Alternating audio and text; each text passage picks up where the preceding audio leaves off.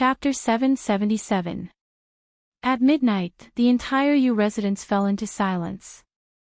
2 pairs of lanterns hung high in front of the gate, illuminating a blurry figure. He stepped on the steps that were dyed red by the firecrackers and looked at the brand new aristocratic family plaque above his head, scattering a faint fragrance. Jean-Ko rubbed his nose and stood in front of the U residence for a moment. He hesitated and finally turned to leave.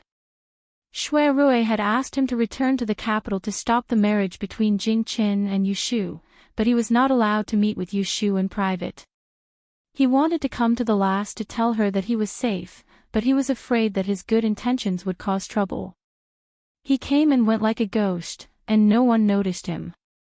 An hour later, he found the back door of the princess's mansion. He had been here during the day to scout the place.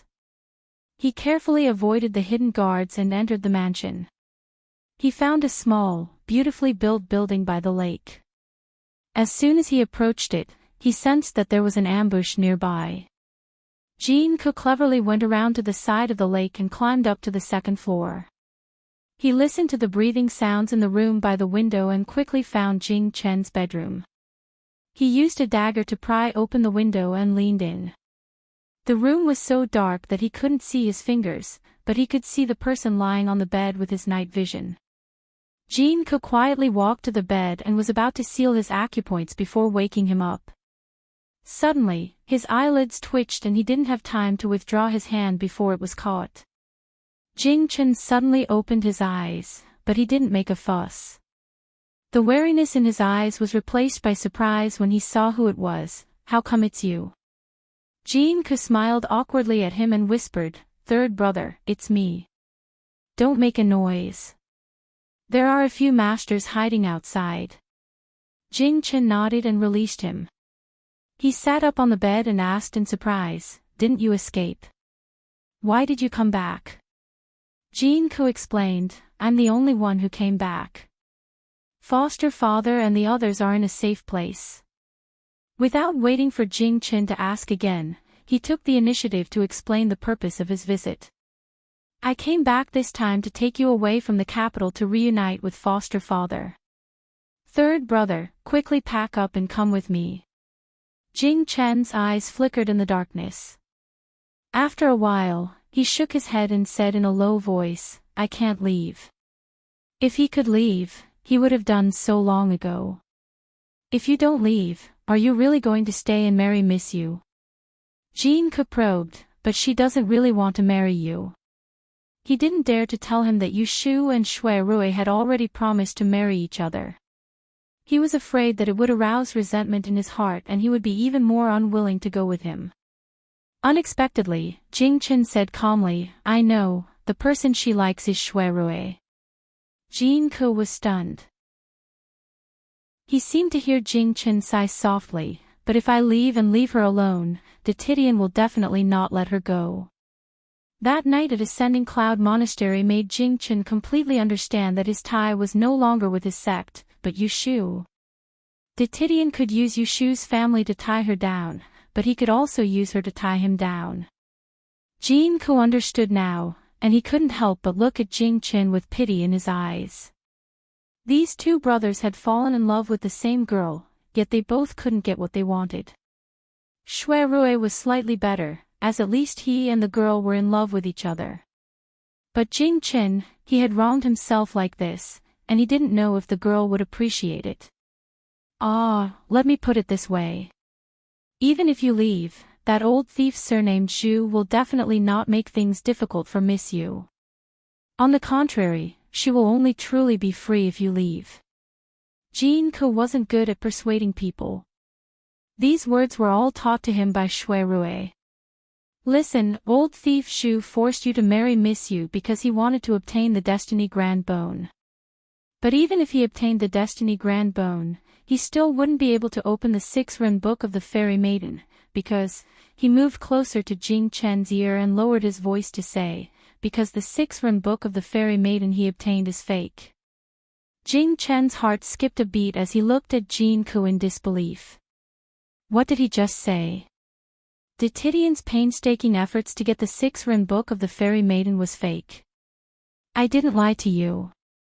What happened that day in Rising Cloud Temple was all arranged by my foster father. He deduced it many times in advance. In order to make that guy surnamed Zhu believe that what he obtained was the real book of the Fairy Maiden, he even lied to my younger brother and Miss Yu. The real book of the Fairy Maiden isn't on my foster father at all. He has long hidden it in a very hidden place. Other than him, no one knows where the real book of the Fairy Maiden is hidden. The mysterious crystal book that he carries with him is forged from Nanyang diamond. My foster father traveled outside for 10 years before he discovered it. He then searched for famous craftsmen in Jianghu to make an exact copy of the book of the Fairy Maiden. But no matter how much it resembles the real one, it is still a fake. It doesn't have the magical effect of knowing everything in the world. Jin Ko finished speaking in one breath. He was afraid that Jing Chen wouldn't believe him, so he imitated Shui Rui's tone and said, "If it really is the six-ren book of the Fairy Maiden, not to mention my younger brother's life, even if the dead Princess Liue and my foster mother were to come back to life, my foster father would definitely not hand it over to others." Jing Chen was silent for a long time before he suddenly asked, "Did my father go through so much trouble just to take away Shui Rui? Why did he do that?" Hearing this, Jin Ko couldn't help but sigh inwardly. As expected of his foster father's flesh and blood. These two brothers were both extraordinarily intelligent. It was just that one's schemes were hard to fathom, while the other's great wisdom seemed stupid. When you see my foster father, you can ask him yourself. If Jin Ko had to say it himself, he only knew that Dawn's fate had come to an end. When the dynasty changed, his foster father would be the pair of hands that added fuel to the fire. Jing Chen's eyes flickered. He stared closely at Jin Ko as if he was trying to determine how credible his words were. Jin Ko didn't even dare to blink, for fear that Jing Chen would refuse him in the next moment. "If I go with you, how can you guarantee that Xiaoyu won't be in danger after I leave?" Seeing that he finally relent, Jin Ko was overjoyed. He quickly took out something from his bosom and showed it to him. "Isn't that easy to say? I have a brocade pouch that my foster father personally gave me. Inside it is the secret method to distinguish between the real and fake six-ren book of the Fairy Maiden. As long as you agree to leave with me, I will give it to Miss Yu." At that time, when the man's surnamed Zhu makes things difficult for her, she only needs to point out the fake book of the Fairy Maiden in his hands. The man surnamed Zhu will definitely not do anything to her. Jing Chen thought for a while and was a bit hesitant. He wanted to leave like this to free Yu Shu, but he was also afraid that she wouldn't be able to handle it alone after he left. Moreover, there was a bit of selfishness that he couldn't say out loud. He secretly hoped that one day she would change her mind and get back on good terms with him. "Third younger brother, just believe me this once." Jin Ko's lips were torn from all the talking. He said with a bitter expression, "Even if you don't believe me, you should believe your second older brother. He has deep feelings for Miss Yu, so why would he harm her? I'll tell you the truth. He was the one who told me to go back to the capital to persuade you to leave." Hearing this, Jing Chen's expression was obviously dazed for a moment. "Is that so? He told you to come find me?" "That's right. He told me to come. He also said that you have a sincere heart for Miss Yu. If it's for her good, you will be willing to leave." Jin Ko himself felt that these words were a bit despicable. There was a fair chance to marry the beauty in front of Jing Chen, but he wanted him to give up and leave. How many men in this world could do that? Jing Chen stood up with his hands on his knees and walked off the bed. Jin Ko couldn't see the bitterness and struggle in his eyes. "Third younger brother. Let me think about it." Seeing that the 4th month was about to end, there was a happy atmosphere inside and outside of the Yu estate.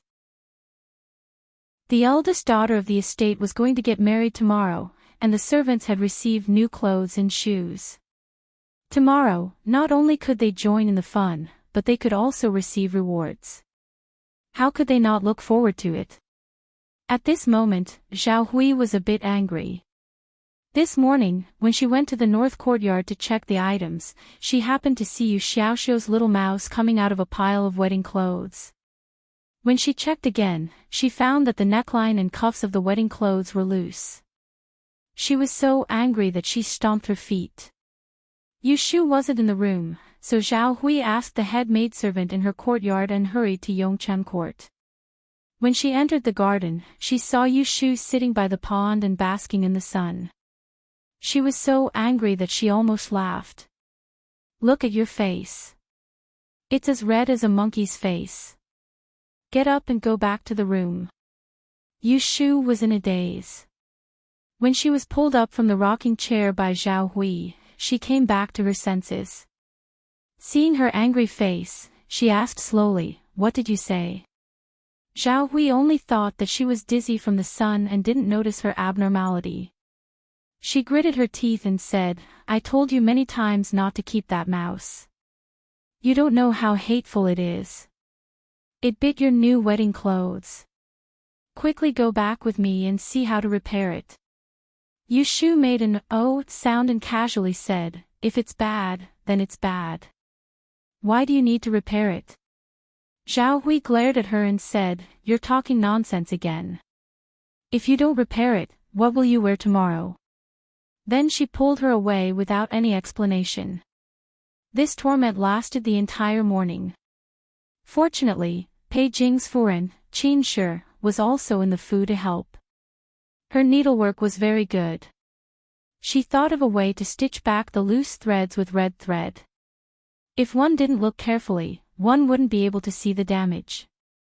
Yu Shu looked at them with a lack of interest. When the clothes were repaired, Zhao Hui let out a sigh of relief. Yu Shu lazily got up and said, "I'm going back to my room to sleep. Mother and Jiu Ma should also rest." Seeing that Yu Shu had left, Qin Shi turned her head and whispered to Zhao Hui, "Why is she so listless? Did she quarrel with the new son-in-law?" Zhao Hui was busy hanging up the wedding clothes and replied, "It can't be. Yesterday, the Princess Fu sent a few pots of flowers for her. I think it's fine. Aren't all girls like this? When they are getting married, there will always be some fear in their heart. Didn't sister-in-law go through the same thing?" Qin Shi thought that it was right, so she changed the topic and talked to Zhao Hui about the time when they became new daughters-in-law. Yu Shu returned to the bedroom like a ghost. She put on her shoes and lay down on the soft couch. Abe Kiko silently followed behind her. After she lay down, he went forward to take off her shoes and kneeled on the footstool to massage her legs. Yu Shu looked at the beam and said softly, "Well, you go out and guard the door. Don't let anyone come in." Abe Kiko obediently went out. When there was only Yu Shu in the room, her calm face was instantly filled with bitterness. No one knew how she survived these days. There was still no news of Shui Rui. Seeing that her marriage with Jing Qin was a foregone conclusion, she was powerless to stop it. She sat motionless in the garden all morning, with hundreds of ideas running through her mind. Finally, she found that there was only one way to go, and that was to sit in the bridal sedan chair the next morning, and be taken to the bridal chamber. With a big family behind her, she had no choice at all. She didn't have the right to be selfish. She had to tell herself this over and over again to endure the unwillingness in her heart. Yu Shu raised her arm to cover her face. There was a trace of a bitter smile on her lips. She muttered to herself, "If the person in my heart is not you, but him, it would be good." Chapter 778. Recently, there was a rare incident in the capital. It was said that on the day that the emperor personally appointed messenger Miaoling to be married, the groom disappeared. The bride's bridal sedan chair went out of the main gate. The bridal sedan chair, along with the dozens of heaps of dowry, returned untouched. Some people said that this female envoy was extremely ugly. Although she had the ability to call the wind and summon the rain, she was not liked by men. Moreover, the man she was going to marry seemed to be a relative of the imperial family. Some people said that the bride accidentally broke her leg before getting married and became a cripple. The groom was not willing to marry her, so he ran away. Some people said that the groom who ran away already had a lover, and the two eloped the night before the wedding. Although there were different opinions, one thing was certain: the bride became a joke in everyone's mouth. However, at this moment, Yu Shu, who was in the center of all kinds of rumors and slanders, was not as worried as people imagined. On the contrary, she never felt so relaxed again. It had been 3 days since Jing Qin escaped the marriage. The entire Yu residence was shrouded in dark clouds. She did not shed tears of sadness, nor did she fly into a rage out of humiliation. On the day of the marriage, she opened her eyes in a daze and found a brocade pouch in her hand. When she saw the letter inside, she was so happy that she almost cried. What happened next was logical. She sat in the sedan chair and went out. After waiting for a long time, the groom didn't come. News came from the princess's mansion that Jing Qin was missing. She ordered the wedding procession to turn around and go home. Jing Qin left without saying goodbye. Yu Shu only had gratitude in her heart. All the things in the past were drowned by him when he turned around. This time, he let go of his feelings, and she also let go of her resentment. Yu Shu waited at home for 3 days. The Great Commissioner probably couldn't find Jing Chen's whereabouts, so they finally found her, the victim. When the Great Tipping Point sent someone to summon her, Yu Shu was in the stable brushing Little Red's back with her sleeves rolled up. When she heard the news, she calmly returned to her room and changed into a set of clean clothes. She took off the ring on her left hand and placed it under her pillow. Then, she followed the person to the Imperial Astronomer. In Taishi Restaurant, Zhu Muzhao rarely had a serious face. When he saw Yu Shu coming in, he didn't comfort her, but asked, "Where did Jing Chen go?" Yu Shu already had a plan, so she was not afraid of his cold face. She told him the truth: he went to find his father. As soon as she finished her words, Zhu Muzhao raised his hand and threw the paperweight on the table at her. Yu Shu didn't have time to dodge it. The hard jade stone hit her head, making a muffled sound, and then fell to the ground. There was a sharp pain on Yu Shu's forehead, and then she felt dizzy. Her body swayed, and she barely stood still. She covered her head and looked at the angry man with a mocking smile. "Do you think that you can rest easy if he runs away?" Zhu Muzhao said coldly, "You are courting death." Yu Shu retorted, "Even if he doesn't run away, do you think that everything will be fine after you get the destiny bone?" Hearing the hidden meaning in her words, Zhu Muzhao suddenly narrowed his eyes. "What are you trying to say?" Yu Shu didn't fear death and told him, "The Book of Mystery Women's 6 Rens that you got from Yunhua is fake." Zhu Muzhao was stunned, and his face slowly became ugly. He looked at Yu Shu with a sharp gaze and said in disbelief, "Impossible, you are lying to me. Don't tell me you still can't tell if it's the truth or a lie." Yu Shu met his pressing gaze and repeated, "The Book of Fairy Maiden that you obtained is fake." Zhu Muzhao's face was completely pale. If he had a second paperweight in his hand, he would have thrown it at Yu Shu's face again without hesitation. Seeing his expression change, Yu Shu felt an indescribable sense of joy in her heart. She added fuel to the fire and said, "If you still don't believe me, you can take out the Book of Mystery Women. Yunhua left a secret mark on it, I can point it out to you." Zhu Muzhao closed his eyes and thought for a long time. When he first got the Book of Mystery Women, he was also worried that it was fake. He had repeatedly appraised it, cut it with a knife, grilled it with fire, and even compared it with the handwritten notes left by the former great teacher, but he didn't find anything wrong. He calmed down, tapped his fingers on the table, and said, "Gu Hong, bring me the Book of Mystery Women."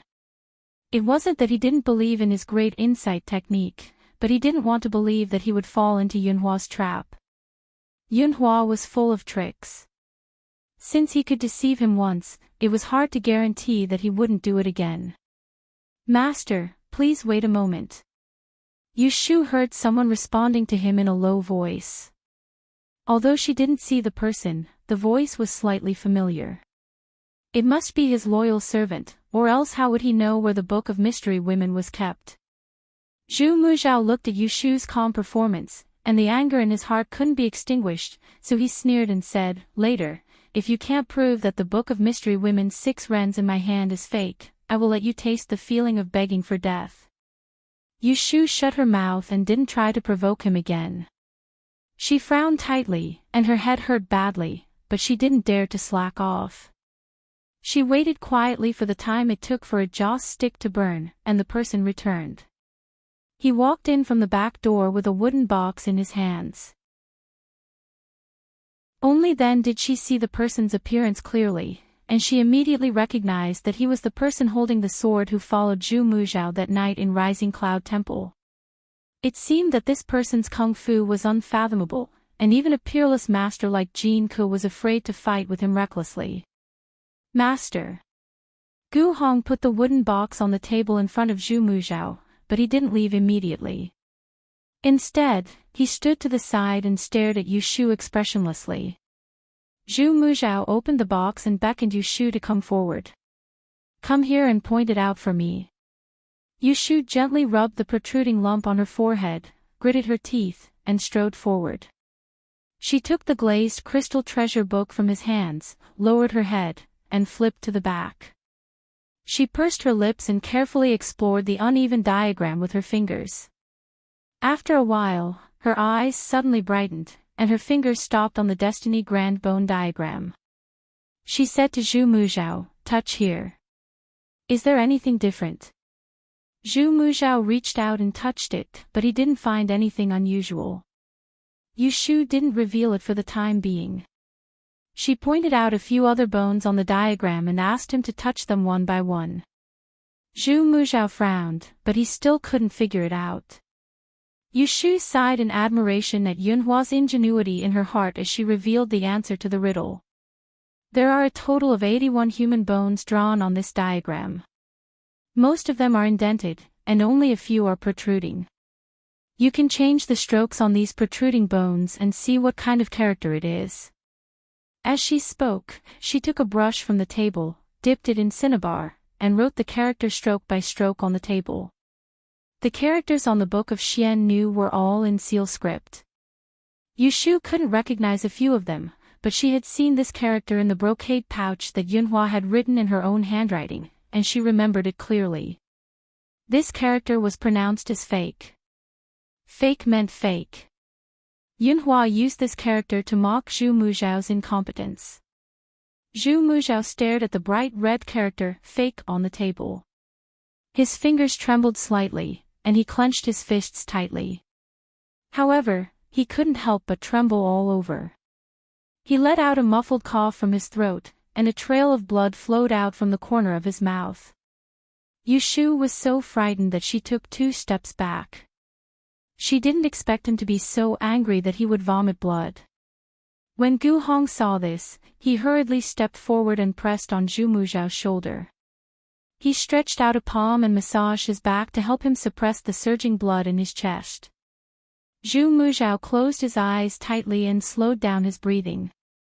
He tried his best to control the anger and hatred that filled his heart. It was just like 20 years ago when his father, Zhu Chang, drank poison to apologize for losing the Book of Xian Nu. It was also the day he took over the position of the Celestial Commissioner. He secretly swore that he would recover the Book of Xian Nu in his lifetime and replace his father to protect the peace and prosperity of Den. "I won't kill you." He opened his eyes and looked at the rebellious girl in front of him. His eyes flickered, and his blood-stained lips opened and closed. "Killing you is exactly what he wants. I will let you live well, and live better than anyone else." He would let her slowly sink into the swamp of power and desire, until the day she could not extricate herself. Yu Shu did not understand what Zhu Muzhao was saying, but she knew that her little life was saved. She quietly sighed in relief. After relaxing, she felt her whole body go soft, as if there was a big stone on her head. It was so heavy that she could not lift her head and her vision became blurry.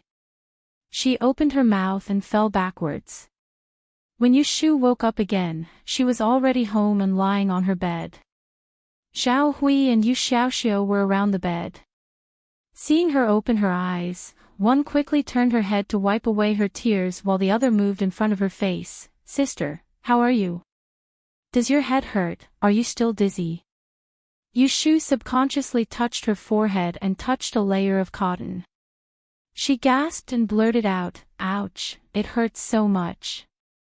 Zhao Hui wiped away her tears and turned her head to scold her. "Since you know pain, why do you want to suffer? I know you have been feeling bad these days, but you can't hurt yourself like this. We can't afford to be friends with the royal family, but we can't do that. Where did your intelligence go? You're seeking death for such a small matter. Have you ever thought about our family?" Yushu was dumbfounded. Who was seeking death? Who? Yu Xiaoxiu also said with red eyes, "Sister, Jing Chen did not marry you because he is not lucky. If he ran away, then he ran away. Don't take it too hard." After a long time, they misunderstood that she wanted to die. Yushu felt a pain in her head. She didn't know whether to laugh or cry. She waved her hand at them and said weakly, "Don't worry. I haven't lived enough. Why would I want to die?" Hearing this, Zhao Hui was doubtful.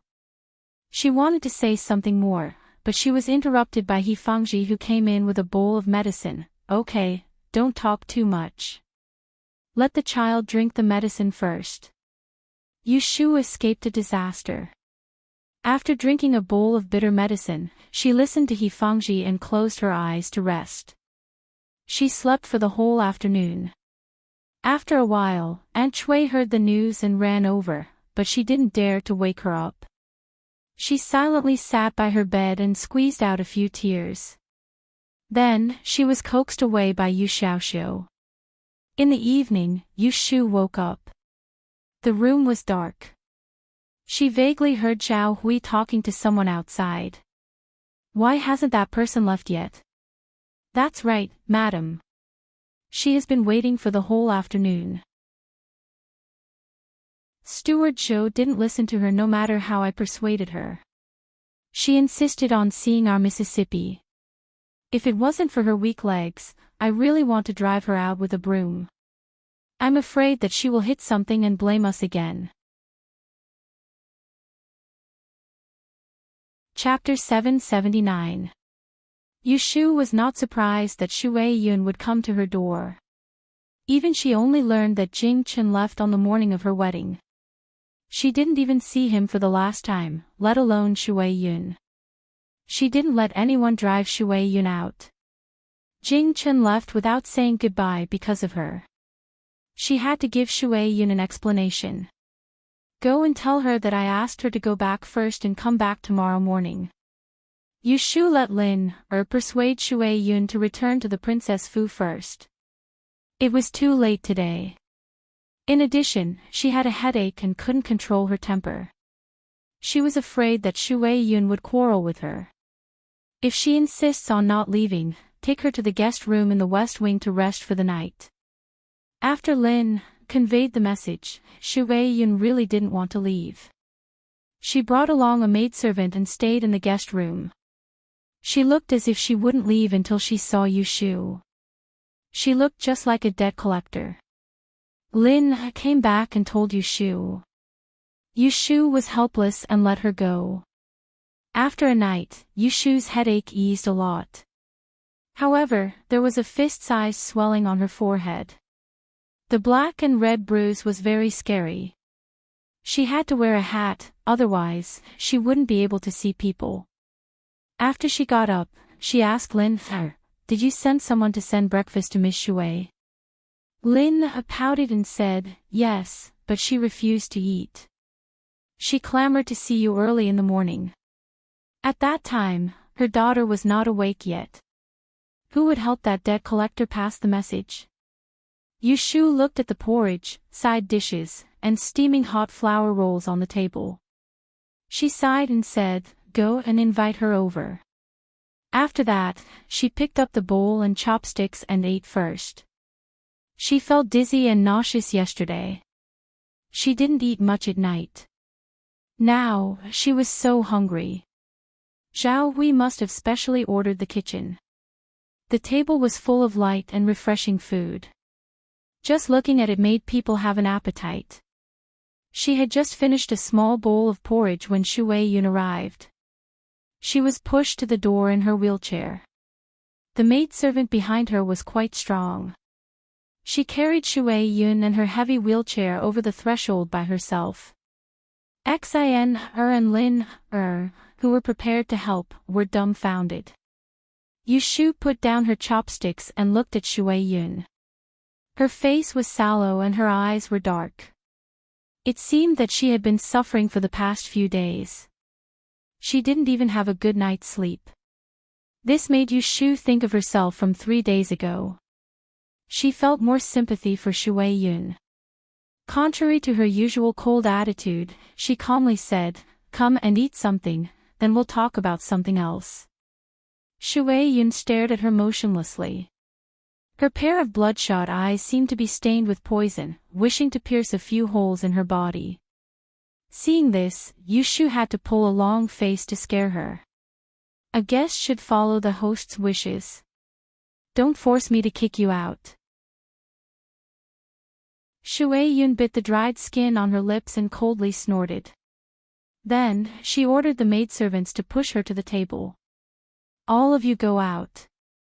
Xiao Kuei, stay outside. At Yushu's order, Xin and Lin obediently went out. This time, Shu Yun didn't need Yushu to say anything. She also drove her maidservants out. Only the two of them were left in the room. Where's my senior fellow apprentice? Yushu stood up and filled a bowl of porridge for her. Then, she took a flour roll and put it in front of her. Finish it. Shu Yun grabbed the flour roll and threw it at her. Where's my senior fellow apprentice? Yushu frowned and resisted the urge to press her head into the bowl. She bent down to pick up the flour roll and blew on it. Then, she peeled off the dirty outer layer. She broke off a piece and put it in her mouth. After chewing it, she forced the remaining half into Shu Yun's hand. After you finish eating, I'll tell you where Jingqin is. She pressed on Shu Yun's weak point. Shu Yun ate the flour roll she picked up from the ground with a humiliated expression. Then, she was forced to drink a bowl of porridge. Finally, her face had some color. Where's my senior fellow apprentice? Shu Yun slammed the bowl on the table. Jingqin went to find his biological father. You lied to me. Shu Yun widened her eyes. She didn't believe her words at all. Yunhua Ez had been dead for 20 years. Where could Jingqin go to find him? Was he going to seek death? Why would I lie to you? Yunhua is not dead. He's still alive. Yushu crossed her arms and looked down at Shu Yun's surprised face. She said, Jingqin should have told you that I'm the one who broke his life. Then, did he tell you that the story about him committing a crime against Kata Star and that if he didn't break his life in time, he would kill the elders of his sect who saved his life back then was a lie made up by the old Taoists of Dragon Tiger Mountain? Their purpose was to make him obedient and become a saint without selfish intentions. Then, it would be convenient for them to manipulate him. Although she didn't know what agreement the Taoists of Dragon Tiger Mountain had with the imperial court, she was sure that Jing Chen's so-called crime against Kata Star was a lie made up by them. The union of the Great Calamity and the Life-Breaker was only to give birth to the Destiny Grand Bone. This was the truth. You're lying. Shu Yun stretched her neck and shouted at Yushu. She glared at Yushu as if she was a demon. You must have forced my senior fellow apprentice away. You hate me for framing you, and you blame my senior fellow apprentice for cutting off all ties with you. So, you didn't want to break your life for him, so you thought of a way to force him away. Yushu shook her head and laughed. I was right. You evil woman with a heart of snakes and scorpions. My senior fellow apprentice missed you, but you caused him to be heartless and unjust. I curse you to die a horrible death. Shui Yun's malicious words made her so angry that her breathing became hurried. Her eyes slightly bulged out, looking somewhat frightening. Yushu coldly looked at her. You should really look in the mirror and see what kind of face you have right now. Let me ask you, in your heart, is Jingchen a heartless person? If the matter of life breaker really threatened the lives of the elders of your sect, how could he just leave? You keep saying that you and Jingchen grew up together, so you should know better than anyone what kind of life he lived in Dragon Tiger Mountain. Which one of you cares about what he thinks? You talk about kindness and morality all day long, afraid that he will be ungrateful. It's as if he was born to suffer and lives to repay kindness, to save the common people of the world. Which one of you treats him as a person? Humans had 7 emotions and 6 desires. They could cry and laugh, be sad and happy, but Jing Chen had been taught to be neither happy nor sad since he was young. He endured everyone's strange gazes and carefully lived for more than 10 years. If it was her, even if she didn't go crazy, she would become a fool. He has been deceived for more than 10 years. Now that he has woken up, does he want to stay and be used by others? Yu Shu sneered. In my opinion, it's good that he left, too good. He left this foul Anling city and became a free mortal from then on. Otherwise, he would have lived his life in vain. There was a saying, every man for himself. It was also a good thing that Jing Qin could let go of his obsession and let go of her.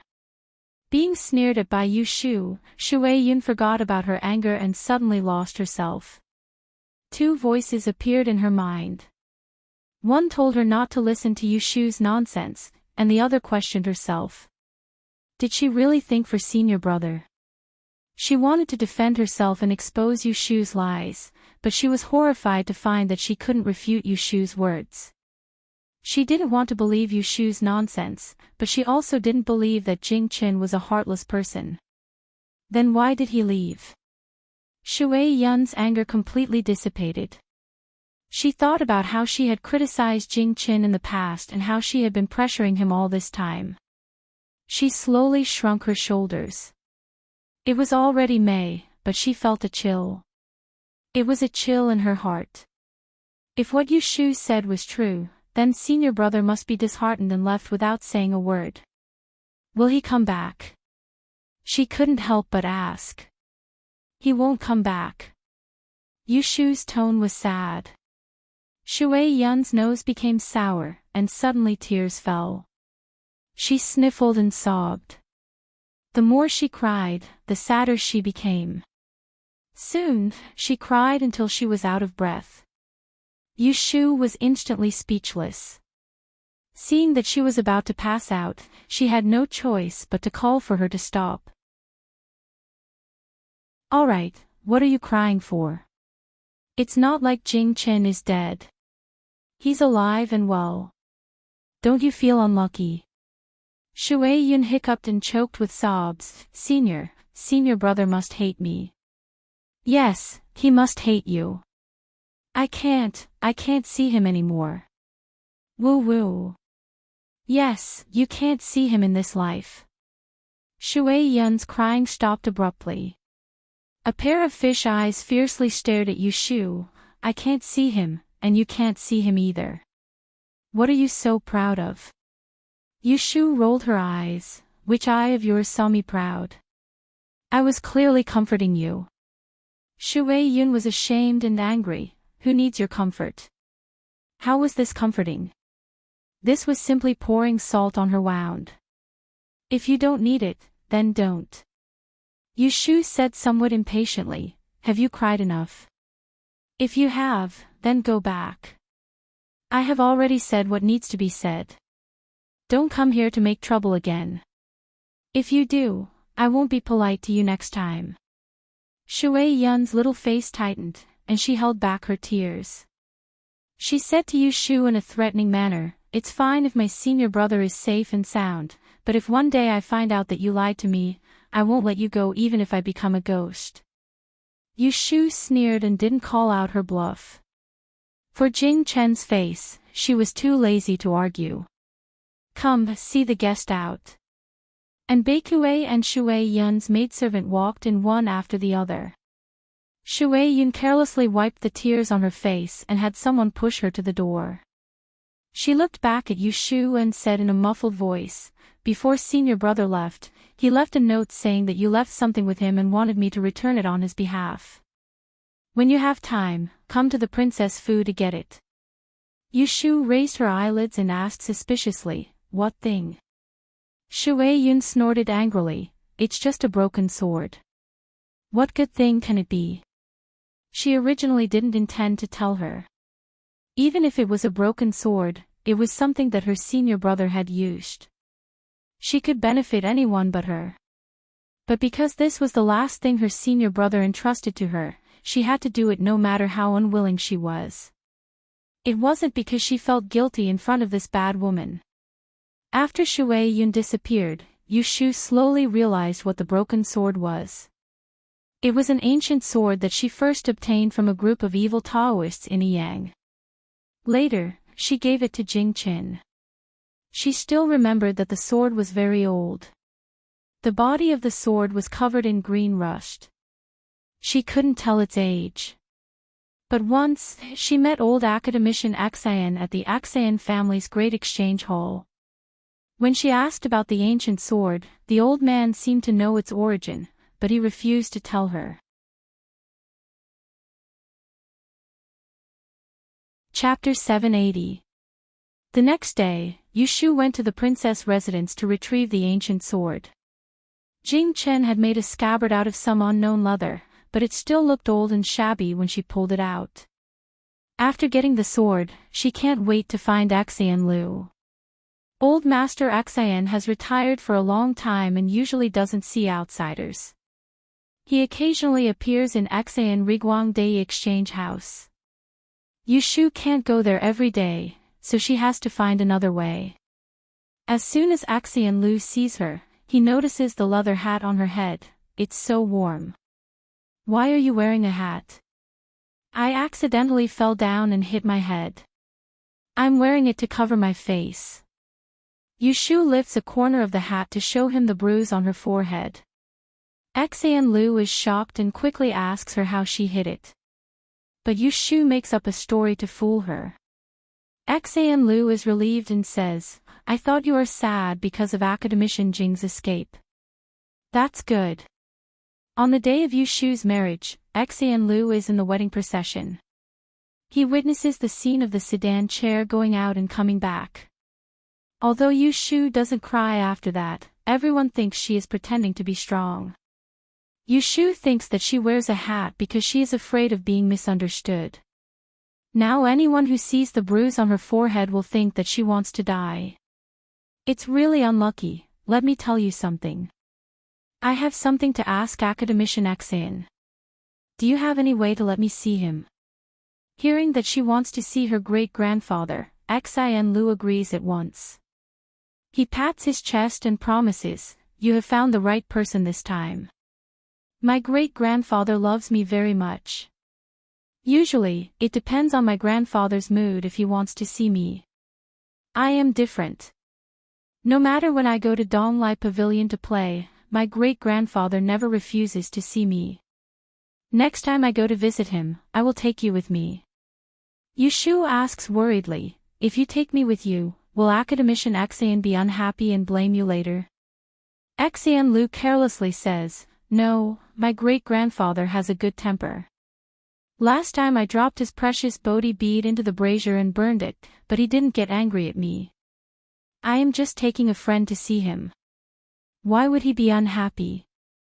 Sometimes, Yu Shu really felt that it was good to be like Axian Lu, who was so carefree. At least, he wouldn't worry about things for no reason and would do everything confidently. "Are you free tomorrow?" she asks. "Tomorrow? Not tomorrow."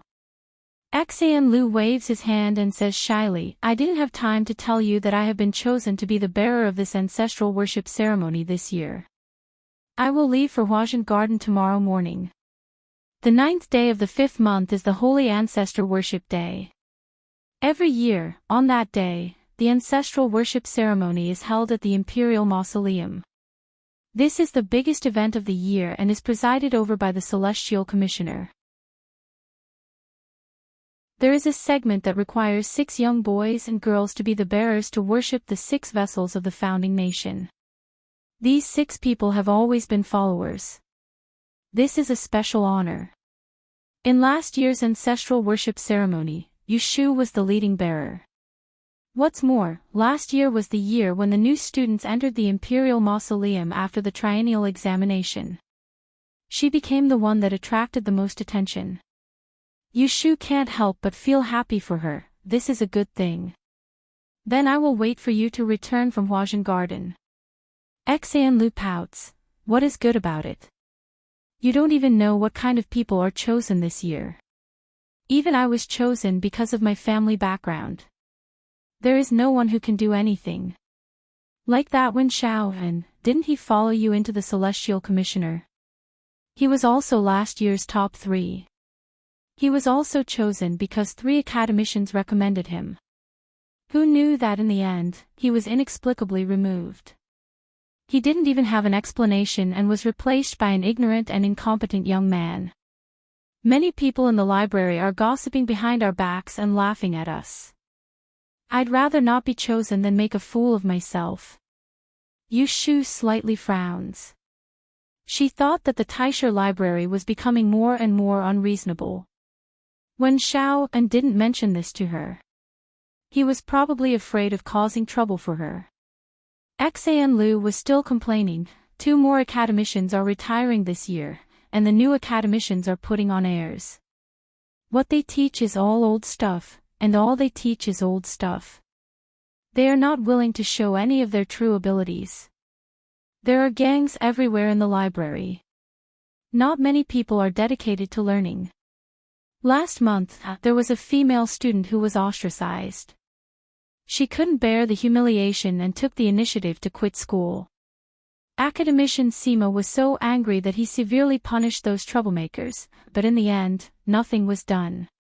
I don't want to go to school every day. It is better to get married earlier. Yushu heard the first half of her words and sighed. When she heard the last sentence, she couldn't help but laugh. She poked her forehead and said, "This is what you really mean." Xian Lu was surprised that she said what was on her mind. She shyly held her face. I didn't say anything. Her and Gu Qi's marriage had been decided. With Xiang Wang Fei as a guarantor, the elders of the 2 families exchanged their children's birthdays. The next step was to go to Kunling Bureau to apply for an official marriage certificate. With Yushu around, this was a small matter. Yushu met with Xian Lu in the morning and went to Wang Jilu to take a look. She found Xian Lishan and discussed the opening date with him. Last month, when her leg injury recovered, she invited Xian Lishan to come out of retirement and persuaded him to come to her to Yilu. Of course, Xian Laowu, as a profiteer, would never be at a disadvantage. He opened his mouth and asked for half of her shares. In the end, Yushu cut him down to 30% of the dividends. In addition, she promised him that the money he received for fortune-telling would belong to him. The 2 of them discussed the terms and conditions before she coaxed him to sign the contract. The next day, Xian Lishan shamelessly moved into Wang Jilu and lived a good life without having to worry about food and drink again. However, this 30% of the dividends was not undeserved. Xian Lishan was good at doing business, and the strange gadgets he invented could all be used for profit. Most importantly, he was born in the aristocratic families of the 12 prefectures. He was once the famous Grade E master of 2 rankings and was recognized as the next head of the Xian family. Although he and Xianya had a falling out and were expelled from the family, his many years of connections were still there. As long as he was willing to come out of retirement and recruit a few talented masters to come to Wang Jilu, there was no need to worry that their Lu would not prosper. Yu Shu had a vague idea in her heart. She did not want to build Wang Jilu into a money-making tool for the aristocratic families. Instead, she wanted to build a place that could really solve the problems of those who needed to ask for fortune-telling. The so-called masters could not only help people seek fortune and avoid calamity. It should bring people hope, not fear of the unknown. When Yu Shu walked out of Wang Jilu, the sun had just set. The bodyguard behind her was carrying a few kinds of cakes that the cook had specially steamed for her. They were all the signature tea snacks of Wang Jilu, which could not be sold outside. When she walked to the entrance of the alley, she was stopped by a man who looked familiar. "Official Yu, de Tiandao invites you to come this way." She immediately recognized that he was the guard of Taishi Lu, one of the people around de Tiandao. As soon as she went out, she was blocked. It was obvious that there had been spies around her. De Tiandao knew her every move like the back of his hand. She did not make a fuss. She nodded and let the man lead the way. It did not take long for her to come to the tea house on the same street as Wang Jilu. Yu Shu had been here several times. The storytellers on the first floor were all dignified and knowledgeable scholars. Even when they occasionally told romantic stories, they were not conventional. Therefore, the business of this tea house had always been very good. During the day, there were no empty seats. On the second floor, there were a few private rooms with open windows that could see downstairs. They could also order people to tell stories alone. However, the price of tea and snacks had increased tenfold. Ordinary people might not even go there once in half a year. Yu Shu followed the guide to the second floor and entered the best private room. She saw de Tiandao sitting by the window and listening to the story. The guard left, and Lu Hong and Su Qing were waiting outside. Zhu Muzhao did not look at her. He pointed to the chair opposite and said, "Sit down." Yu Shu sat down without saying a word. She was somewhat angry in her heart. She was hit on the head by him yesterday. How could she sit down and drink tea with him calmly? At this time, the voice of the storyteller came from downstairs.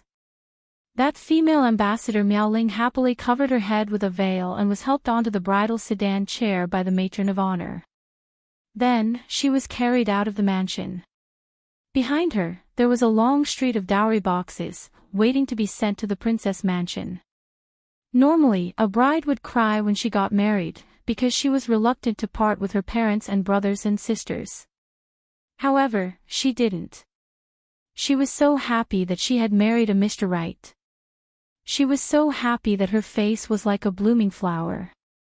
However, she didn't know that the groom had already disappeared. As the protagonist of the story, Yu Shu was speechless. She secretly scolded the storyteller for making up stories. She obviously got onto the bridal sedan with a gloomy face. How could she smile like a flower? Where did this rumor come from? On the other side, Zhu Muzhao laughed. He lifted his teacup and blew on it lightly. Glancing at her, he said, "Don't be unhappy. Now that Jingchen has left, your reputation as a lady will be ruined. In the future, don't even think about marrying again." Yu Shu lowered her head and did not speak. Zhu Muzhao said again, "I know who you are thinking about in your heart. But I really don't know if you are smart or stupid. Let me ask you, when did you know that the book of fantasy fairies 6 Rens I got was fake?" Yu Shu still did not speak. "Even if you don't say it, I know that you only found out about this after Jingchen left." "Hee, then why don't you take a guess? When did Yunhua tell this to his precious son?" Yu Shu suddenly raised her head and said coldly, "Just say what you want to say." Zhu Muzhao's eyes flickered as he said, "Yunhua set up a trap that day for the sake of taking Shui Rui away. There must be another reason why he values this son of his so much. Even though I can't figure out the reason, there's one thing I can be sure of, and that's that he wants to rebel. They even deceived you in order to make me relax my vigilance. I thought that after I obtained the Book of Mystic Fairies 6 Rens and firmly grasped you and Jing Qin in the palm of my hand, I would be able to rest easy. That was why I persuaded His Majesty to disregard the Shui family's evil intentions and choose Lu Tan as the crown prince. If he had known that the Book of Fantasy Fairies 6 Rens was fake, he would not have let Lu Tan take the throne. Yunhua, and perhaps Shui Rui would be included as well. This father and son pair should have expected this a long time ago, which was why they excluded Yu Shu, who was one of them, and included them in their calculations. He explained the reason so clearly that it was impossible for Yu Shu not to understand. Her expression changed again and again. She clenched her fists under the table, but she could not refute his words. Zhu Muzhao looked at her forbearing expression with satisfaction and changed the topic. Women, since ancient times, have always been victims of the desire for power. A man's promise is just a whim, and in the blink of an eye, it becomes smoke. You are a rare intelligent woman in this world. Don't lose your mind because of love and you will waste the opportunity given to you by God. He turned his head and pointed to the crowd downstairs, saying, "This tea house is a property under my name. There are many places like this in Anling City. It's the same in the world. I can make you the respected messenger Miaoling or make you a laughing stock with just a thought. If one day you have such an ability, who would be able to make use of you?" Yu Shu's breathing stopped for a moment and then became heavy. Zhu Muzhao turned around and gave her a smile. He said like an elder who cared about her, "Ming Luo, come with me to Huazhen Garden to meet His Majesty and explain everything clearly. I will exonerate you. You must work hard. Whether it's a blessing or a curse, it depends on how you choose." After that, he asked someone to send Yu Shu out.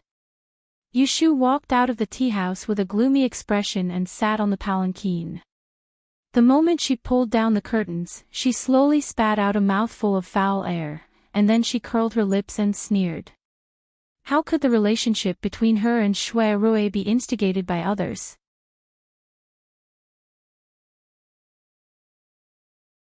Chapter 781.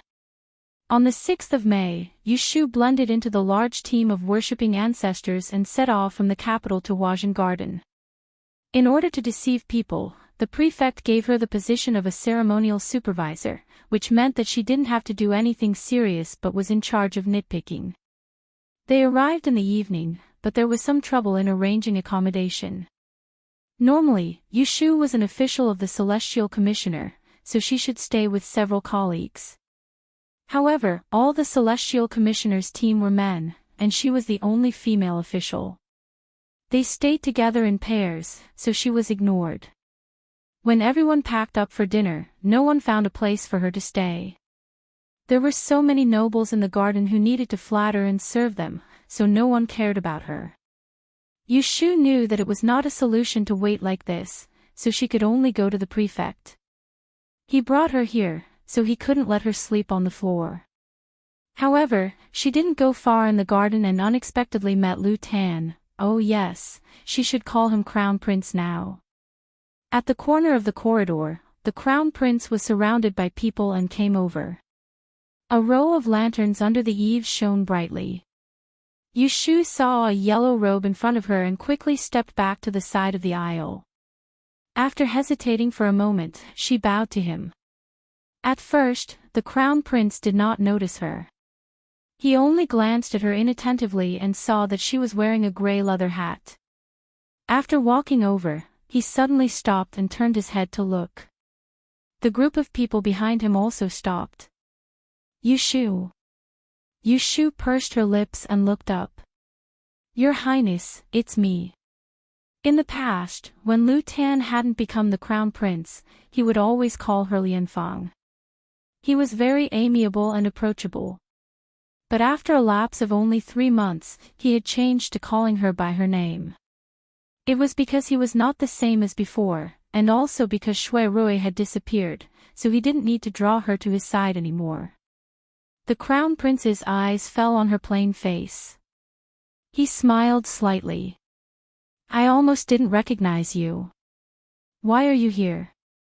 Yushu figured out his current state of mind and replied respectfully, I am the supervisor of ceremonies for this year's ancestral worship ceremony. The crown prince nodded.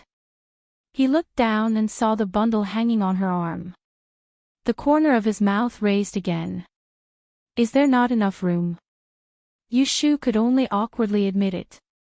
He turned his head and ordered a steward behind him, take official Yu to a more spacious place to stay.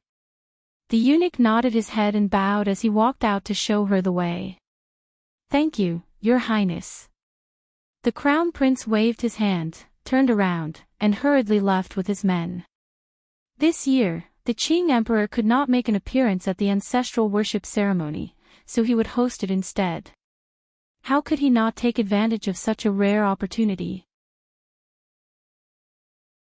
With so many things to do, him stopping to say a few words to Yushu was already giving her a lot of face. Yushu watched as he was escorted away. Her expression did not change at all. She turned her head and cupped her hands at the unknown eunuch. Thank you, eunuch. No problem, no problem. Official Yu, let me carry your things for you. In the end, this eunuch led her around the garden for an hour but still couldn't find a suitable place to put her. In the end, it was Yushu who thought of the small courtyard she had stayed in last year when she was a vessel bearer. She looked all the way there. It was a courtyard with a front courtyard and a back courtyard. There were 6 rooms in total. When Yushu came over, the vessel bearers had already chosen their rooms to stay in. Xian Lu was very surprised to see her here and was about to jump over in joy. He was pinned to the spot by Yushu's gaze. With a fierce expression, he said to the group of boys and girls, I am this year's supervisor of ceremonies. I will live with you all these days and supervise your etiquette. You better not cause trouble under my eyes. If I kick you out, I don't care which family you are from. Yushu's reputation was well known. The people in Taisher's study all knew who she was. In addition, there was a chief eunuch carrying a bag behind her. With just a few words, they were all subdued. Then, she naturally let the 2 girls stay in the same room and gave her a room to herself. Don't ask why she didn't just stay with Xian Lu. What dignity would there be? Zhu Muzhao walked out of Emperor Zhao Qing's bedroom with his hands behind his back. He walked down the steps alone. The palace maids and eunuchs who were guarding along the way bowed to him to send him off. He walked away without looking sideways. When he reached the long door, Ren Qiming was already waiting there. Taishu, Ren Qiming lowered his head and followed behind him. He asked softly, has the emperor woken up? Zhu Muzhao shook his head and gave a short sigh. The emperor's health was deteriorating day by day and had already reached the point where his illness was beyond cure. A while ago, he was still clear-headed for a moment and a half every day and was able to say a few words to other people, but these 2 days, it was difficult for him to even wake up. He could only surround the temporary imperial residence tightly and temporarily prevent the news from leaking. He had to at least get through the ancestral worship ceremony. Lu Tan had gotten a great bargain this time. If he hadn't been tricked by Yunhua, he wouldn't have had the chance to become the crown prince. The crown prince came just now, but I sent him away. Zhu Muzhao was worried and warned him, keep a close eye on him these 2 days. Find more things for him to do. Don't let him come here. Ren Qiming nodded and said, the imperial envoy that was sent to Ningdong City to denounce the crime has not sent back any news. I did a divination last night, and it was all ominous. What I want is an ominous omen, Zhu Muzhao said to himself. Shui Lingnan will never think that Tsing Minji is one of us. The assistant minister of the Ministry of War, Tsing Minji, was the imperial envoy personally appointed by the crown prince. As they spoke, the 2 of them returned to Mingyu Tower by the lake. This was where the great advisor stayed. It was also the best place to view the entire Huajian garden. In comparison, although the Crown Prince's Mianxiu garden was the most spacious and grand, it was not as comfortable and pleasant as this place. After dinner, Zhu Muzhao remembered Yu Shu. He asked Dai Chang, the black-robed guard who was in charge of watching them, "Where is she?" Dai Chang reported Yu Shu's every move after she entered the garden. When Zhu Muzhao heard that she had actually shamelessly ran to fight for the room with the person holding the instrument, he couldn't help but laugh. She is very adaptable. Although he sent someone to watch her, he didn't let anyone make things convenient for her. He wanted her to suffer. He didn't expect that she didn't suffer at all. This wouldn't do. He had to find another opportunity to grind her temper. He had to make her beg him. During the day, people from the Ministry of Rites came to teach the 6 people holding the instrument basic etiquette. Yu Shu had someone bring a reclining chair from the reception hall to a shady spot under the corridor. She brewed a pot of tea and compared it to the others who were holding heavy bronze instruments and basking in the sun. She felt very comfortable. Xian Lu's resentful eyes floated over from time to time, but Yu Shu pretended not to see it. The air in Huajian Garden was very good, especially in the morning. The sun was bright and the air was fresh. After taking a few breaths, one would feel refreshed and refreshed. No wonder the emperor moved here to recuperate. Official Yu. Official Wang of the Ministry of Rites wandered over to Yu Shu's side and greeted her with a smile. At this time last year, he was also in charge of teaching the people holding the instrument. He and Yu Shu had some friendship, so she stood up and offered her seat. Official Wang waved his hand and sat down on the stone slab to the side. He looked at the people with her. Time passes so quickly. In the blink of an eye, another year has passed. Yu Shu nodded and also felt a bit emotional. At that time, I was the same as them and suffered a lot. Official Wang looked at the young people who began to stagger after standing for a while and shook his head. They don't have your steadiness. The descendants of the Yi Shui family are getting worse with each generation. Yu Shu deeply agreed. The two chatted and the morning passed by without them noticing. The young people from the aristocratic families were so tired that they were sweating profusely and couldn't even lift their hands. During lunch, everyone sat at the same table. A bold youth complained to Yu Shu, "I really don't understand. Isn't it just holding something? Do they need to practice so hard? Official Wang is clearly deliberately making things difficult for us. Help us talk to them and don't make us stand stupidly in the afternoon." Yes, help us talk to them. The others all agreed. Only Xian Lu buried his head in eating and didn't join in. Yu Shu swept her gaze across them and put down her bowl and chopsticks. She said to them, "Okay, I'll help you talk to them. Is there anyone who doesn't want to practice because of the suffering?" Me. And me. 4 people stood up at once, 2 men and 2 women. Only Xian Lu and a boy who was hesitating and not moving was left. They saw Yu Shu smile at them. She suddenly pulled a long face and pointed at the door of the dining hall. She said in a low voice, "The 4 of you, get out.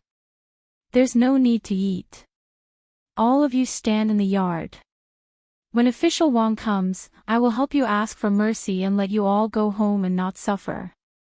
The 4 were all dumbfounded. Xian Lu lowered his head and laughed. He thought to himself, this group of idiots, did they think that the Lotus Room was easy to talk to?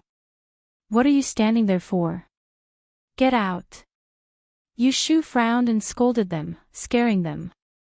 They pushed and shoved out the door and obediently went to stand under the sun as punishment. They couldn't be blamed for being timid. In reality, Yu Shu's words were the law in Kunling Agency. With the prestige she had accumulated over the past year, who wouldn't be afraid when she put on a stern face? When everyone had gone out, Xian Lu snorted. An opportunity that others yearn for but can't get, and they snatched it effortlessly. They deserve it. The remaining man luckily escaped and didn't dare to argue. He copied Axion Lu's behavior just now and buried his head in his food, trying to pretend that he didn't exist. The four people stood outside for the entire afternoon and finally waited for Official Wang to come. In turn, they wanted Official Wang to help them plead with Yushu. Official Wang didn't know whether to laugh or cry. He found Yushu, who was taking an afternoon nap in her room. After asking about the situation, he scolded them with a stern face. He first let them go back to their rooms to drink water and rest for an hour. When it was cooler in the afternoon, he let them come out to practice the formation. None of them were sloppy or disobedient. Like this, 2 days passed. On the afternoon of the third day, Official Wang seemed to suddenly remember that there was a person called Yushu and sent someone to find her. Yushu straightened her clothes and was brought to Mingyu. Zhu Muzhao saw that she was wearing casual clothes and slightly frowned. "Why didn't you say to change your clothes?" "Forget it, it's too late. Let's go." Yushu followed him in a daze. Halfway there, she suddenly realized that he was taking her to see the emperor. She quickly made a draft in her mind, thinking about what to say when she saw the emperor. How to explain that the fairy woman's Lu Rin book was fake. Official Wang didn't specifically warn her, so he wanted her to speak the truth. But if she spoke the truth, wouldn't the emperor take his anger out on her? Or would he slap her on the head again? Zhu Muzhao turned his head to look at her. Feeling her nervousness, he said, "Don't be afraid. When you see the emperor, just answer whatever he asks you." Yushu nodded and the uneasiness in her heart disappeared a bit. From the southern courtyard to the northern courtyard, they arrived outside the temporary imperial residence. There were imperial guards on both sides of the road. The palace maids and eunuchs standing side by side in the corridor were like statues. The surroundings were gloomy. Yushu felt depressed and unconsciously lightened her footsteps. She followed behind Zhu Muzhao and entered the bedchamber unimpeded. She smelled a pungent scent. She furrowed her brows and quietly raised her head to look at the layers of curtains not far away. She knew that Emperor Zhao Qing was behind them. "Wait." Zhu Muzhao turned his head and spoke to her. He walked forward alone. The expressionless palace maid lifted the curtains to let him in. Without waiting for Yushu's gaze to look inside, she lowered the curtains again. "Emperor, it's this subject." She heard Zhu Muzhao speak in a low voice and then there was a rustling sound.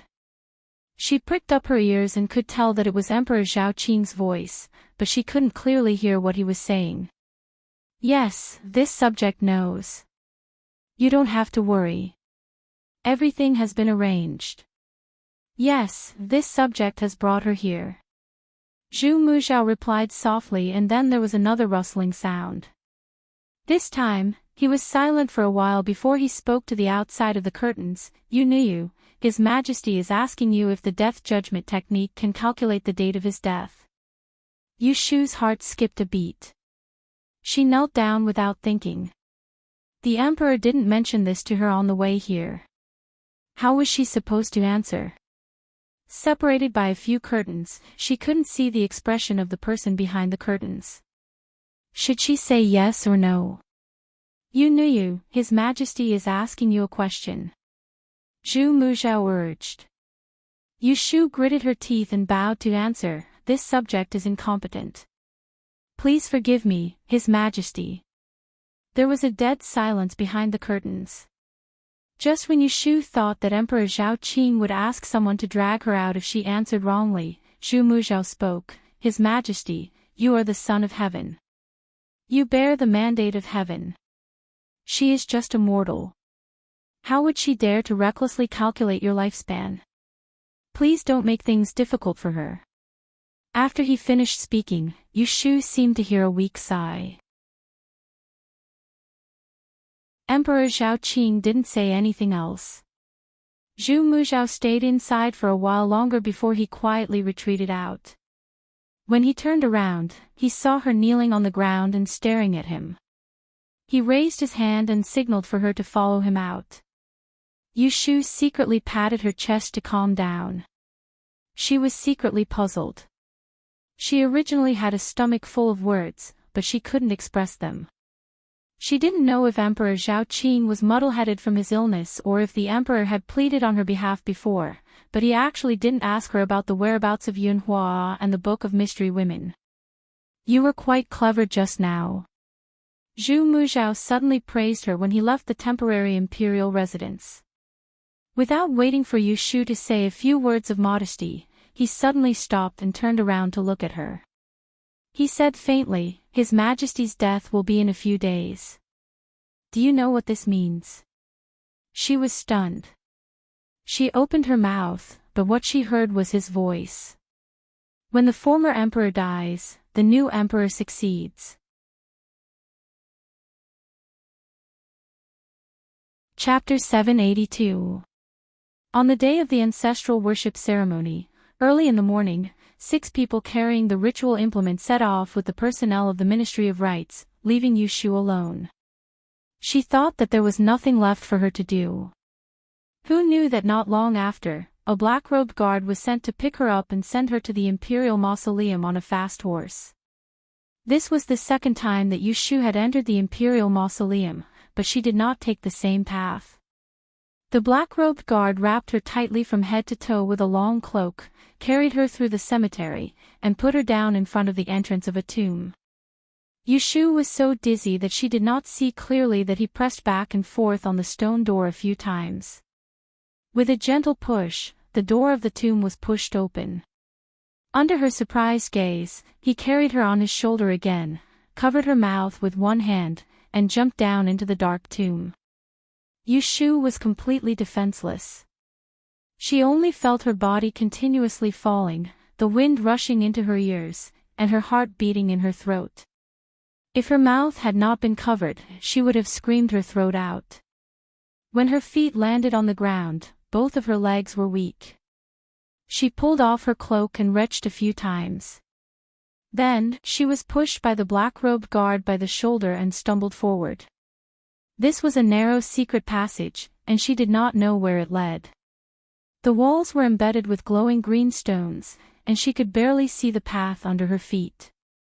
It was eerie and a little scary.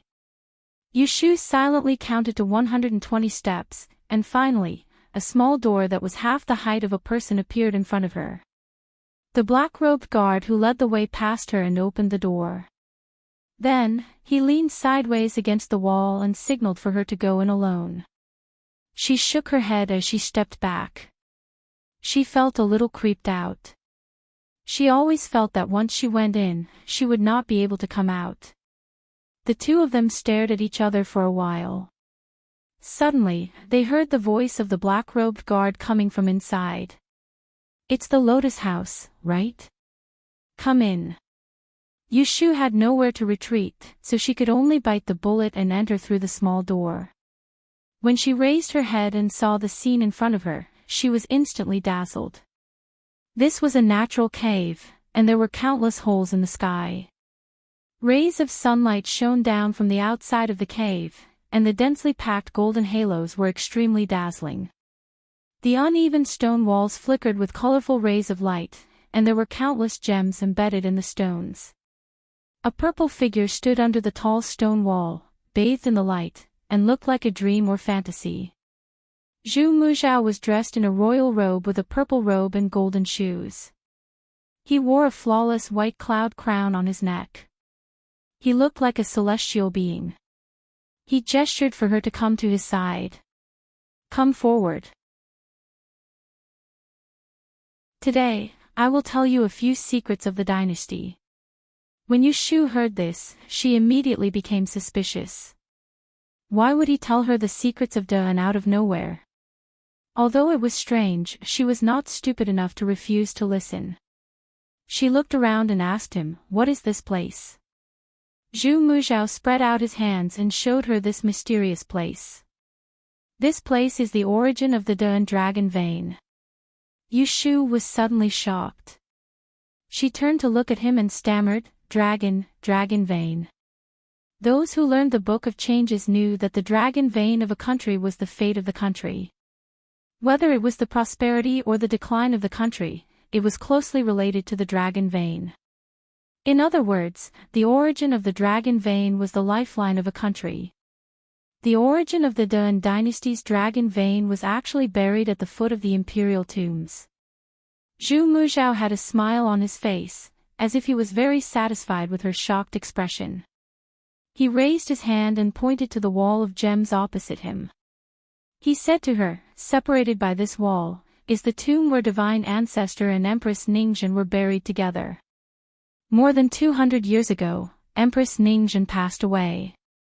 Divine ancestor followed her wishes and buried the 6 founding instruments with her." Yushu's heart could not help but race.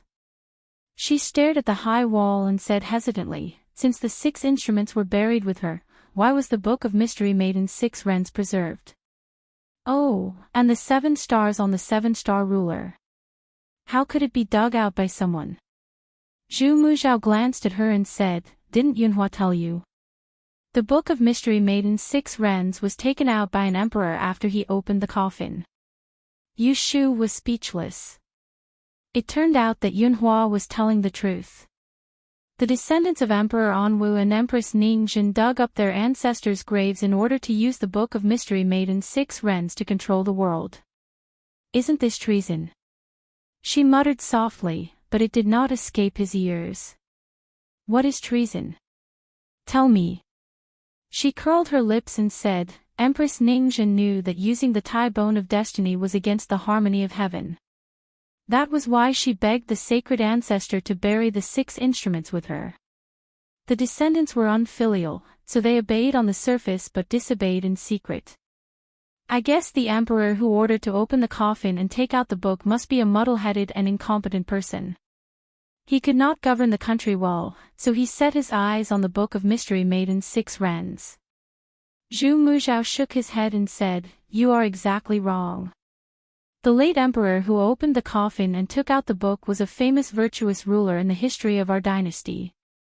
Under his rule for more than 10 years, the people did not close their doors at night and did not pick up their belongings on the road. Even during the 3-year drought in Lu, there was not a single person who starved to death.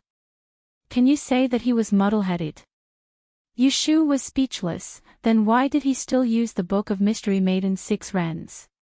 With a book in hand, the world can be at peace, the country can be prosperous, and the people can be at peace. Why did he abandon it?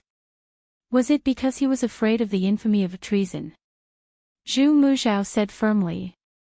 It was such a simple and crude logic, but it was hard for her to refute. That's right, using a baby skeleton as a divination tool is against the harmony of the heavens.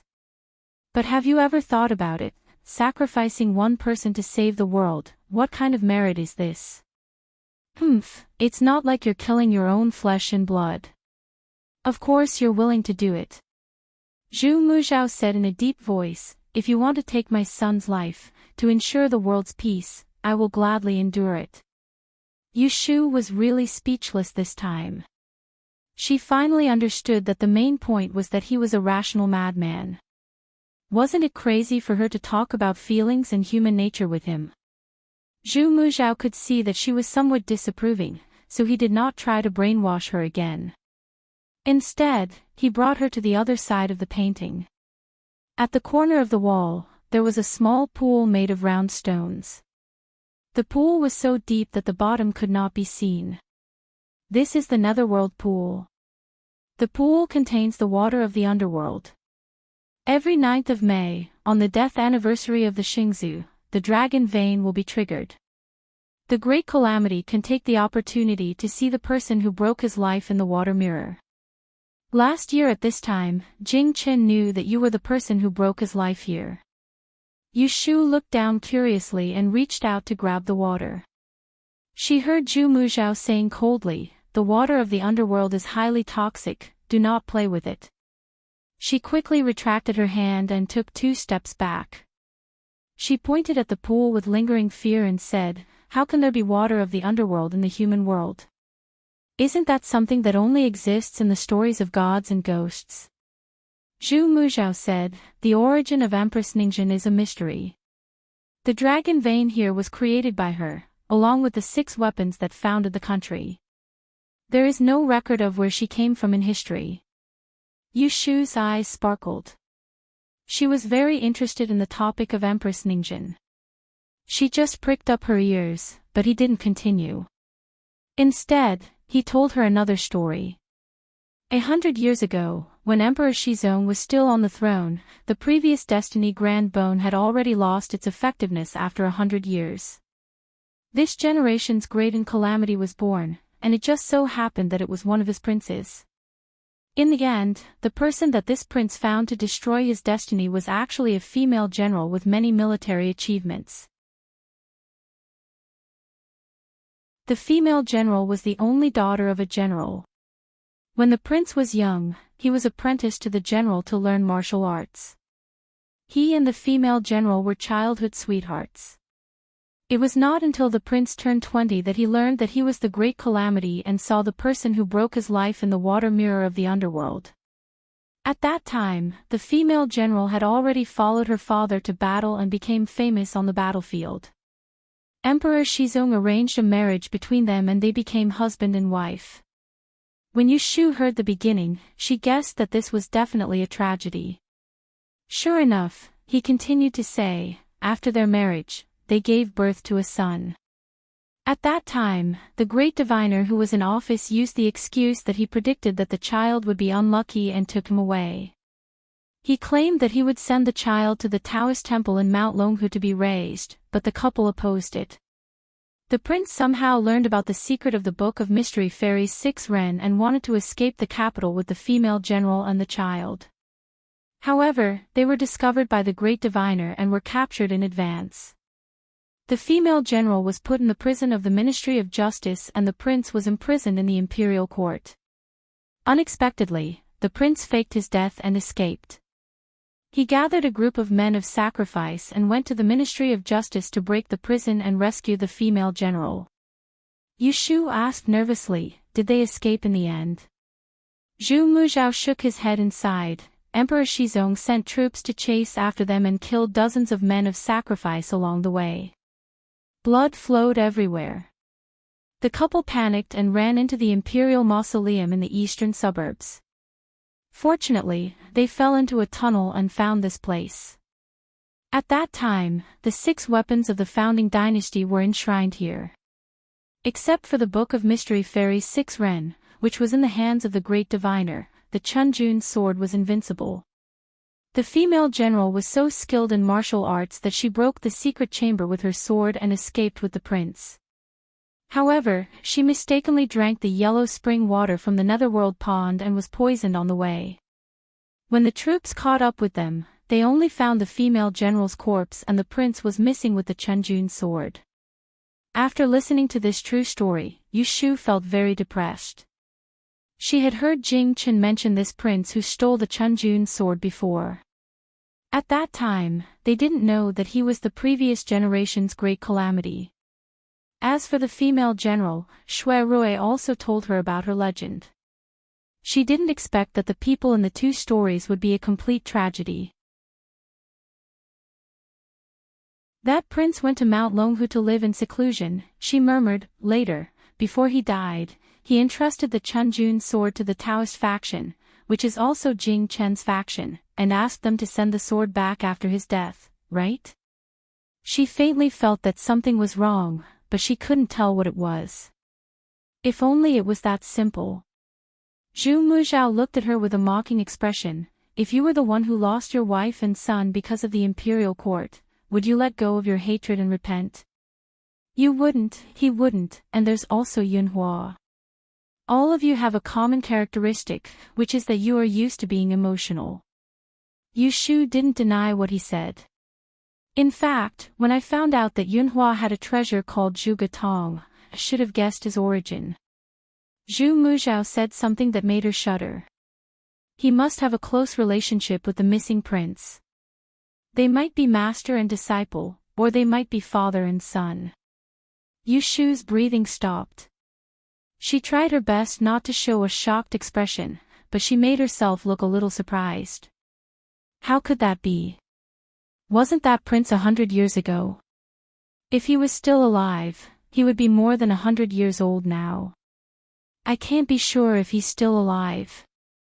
Zhu Muzhao's expression was cold. But I can be sure that Yunhua has something to do with him.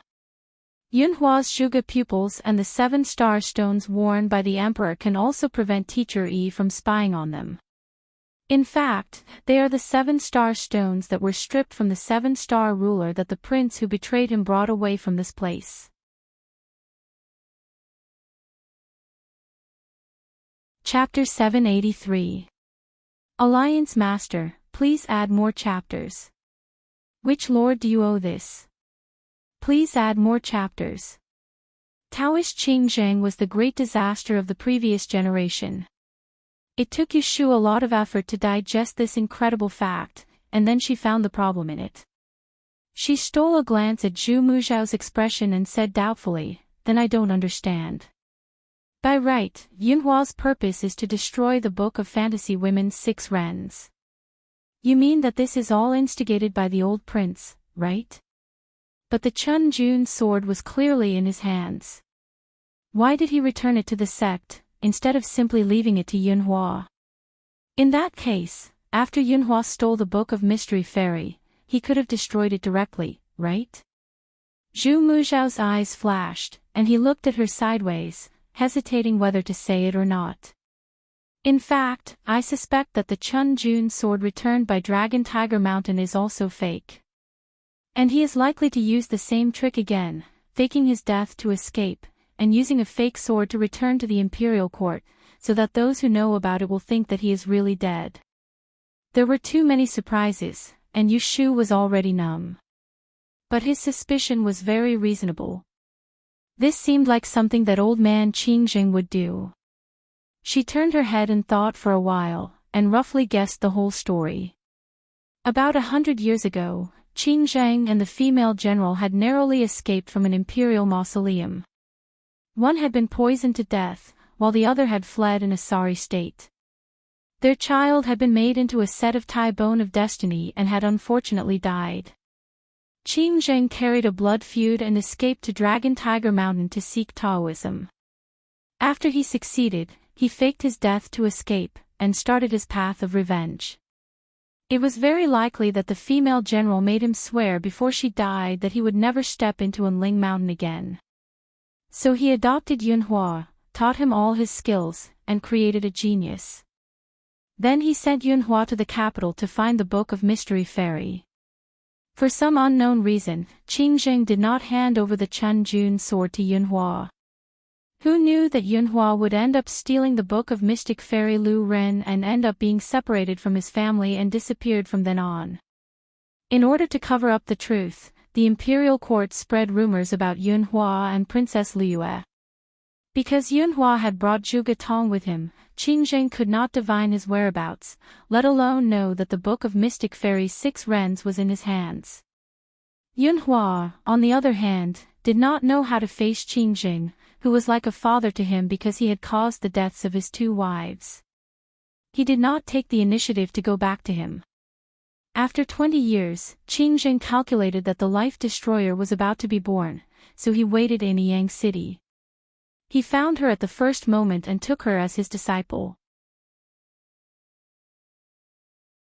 After teaching her some life-saving skills, he let her go to the capital to find the Book of Mystic Nyu Luren. However, because he couldn't trust her completely, he didn't tell her about the Chun Jun sword. That was the whole story. Yushu felt that she was very close to the truth. Now, perhaps even Dati was not as clear as she was. You can't tell whether the Book of Mystic Fairy 6 Rens is real or fake. Can't you tell whether the Chun Jun sword is real or fake? Zhu Muzhao heard a hint of sarcasm in her words, but his expression did not change. He said, as early as when the 6 vessels were buried, their secrets were brought into Empress Ningzhen's coffin. The Celestial Commissioner did keep some records, but it was not complete. Then, Yunhua said that the teachings of the holy ancestors and the Tai-gu deity's lesson on the back of the Book of Mystic Fairy were added by the later emperor without authorization. Is that true? Yes, the contents on the back of the Book of Mystic Fairy were all engraved with the Chunjun sword. Zhu Muzhao admitted it openly. Yu Shu said with a strange expression, then when Yunhua questioned you in the Ascending Cloud Temple, you still pretended not to know. These old guys were really good at acting. They deceived her until she was dizzy, and it was difficult to tell the truth from the lies. My path is different from his, so I naturally oppose him. Zhu Muzhao flicked his sleeves and took a few steps to the side. He pointed at the long groove of the stone tablet on the ground and said to her, "Do you know what this is?" Yu Shu shook her head, pretending that she did not know. Zhu Muzhao smiled mysteriously and tempted her. "Do you want to know how to activate the Book of Mystic Fairy's 6 rens?" Yu Shu heard her heartbeat slow down for half a beat, and then suddenly accelerated. "Come here, let me tell you."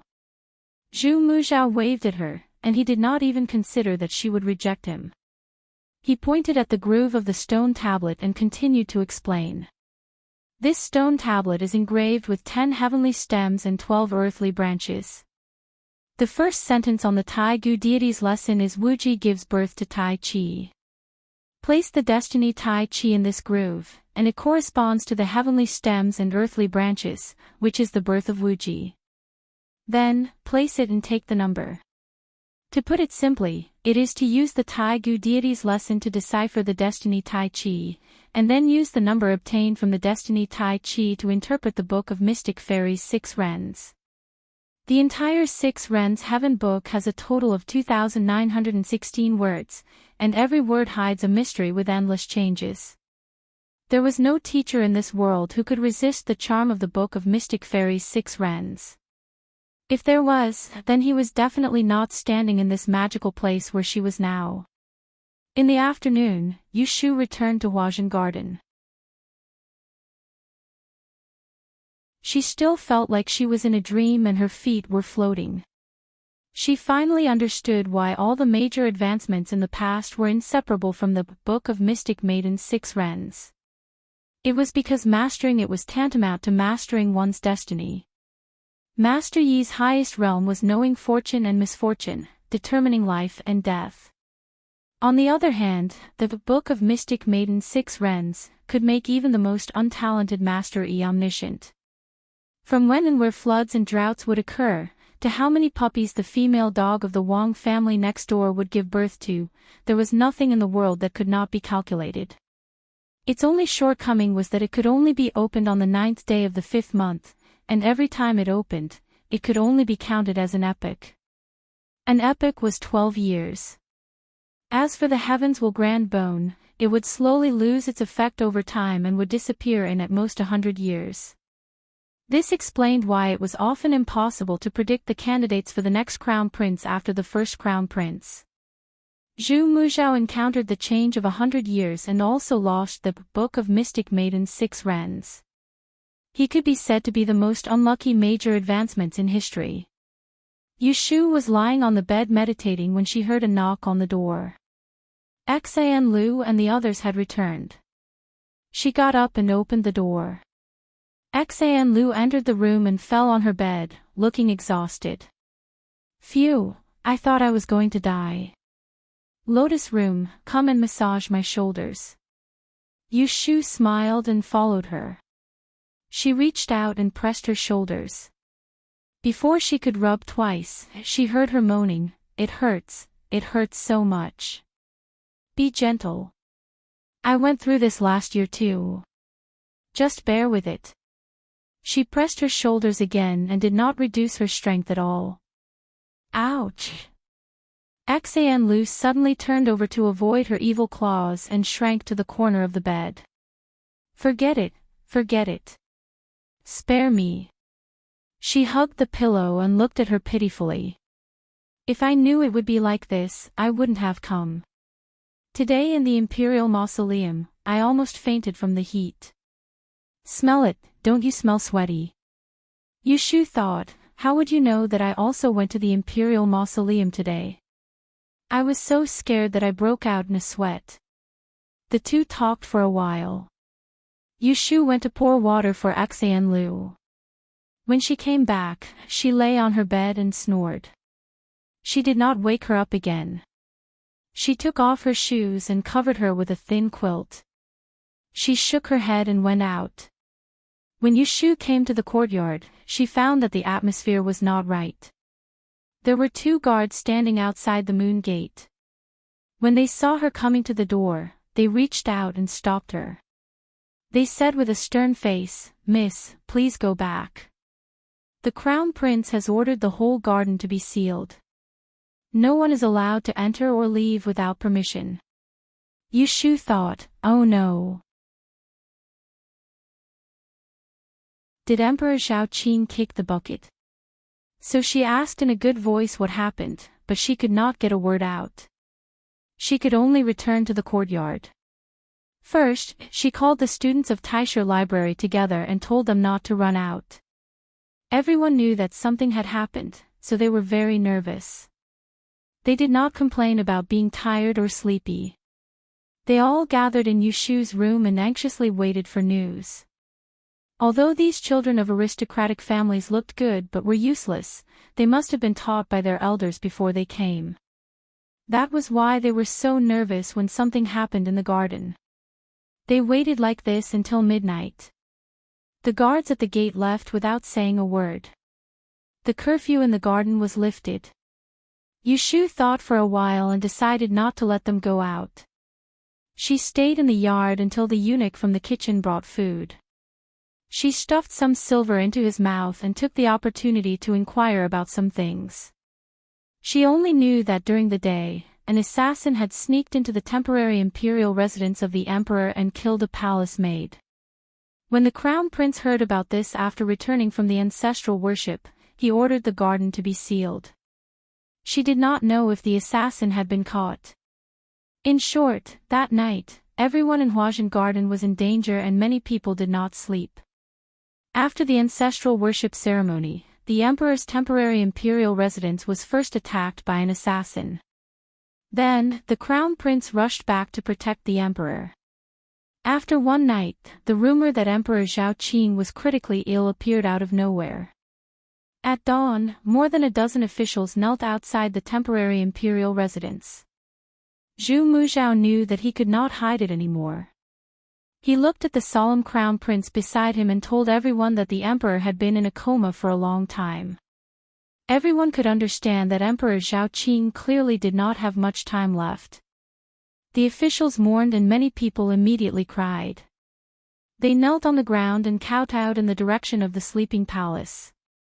Seeing that the situation was about to become chaotic, the crown prince stood up and said, "I can empathize with your heartache, but Father Emperor is still unconscious and should not be disturbed.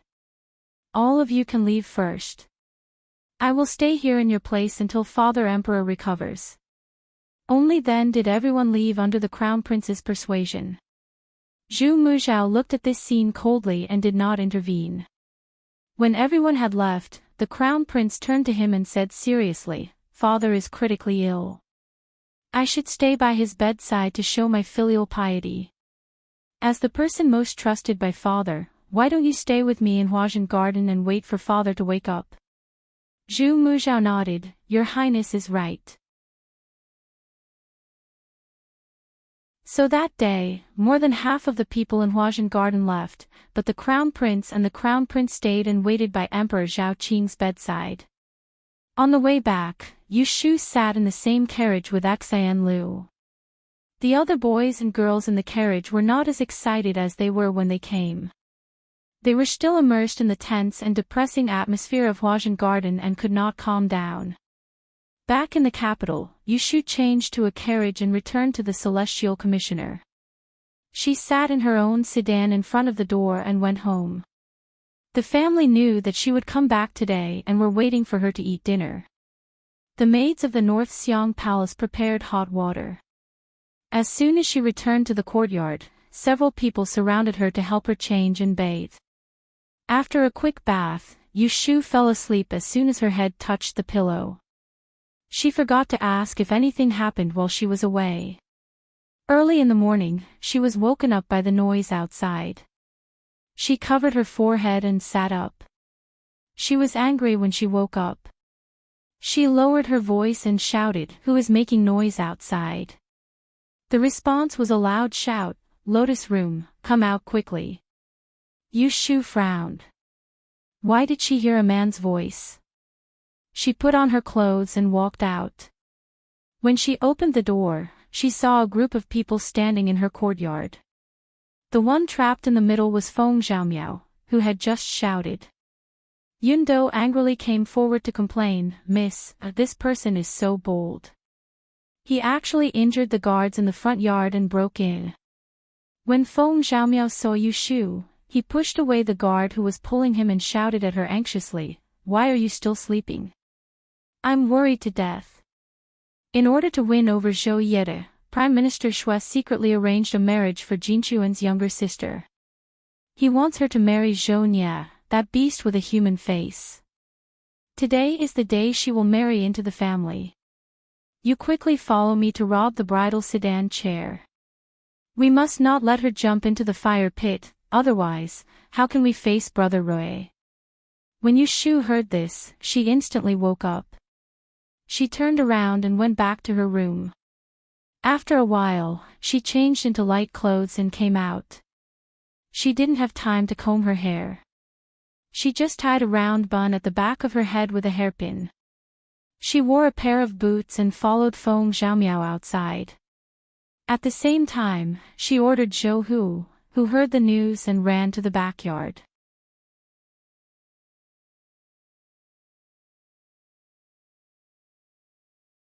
Chapter 784.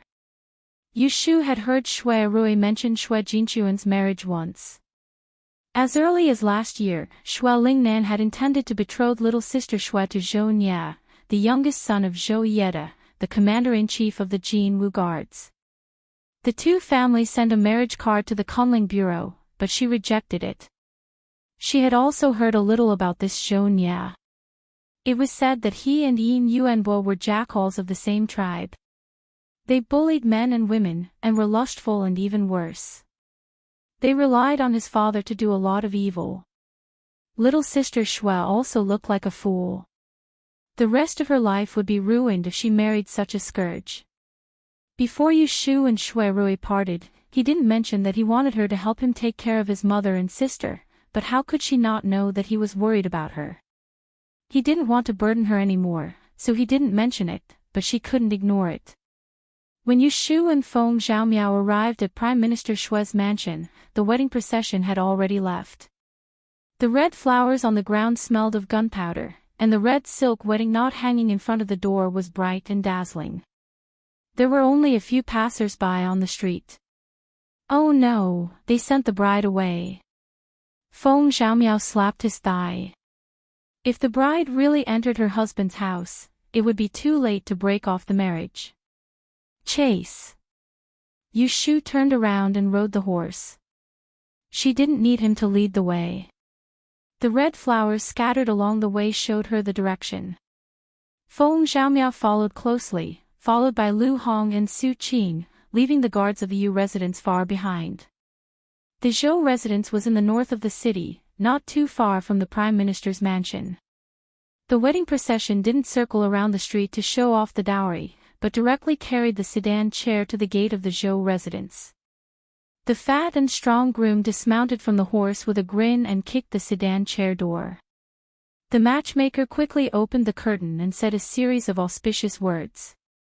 She stretched out her hand and half dragged the trembling little bride off the sedan chair.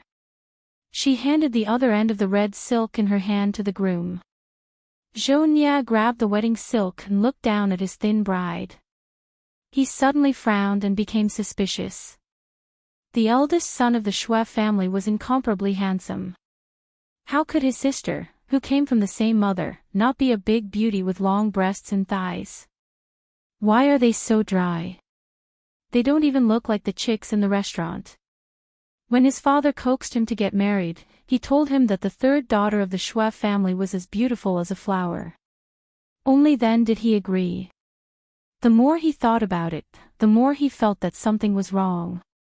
His face quickly darkened. He felt that he had been deceived. He looked at Xue Jinxuan, who was wearing a wedding handkerchief on her head, and his eyes became unkind. Regardless of the fact that they were still outside the door, he reached out to lift the wedding handkerchief to see what her face looked like. Wait! An angry roar rang out.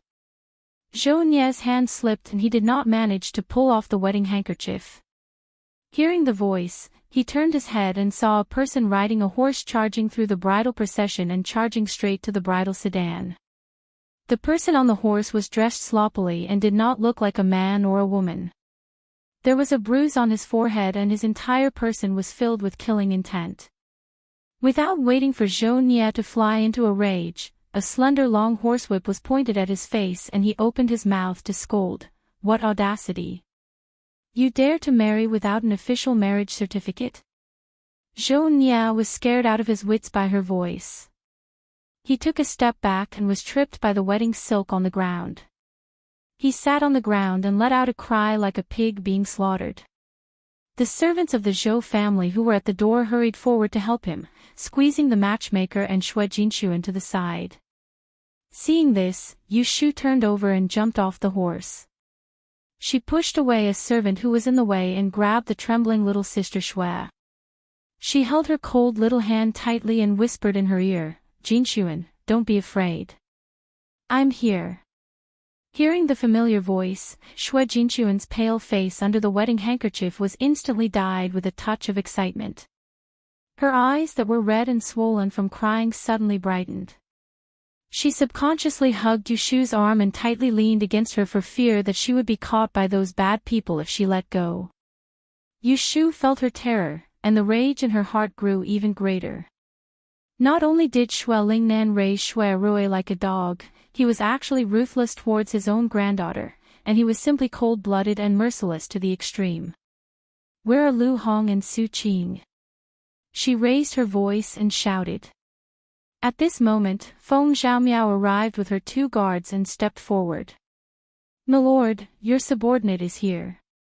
Yu Shu waved her hand and said, "Capture this perverted person and send him to the Celestial Commissioner." Lu Hong and Su Qing did not say anything else and went forward to capture Zhou Nie. "What are you doing?" Zhou Nie could not move his arm as he struggled and scolded angrily, "Where did you bunch of bandits come from? Do you know who my father is? Do you believe that I won't throw all of you in prison?" This commotion quickly alerted the Zhou Yida couple who were waiting for the bride and groom to kowtow in the wedding hall, as well as the guests who came to drink the wedding wine. When the group of people came to the main entrance, they saw that the groom was tied up and the bride was kidnapped. Zhou Yida was shocked and angry at the same time. He felt like he had lost all face. Trembling, he pointed at Yu Shu and the others. "How dare you kidnap the bride in front of my Zhou family's gate? You have no respect for the law. Stop right now." Yu Shu pulled Xue Jinxuan behind her and released her aura. She cracked open the horse whip and cracked it loudly on the ground. The surroundings suddenly became quiet and she said coldly, "As a member of the aristocratic family, you did not report to the authorities but married in private. Who is the one who has no respect for the law?" She was wearing a casual robe and did not look good.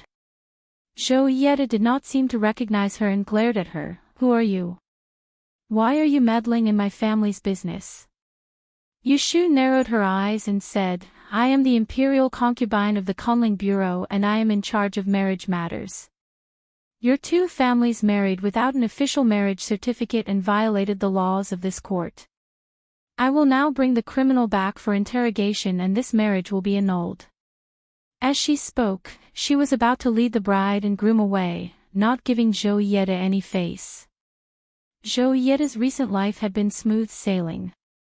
He had originally been an old subordinate of Xue Lingnan and had climbed all the way to the position of the commander of the Jin Wu Guards. He controlled 5,000 troops and horses inside and outside Jing. Several princes had wanted to rope him in, but after Ning Wang fell from the throne, he had secretly submitted to Liu Tan. As a result, Liu Tan had become the crown prince. Coincidentally, Ning Wang's people had gathered to cause trouble and he had taken the lead to wipe them out.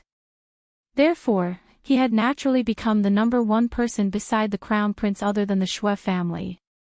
It could be imagined what kind of wealth and glory would be waiting for him after the crown prince ascended the throne. He was in high spirits and someone dared to oppose him. He would not swallow the insult. Furthermore, the other was only a fifth-grade female official. Not to mention that she was the messenger of rain, the old emperor was about to ascend to the heavens. What did he have to worry about? All of you, stop. He roared angrily and walked down the steps towards Yushu. Unlike Zhou Nye who was bloated, Zhou Yeda was tall and mighty. When he stood forward, he was a head taller than Yushu. Seeing this, Feng Xiaomiao did not say anything else and blocked in front of Yushu. He braced himself and said, "What do you want?" As the young master of the generals Fu, he had seen many unreasonable generals since he was young. He was afraid that he would slap Yushu away in anger. Zhou Yeda glanced at him and recognized that he was General Feng's precious son. He ignored him and warned Yushu, "Official Yu, food can be eaten indiscriminately, but words cannot be spoken indiscriminately. Who said that my family did not have an official marriage certificate and married privately?" Yushu said with a cold face, "The official marriage certificate was issued by me. Do you think I don't remember if I have approved the marriage between your two families?" Zhou Yeda did not argue with her. He turned to Madame Zhou, who was not far away, and said, "Go and take out the official marriage certificate for our son and the young lady of the Shui family. Let this imperial official have a look." Yushu frowned. Her first thought was that the Shui family and the Zhou family had forged the official marriage certificate. Because in the entire Kunling Bureau, only she and Jing Chen could stamp the official marriage certificate. Jing Chen had never cared about this matter. It was all her responsibility. It was impossible for the two families to get the official marriage certificate without her. The wedding procession blocked the entire street. There was a group of people in front of the Zhou residence's gate. More than a dozen guards from the Yu residence rushed over. Zhou Hu led them and silently stood behind Yushu. Just as the crowd was discussing, a maidservant that Madame Zhou had sent trotted back. Panting, she handed a red booklet to Zhou Yeda. Zhou Yeda turned his hand and handed it to Yushu. He sneered, "Look carefully. Is this the official marriage certificate issued by the Kunling Bureau?" Yushu took it and opened it. Her face immediately darkened. Although this official marriage certificate was not personally written by her, the seal that was signed was actually Jing Chen's right commander, Zhu Jian. And the date it was issued was in December of last year, when Jing Chen was still in the capital. "Did you see it clearly?" Zhou Yeda suddenly took back the official marriage certificate and fearlessly questioned her, "When did a woman like you become the sole leader of the Kunling Bureau? What kind of position do you place the right commander in? Do you know what the punishment is for abusing your power to create rumors and create trouble?" Yushu was not afraid of his threat and calmly asked him, "Then do you know what the punishment is for forging an official marriage certificate?" She was sure that this official marriage certificate was not approved by Jing Chen, but it was indeed stamped with his seal. Then it could only be that there was a traitor in the Kunling Bureau who had been bribed by the Shui family or the Zhou family to steal Jing Chen's seal when she wasn't paying attention. Seeing that she refused to admit defeat, Zhou Yeda angrily flicked his sleeves and glared at her, "You're pestering endlessly. You don't know what you're talking about. Today is my son's wedding day. I can't allow you to behave atrociously here. Men, take down this group of people and send the bride into the wedding hall." As soon as he finished speaking, 2 squads of the golden insignia guards appeared out of nowhere and surrounded Yushu's group and the Yu residence's guards at lightning speed. Yushu suddenly realized that something was wrong. These guards were hiding in the dark and had obviously set up an ambush. She was afraid that she had fallen into a trap that someone else had dug. The enemy was outnumbered. Her expression was solemn.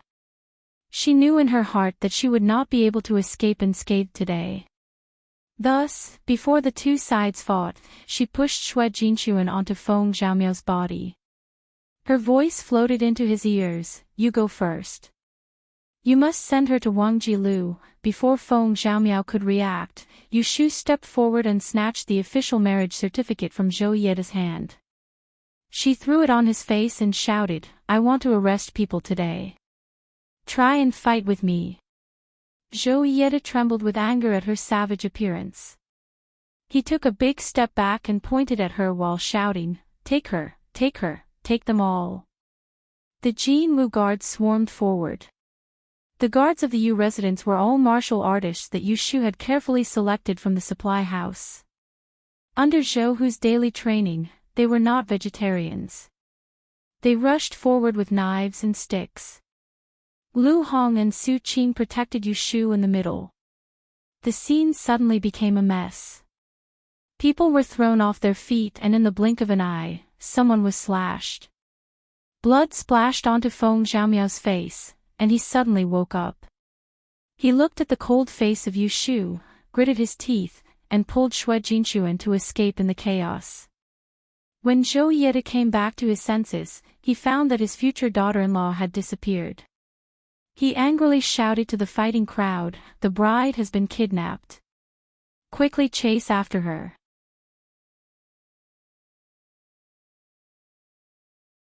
Chapter 785.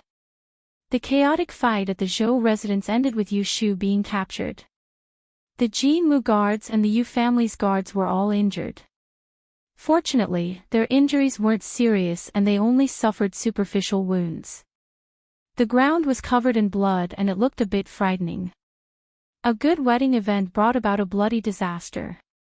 The bride ran away and the groom was so scared that he peed his pants. The guests who came to drink the wedding wine were all frightened. When the scene calmed down, they hurriedly took their leave, afraid that they would fight again and hurt the innocent. Zhou Yeda insisted that Yu Shu abused her power and allowed slaves to commit murder.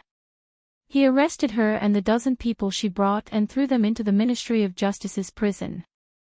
He personally escorted them there and then turned around to go to the Prime Minister's residence. As soon as he saw Xue Lingnan, he complained. "Prime Minister only said that someone would come to kidnap the bride today and wanted me to arrest them. Why didn't you tell me who was the one who started the trouble?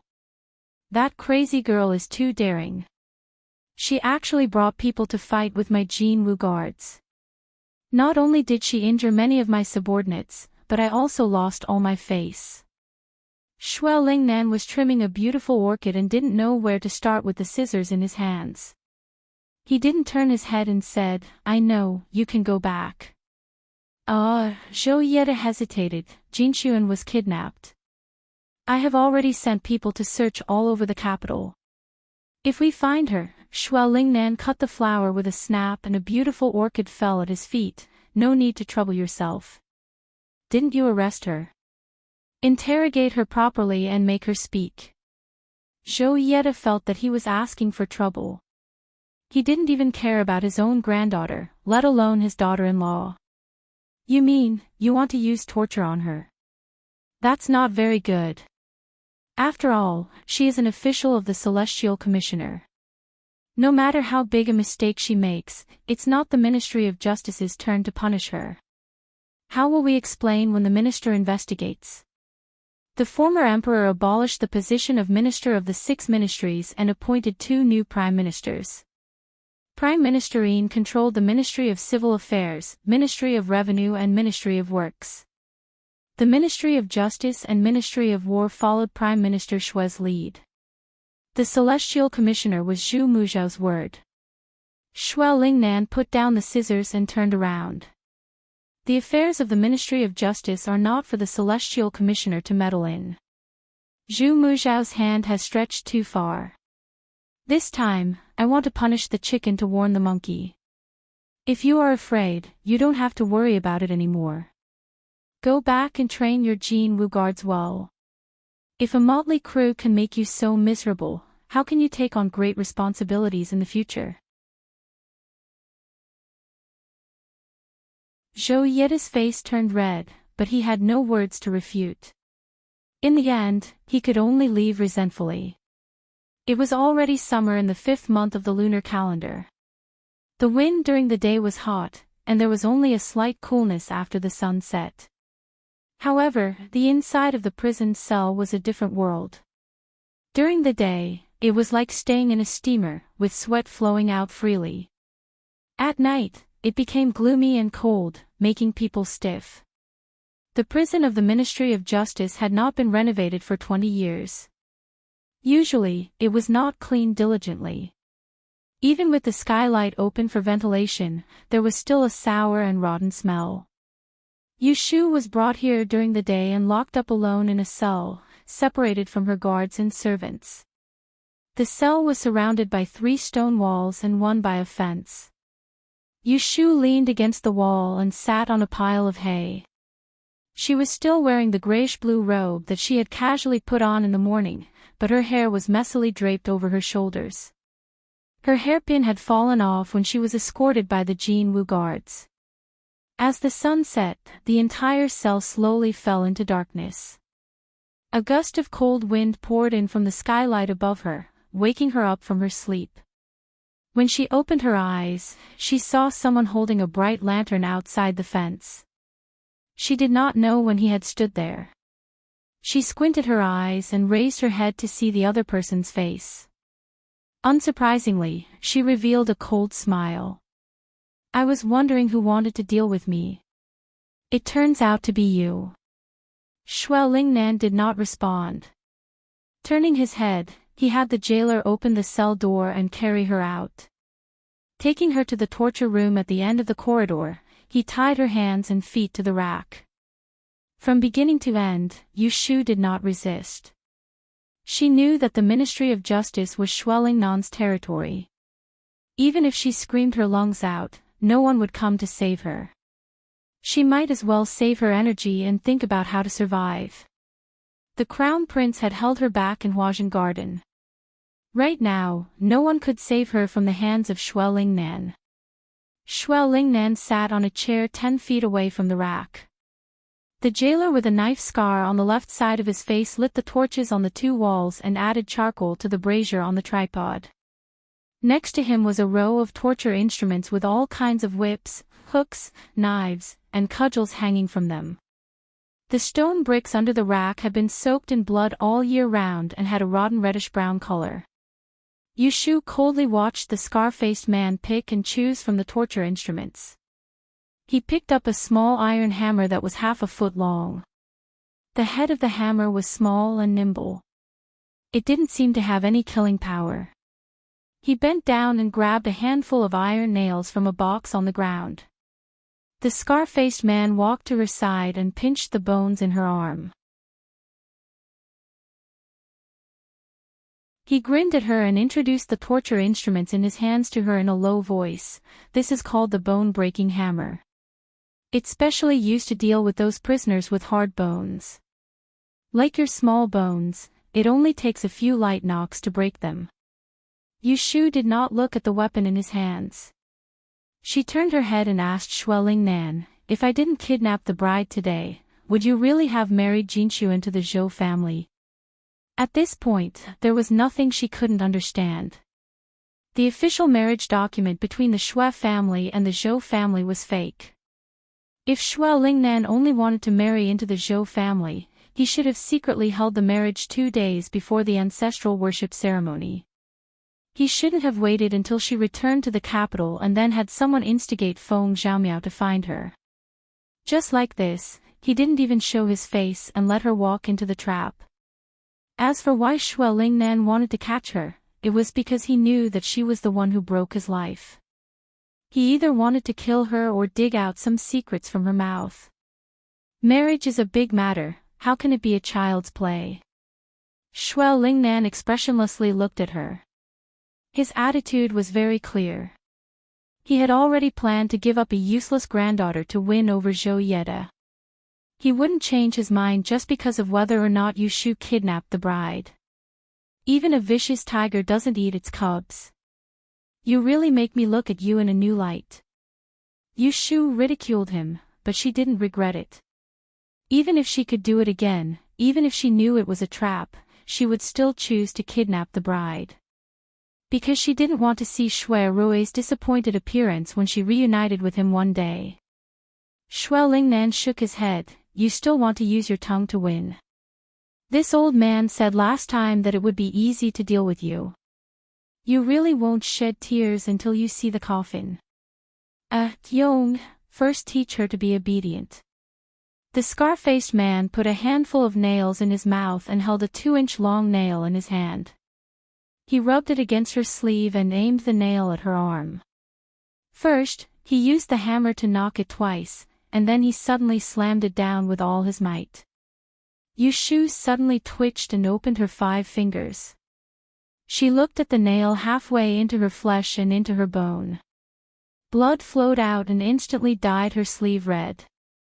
Her mind went blank for a moment and the sudden pain made her suck in a breath of cold air. She clenched her teeth and didn't make a sound. The scarred man did the same thing and hit 3 nails into her left arm. Her forehead was covered in sweat and she was trembling from head to toe. Just as the scarred man spat out the 4th nail, Shui Lingnan called for him to stop. His cold gaze rested on her pale face as he slowly said, "Answer whatever this old man asks. If you answer a question incorrectly, there will be another nail in your body." Yu Shu stiffly raised her head, a bitter smile on her lips. She said in a trembling voice, "Then can you first tell me one thing? The 2 murders in LoveLore Library, the 2 female students who died, did you send people to kill them?" Shui Lingnan was silent for a moment and said, "You are talking about Zhang Shuiyuan and Chao Yuling." Yu Shu closed her eyes. "It really was you." This way, Shui Rui's guess about the murderer was confirmed. As long as Emperor Zhao Qing died and the Crown Prince ascended the throne, the position of the Celestial Commissioner would be replaced. At that time, wouldn't the one who would monopolize power in the court be Shui Lingnan, who had helped Liu Tan ascend the throne? Shui Rui said that whoever monopolized power was the traitor who tried to kill the Lifebreaker and stop the Celestial Commissioner from opening the Book of Mystery Woman's 6 Wrens. The 2 of them died unjustly. Shui Lingnan had been seen through by her, so he no longer hid it. This old man originally wanted to kill the Lifebreaker. So, when Jing Chen was plotted against on the way to the capital, it was also you who sent people to do it. It was Governor Su, right? The more Yu Shu thought about it, the more she understood. The pain made her thinking abnormally quick. You already knew that Shui Rui's biological father was Yunhua. When Shui Zhao brought back a child from the south, he couldn't hide it from you. Later, Shui Rui's father died unexpectedly. You investigated that it was the Celestial Commissioner who killed him, but you endured it because you knew that you couldn't fight against the Celestial Commissioner alone, and you couldn't fight against the Celestial Commissioner who was tied to the Emperor. So, you endured for more than 10 years until Jing Chen, the calamity of Mystery Woman's 6 Wrens, was born. Although the secret of the Book of Mystery Woman's 6 Wrens could only be known by the Emperors and the Celestial Commissioner, there was no such thing as an impenetrable wall in the world. After 200 years, there would always be people who explored these secrets. Shui Lingnan was a successful example. He knew very well that the inseparable relationship between the Emperor and the Celestial Commissioner was built on the Book of Mystery Woman's 6 Wrens. Only when the Celestial Commissioner lost his omniscient ability, the imperial power could get rid of the puppet of the Celestial Commissioner. But there were also things he didn't know. For example, the existence of the calamity of Mystery Woman and the Lifebreaker was to nurture the Destiny Tie Bone. Without the Destiny Tie Bone, the Celestial Commissioner couldn't open the Book of Mystery Woman's 6 Wrens. But I don't understand. Why didn't you just get someone to kill Jing Chen and end it once and for all? Instead, you used the tricks of the pugilistic world to make him lose his memory. You didn't kill him because you were soft-hearted. That means that you can still make use of him. Let me think. Ah, I got it. Jing Chen and Shui Rui have one thing in common. They are both Yunhua's biological sons. You kept Jing Chen alive, just like how you raised Shui Rui. It was all to lure Yunhua to show up. Am I right? You talk too much nonsense. Shui Lingnan interrupted her talking to herself and said coldly, let me ask you, who has the Book of Mystery Woman's 6 rens now? Yu Shu's eyes flickered. In the blink of an eye, she decided to lie. Of course, the Book of Mystery Woman's 6 rens is in the hands of the Celestial Commissioner now. Otherwise, why do you think my big brother was able to leave the capital city alive? It was because Yunhua used the Book of Mystery Woman in exchange for his life. Shui Lingnan frowned. He did not know whether he believed her words or not. He asked again, have you seen the Book of Mystery Woman's 6 rens? Of course I have seen it. Let me tell you, I know more than you think. Yu Shu suddenly smiled at him. If one ignored her sweaty face, one would not be able to see that there were 3 2-inch-long iron nails in her bones at this moment. Shui Lingnan narrowed his eyes and stared at her. I don't mean to underestimate you. You are a little girl with no one to rely on. In less than 2 years after you entered the capital city, you were able to fight for a place in the Celestial Commissioner's office. You are doing very well.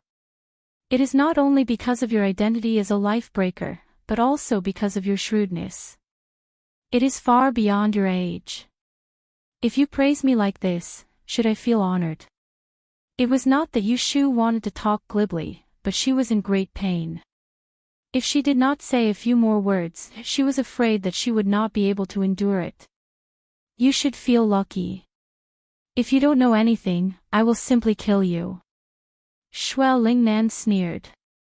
Let me ask you again. Zhu Muzhao let you marry Jing Qin. What does it have to do with the Book of Mystery Woman's 6 rens in his hands? Jing Chen and I got married so that I could give him his life. Yu Shu told him half-truthfully. He is the scourge of Dun.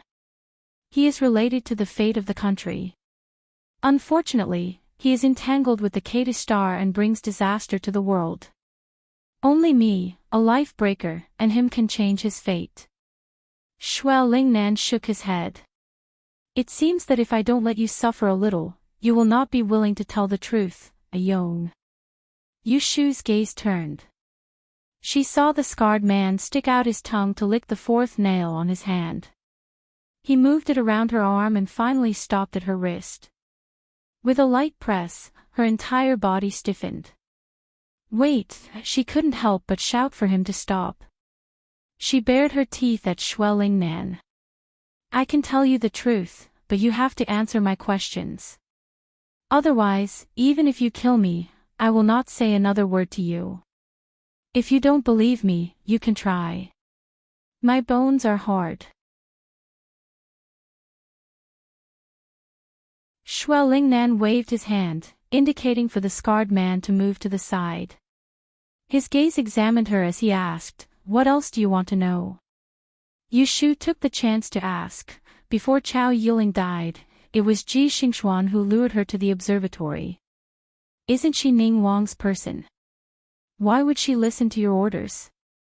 Shui Lingnan replied, aren't you very smart? Why don't you guess? Yu Shu didn't guess but threw out question after question. Jing Chen going down the mountain to enter the world should have been a secret, but you knew his whereabouts like the back of your hand.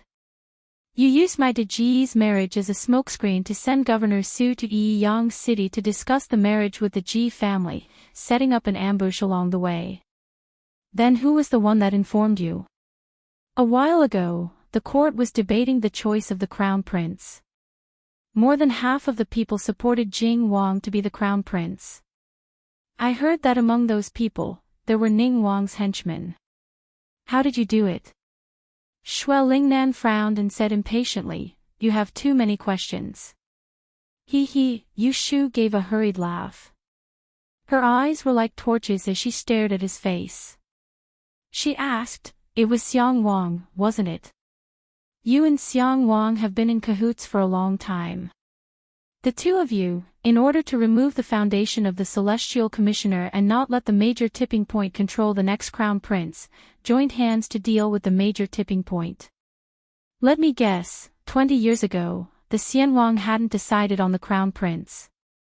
Xiang Wang was more popular than the current emperor, but it was the interference of the Celestial Commissioner that caused him to miss out on the throne. He wasn't satisfied, so he conspired with you. Am I right? Shuo Lingnan didn't answer, but his sharp eyes already told Yu Shu the answer. Are you finished? I've asked everything that needs to be asked. Yu Shu raised an eyebrow at him. She said without fear, I know so many of your secrets. I guess that you won't let me go out alive, right? Shuo Lingnan's face instantly darkened. He could see that she didn't intend to answer his questions honestly. Kill me, I won't tell you any secrets about the Fairy Woman Lu Ren book. Yu Shu closed her mouth and lowered her head. Her heart was like a mirror. If she wanted to live, she definitely couldn't speak. Because once she no longer had any value, this old thief wouldn't hesitate to take her life. With Shui Rui gone, there was no one in Jing City that could protect her. It was laughable that she had always been conceited. Now that she was a sheep in a tiger's mouth, she could only hope that the major tipping point would receive news of her accident and send someone to save her. You're seeking death.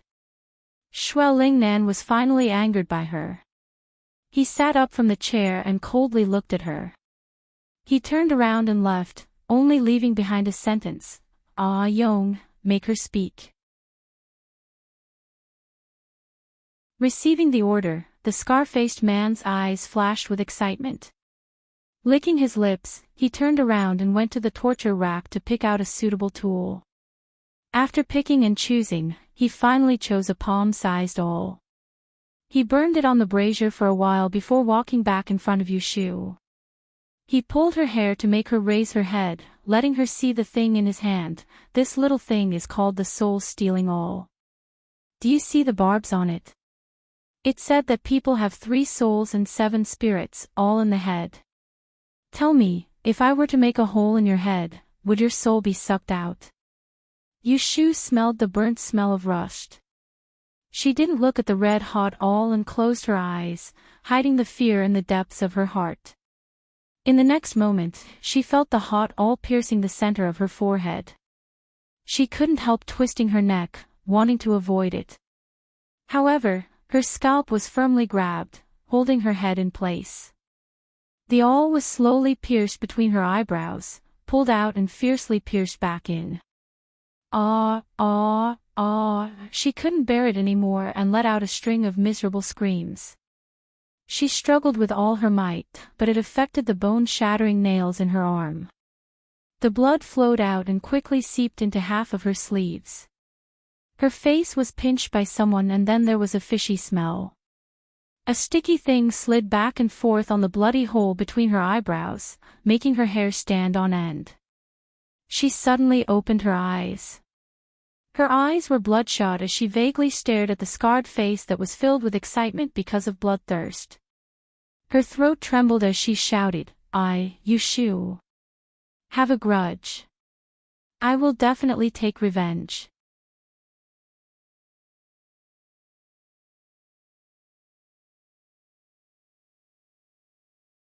Chapter 786.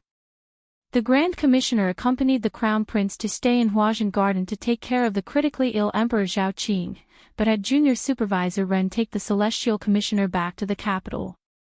Before he left, he specifically told him to return to the capital to take care of Yu Shu. He seemed to have expected that something would happen to her. In the afternoon, Ren Qiming heard that Yu Shu had brought people to the Zhou family to kidnap the bride, but had been arrested by Zhou Yede and thrown into the Ministry of Justice prison. The black-robed guards responsible for secretly protecting Yu Shu could not appear in broad daylight, so they came to ask Ren Qiming if they should wait until the night to rescue her. Ren Qiming refused. He said to the black-robed guards, the Grand Secretary only asked you to protect her life, not to help the evildoer. She dared to ruin someone's marriage, allowed slaves to commit murder on the street, and injured the Jinwu guards. Shouldn't she be arrested? Don't worry, the Ministry of Justice will only lock her up for a few days. They won't do anything to her. The black-robed guards listened to the Grand Commissioner and could not act on their own. Now that the Grand Commissioner was not here and Ren Qiming was not willing to say anything, they could only wait quietly. They waited like this until the afternoon of the third day. Zhu Muzhao came back from Huajian Garden without a word. Ren Qiming was reading files in Taishi Tower when he heard a series of footsteps outside.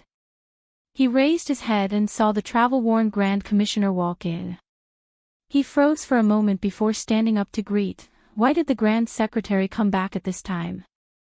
Is it the Emperor? He thought that Zhu Muzhao would stay in Huajian Garden until Emperor Zhao Qing passed away. The Emperor is fine. Zhu Muzhao walked to the window and sat down. He leaned his upper body against the backrest and let out a long sigh of relief. It was unknown what he thought of, but the corners of his mouth curled up happily. He closed his eyes to rest for a while. He raised his eyelids to look at Ren Qiming standing to the side and said, "What do you want to say?" "Say it." Ren Qiming wanted to say something but stopped. Zhu Muzhao stared at him for a moment and suddenly frowned. "Where is Yu Shu now?" Ren Qiming lowered his head and said, "In the Ministry of Justice prison." Hearing this, Zhu Muzhao's expression changed, and his voice sank. "What's going on?" Ren Qiming then recounted how Yu Shu had brought men to the Zhou family to kidnap the bride, and how she had been captured by Zhou Yeda.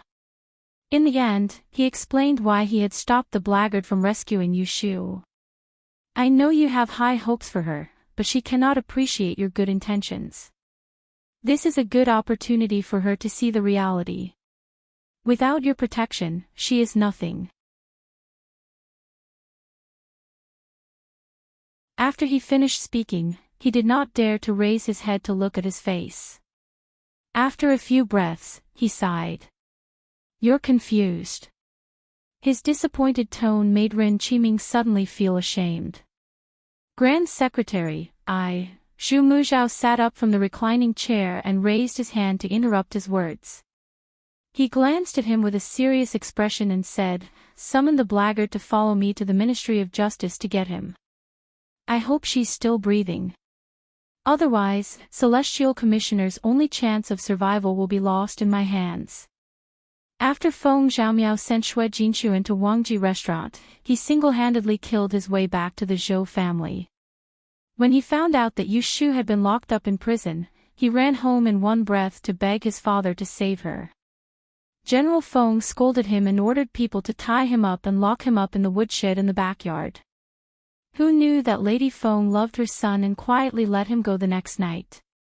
Once Feng Zhaomiao was free, he immediately ran out and went to the Yu residence to beg for forgiveness. At that time, everyone in the Yu residence was as anxious as ants on a hot pan. Yesterday, Yu Shu had gone out with a group of guards and had not returned. Pei Jing went out to inquire, and the family only found out that she had been locked up. Zhao Hui and He Fangji had both been in prison and knew that it was a place of torture. They were afraid that something would happen to Yu Shu, so they ran to the Ministry of Justice's prison to see her. However, they were refused entry.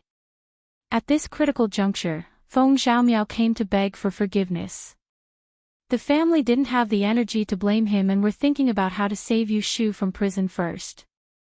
Thus, Feng Zhaomiao gritted his teeth and brought He Fangji and Pei Jing to the Prime Minister's residence to beg Xue Lingnan to be merciful. He hoped that he would ask the Ministry of Justice to release Yu Shu for the sake of Xue Rui. In the end, they didn't even get to see Xue Lingnan's face and were chased out. Feng Zhaomiao settled for the next best thing and brought them to Prince Xiang's heir, Lu Jiong. He thought that Lu Jiong and Xue Rui used to be so close that they could wear the same pants, so he wouldn't leave her in the lurch. However, he didn't expect that Prince Xiang's residence would also be refused entry. He had nowhere else to go. In the end, he begged Count Zhongyong's mansion.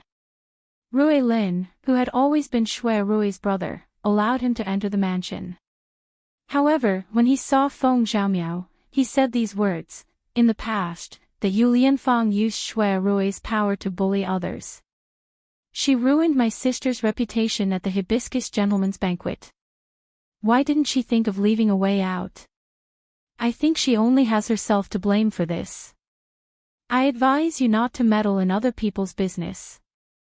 In the end, you will only get yourself into trouble."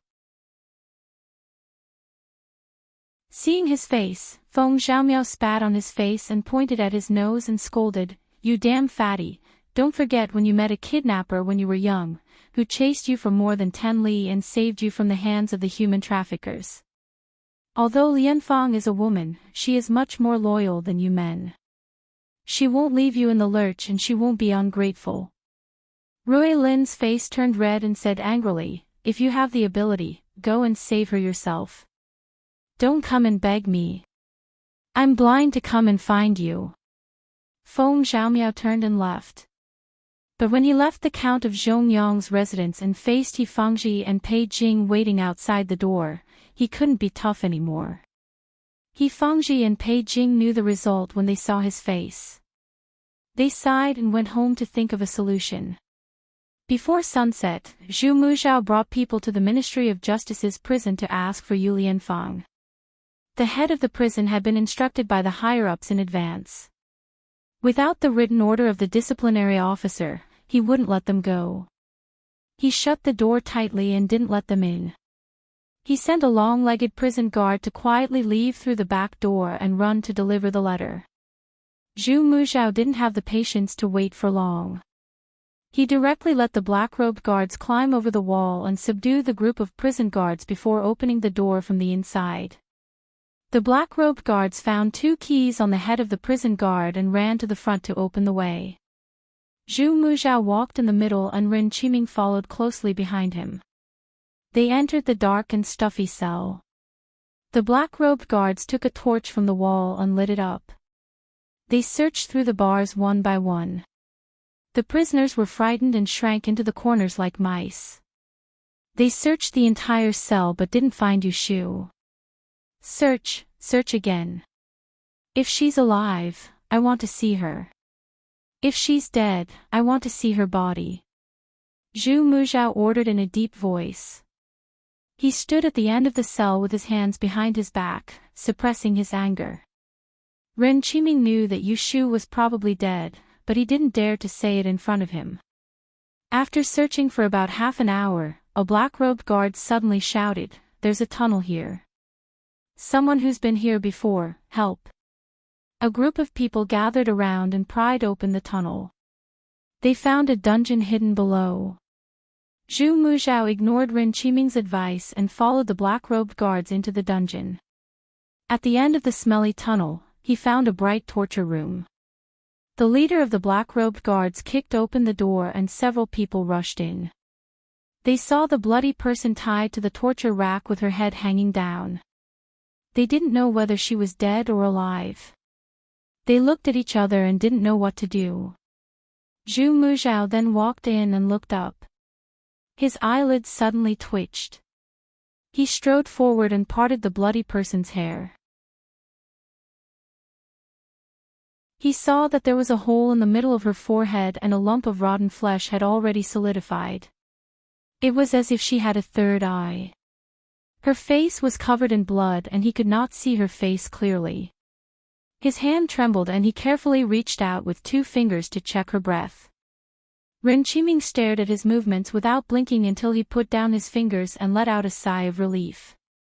He turned around and ordered, "She's still breathing. Put her down carefully and send someone to the Imperial Hospital to find Qing Ju. Ask him to come to the Celestial Commissioner as soon as possible." Ren Qiming also let out a sigh of relief, but he didn't know whether he was more relieved or disappointed. The group of people came out of the prison. It was already dark outside, but the door was blocked. Shui Lingnan rushed over when he received the news and stopped them. "Who broke the prison?" Shui Lingnan sat high on the back of the horse and searched for Zhu Muzhao in the crowd. He asked knowingly. Zhu Muzhao came out surrounded by black-robed guards. He looked up at the old but vigorous Prime Minister Xue and said sternly, "If I didn't come, I wouldn't have known that the Ministry of Justice was so bold. They built a dungeon without authorization and privately tortured officials of the imperial court." Xue Lingnan was full of regret. He didn't expect Zhu Muzhao to return to the capital so quickly. He didn't know what happened to the crown prince and there was no news. He originally planned to interrogate Yu Shu tonight and then dispose of her. But Zhu Muzhao rushed to save her first. He saw from afar that Zhu Muzhao's subordinate was carrying a prisoner covered in blood. Who else could it be but Yu Shu? This person is involved in a murder case. Even an official of the Celestial Commissioner can't bend the law for personal gain. Don't twist words and force logic. A prison break is a prison break. I advise you to put the prisoner down as soon as possible. Don't make mistakes again. Zhu Muzhao laughed coldly. Even if an official of the Celestial Commissioner commits a capital crime, he has to get my approval before he can be executed. I think you've gone senile and meddled in other people's business. Xue Lingnan and Zhu Muzhao had been enemies for a long time. Today was the first time they had fallen out in public. Good, good. I will report everything that happened today to His Majesty and ask for his judgment. Get out of the way. Zhu Muzhao was aggressive. Xue Lingnan knew that his black-robed guards were powerful and didn't want to fight with him here. He waved his hand and let them pass. In this confrontation, it seemed like Zhu Muzhao had the upper hand.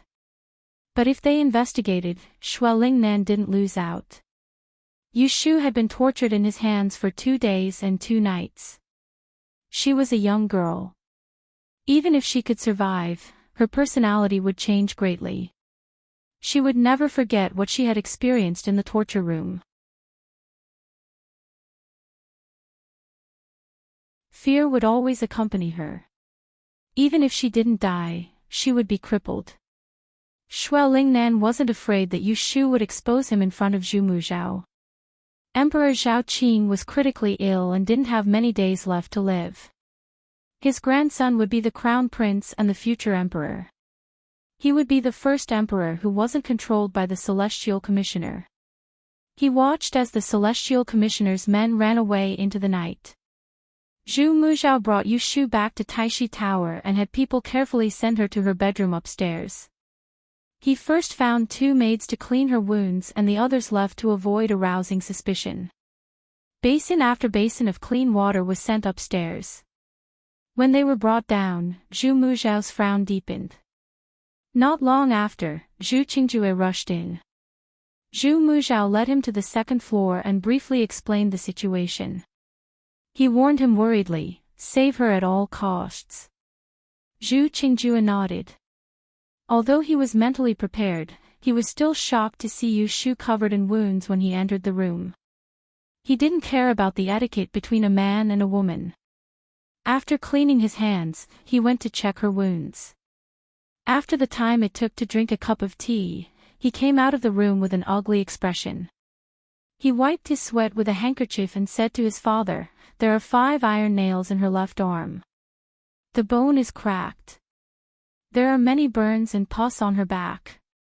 In addition, one of her ankles was broken. The most serious injury is her forehead. I don't know if it hurt her brain. The torturer is quite vicious. He used no less than 5 kinds of torture on a woman. I don't know how she survived these 2 days. Even a man would bite his tongue and commit suicide." Zhu Muzhao looked in the direction of the bedroom with a strange gaze and asked in a low voice, "Can she be saved?" "She can be saved." Zhu Qingjue hesitantly told him, "I'm afraid that even if she is saved, she will want to die." "What are you saying?" "The skin outside her forehead is completely necrotic. It will leave a scar for the rest of her life. I can't help her even if I have magic hands. A woman's face is disfigured. Isn't that forcing her to die?" Zhu Qingjue shook his head and said helplessly, "It's already a blessing to be able to keep her life." I hope she can get over it. After that, he hurried to write a prescription and dispense the medicine. Zhu Muzhao stopped at the door of the bedroom. He was deep in thought. Suddenly, he heard footsteps coming from the stairs. He turned to look at Ren Qiming, who had a guilty expression. He pointed at the study across from him. The two of them changed places to talk. Taishu, I know I was wrong. Ren Qiming took the initiative to admit his mistake. You know you were wrong. Zhu Muzhao asked him, tell me, what did you do wrong? Ren Qiming secretly clenched his fists and said, I shouldn't have disobeyed you on the surface. I shouldn't have listened to your orders. It's all my fault for standing by the side and almost causing the death of the life destroyer. In your eyes, Yu Shu is only a life destroyer. Zhu Muzhao saw through his thoughts at a glance. He said to him earnestly, I know that you have always been loyal to me. My position was originally prepared to be passed to you. However, the affairs of the world are unpredictable. None of us expected that so many unforeseen events would happen in the middle.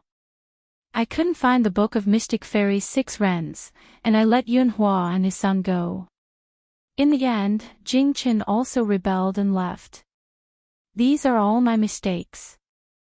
Originally, it had nothing to do with you. However, you also know that we, the Celestial Commissioner, are bound together for good or bad. My position is related to the rise and fall of the world's Book of Changes. As the Grand Instructor, if I can't become the Emperor's top confidant, it will be equivalent to an empty title. Now that the position of the Imperial Astronomer is in imminent danger, you are no longer suitable to take my position. I am not passing it to you because I do not want you to become a sinner for all eternity and bear countless curses after your death. Ren Qiming had long passed the age of being swayed by his emotions. He was 30 years old. After following Zhu Muzhao for so many years, his biggest gain was learning to think. After listening to Zhu Muzhao's earnest persuasion, he was not in a hurry to fight for the position that originally belonged to him. Instead, he asked seriously, I am not suitable, why is she suitable?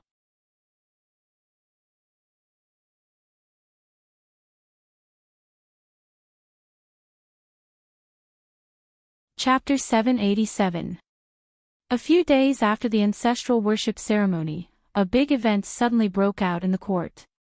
Tsing Minji, the imperial envoy sent to Ningdong City 2 months ago, returned to the capital.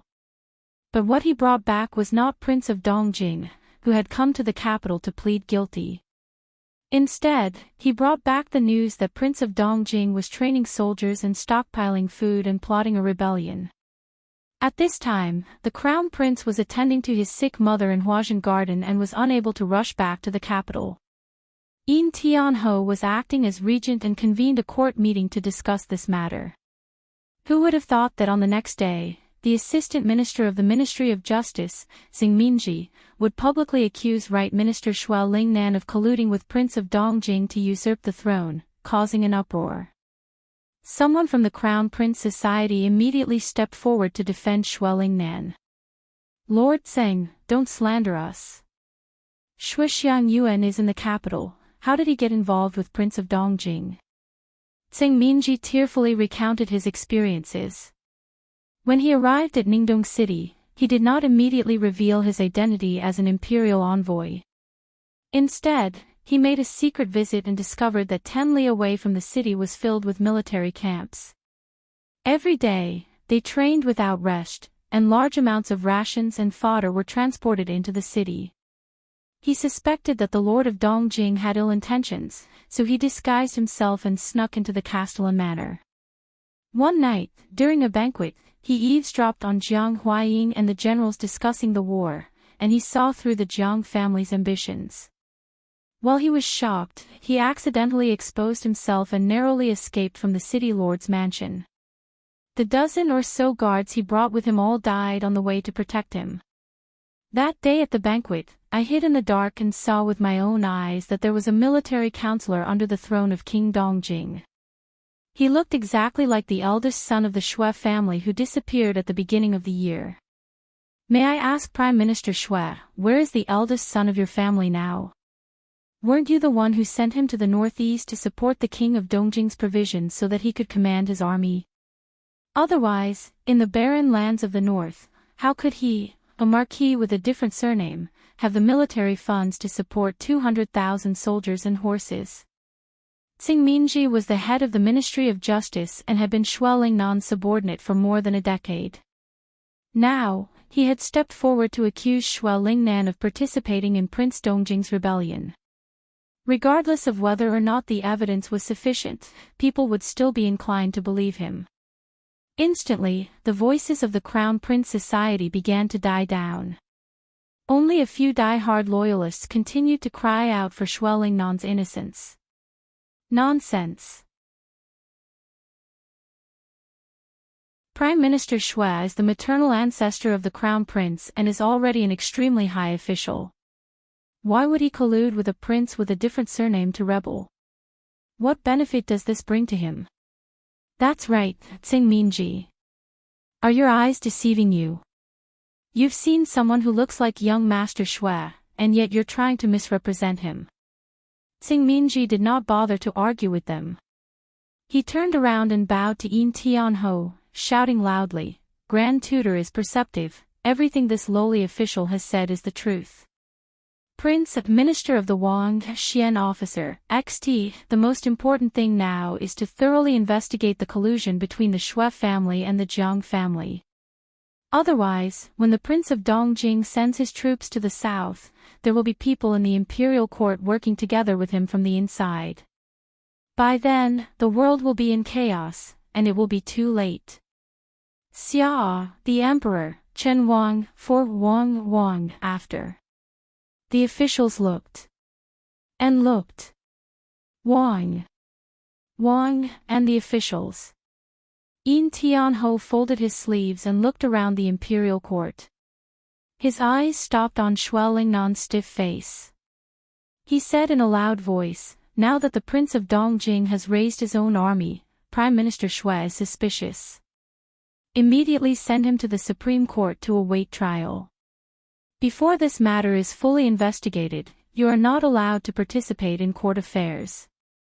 When Emperor Zhaoqing conferred the title of Crown Prince, he promoted Yin Tianho to be the Crown Prince's tutor. Even the Crown Prince had to listen to Yin Tianho's advice. So, as soon as Yin Tianho spoke, the court fell silent. Even Guo Huaiyan, the minister of the Supreme Court, who had a good relationship with Shui Lingnan, did not stand up for him. The Prime Minister stood quietly in front of the officials. He did not say a word from beginning to end. So, after the court meeting, Shui Lingnan was sent to the Supreme Court by Yin Tianho and temporarily detained. In the evening, Zhu Muzhao returned to Taishi Tower. Zhu Qingjue was also there. Because of Yu Shu, the father and son met each other every day. "How is she? Has she woken up yet?" "No." Zhu Qingjue's tone was slightly helpless. "I gave her the best medicine. I even fed her the 9 transformations mind restoration pill that my master, the king of medicine, gave me before we parted. I endured the pain and fed it to her, but she still doesn't wake up. There's nothing I can do." Zhu Muzhao frowned and sat down. His headache was not only because of Yu Shu's coma, but also because of Prince of Dongjing's rebellion. In today's court meeting, half of what Tsing Minji said was instigated by him, but the other half was made true. It turned out that Yunhua had really brought Shui Rui to seek refuge with the Jiang family. This made him think of the prophecy about the birth of the Minister of the Left that he had predicted a few months ago. One of Yunhua's sons was a great calamity, and the other was actually the Minister of the Left who could reverse the situation. Prince of Dongjing had met his destined benefactor, and he had the great fortune to seize the world. His original plan was to use the Prince of Dongjing's rebellion to uproot the Shui family before the Crown Prince ascended to the throne. In this way, the Crown Prince had no choice but to rely on the Celestial Commissioner. But now he had to consider whether Yu Shu had already known the whereabouts of Yunhua and Shui Rui. Did she know that they had escaped to Ningdong City to help Prince of Dongjing in his rebellion? Would he be able to leave the imperial astronomer in her hands without any worries? Father, you look so pale. Did something big happen in the court again? Zhu Qingjue hesitated and went behind him. She pressed her hands on his shoulders and neck and massaged him evenly. Zhu Muzhao leaned against the back of the chair comfortably and said slowly, I still remember that year when you ran away from home. I was so angry. Your mother blamed me for being too strict with you. I wanted you to inherit my legacy, but you never listened to me. But after you left, I regretted it in less than 3 months. To be honest, your temperament is not suitable for you to stay in the officialdom for long. I don't want to turn you into another me. After I thought it through, I will no longer care about you. Even if you only want to be a doctor who treats illnesses and doesn't have much of a future, I will not stop you. Because I can't follow my heart in this life, at least my son can live freely. Father, Zhu Muzhao patted the back of his hand on his shoulder and said sincerely, if one day I step down from this position, the Zhu family will no longer be prosperous. If you want to live freely, you will have to rely on yourself. Zhu Qingjue asked with mixed feelings, Your Majesty doesn't have much time left. In the future, when the crown prince ascends to the throne, you will have to step down from your position. At that time, who will be the celestial commissioner? Will it be junior supervisor Ren? Zhu Muzhao said, I still need to think about it. When Yu Shu wakes up, he must ask her first. It would be best if she was willing to tell him. If she still wants to cover up the whereabouts of Yunhua and his son, he can't hand over the celestial commissioner to her. The father and son were talking downstairs. The bedroom on the second floor was quiet. Yu Shu was lying motionlessly on the bed. There was a lamp hanging on the head of the bed. It was hot in the summer. Her body was only covered with a thin blanket. Her exposed hands and feet were tightly bandaged. Her forehead was covered with a fine and soft white gauze. A purplish-red ointment was seeping out. Her cheeks were sunken and her skin was pale. Her eyes were closed. At first glance, she looked like a dead person. A clear cry of a crane came from outside the window. It was a celestial bird that was raised on the Nine Bends Bridge. It always came and went when it was happy.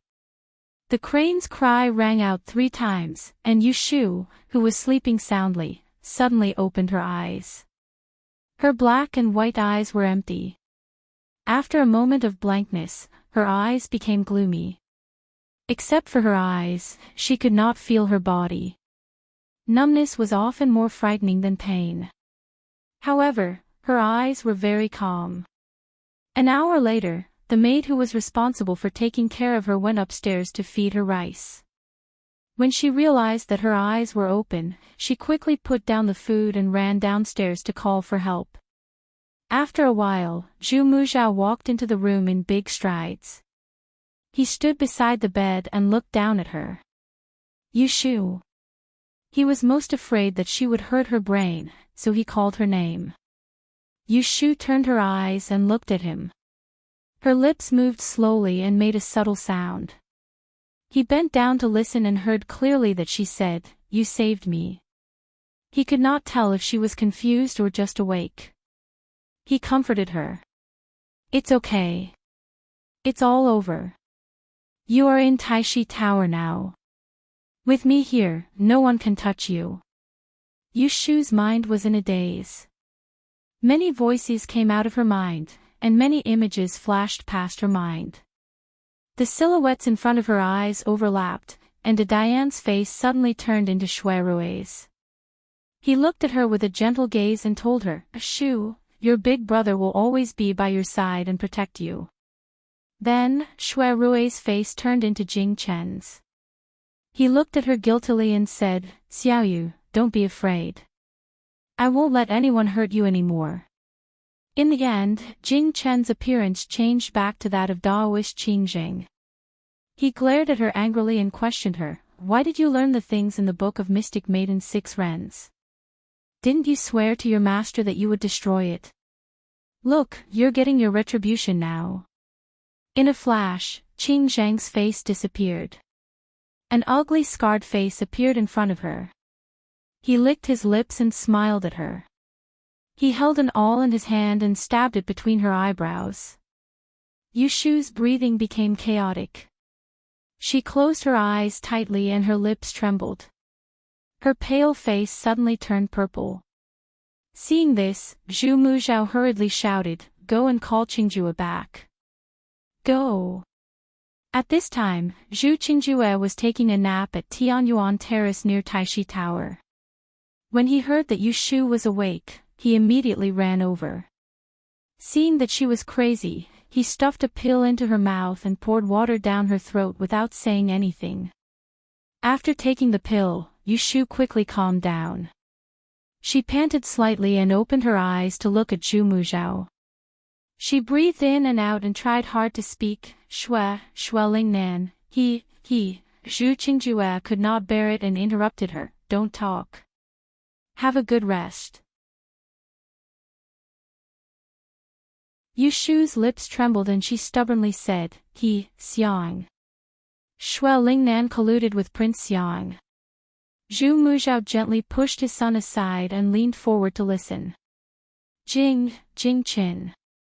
Jing Qin was ambushed on his way to the capital. It was Prince Xiang who leaked his whereabouts. Don't kill, it's...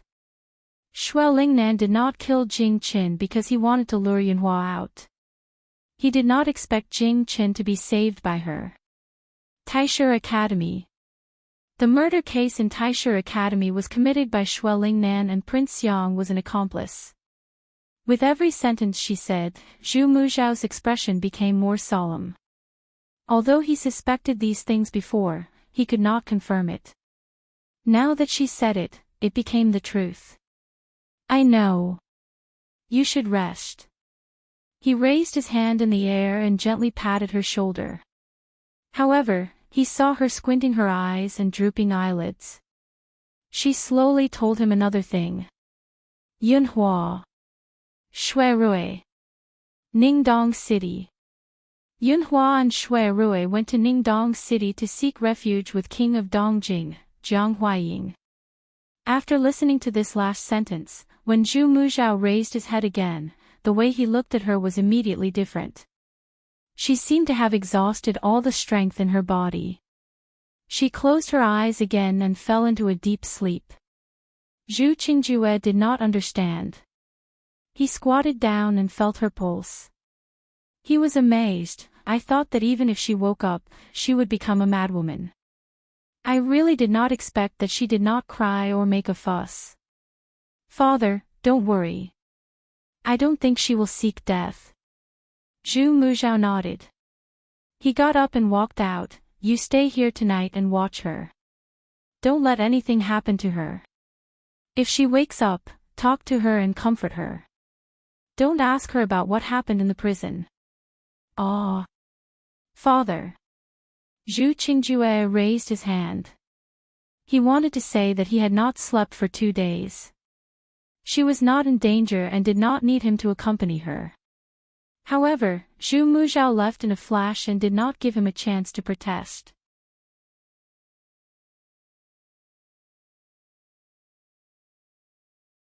Chapter 788. Yushu lay in Supreme Dawn Tavern for half a month, completely unaware of what was happening in the outside world. Zhu Muzhao sent someone to the Yu residence to report that she was safe, but he did not allow her family to visit. Zhu Qingjue would come to take her pulse every day, but after she woke up, the matter of changing her dressing was handed over to the maidservant. He followed his father's instructions. Every time he came to visit her, as long as she was awake, he would accompany her and talk to her to relieve her boredom. Zhu Qingjue felt that his father's actions were superfluous because she did not need anyone to accompany her. No matter what he said, she did not respond. At first, he thought that she was stimulated by being in prison, but later he found that she was simply too lazy to talk to him. Just like now. Ahem, how are you today? Did you take the medicine? Raise your hand and try. Do your bones still hurt? Yushu was sitting on the bed, wearing a loose robe. One of her arms was exposed and had just been changed. She looked at the green trees outside the window. When she heard his words, she just raised her hand. She did not say anything, nor did she cry out in pain. What about your foot? She stretched out one of her legs from the quilt to show him. The splint on her ankle had just been removed yesterday. Zhu Qingjue's secret bone-breaking ointment was very effective. It should be known that her ankle was completely twisted, but he was able to put it back.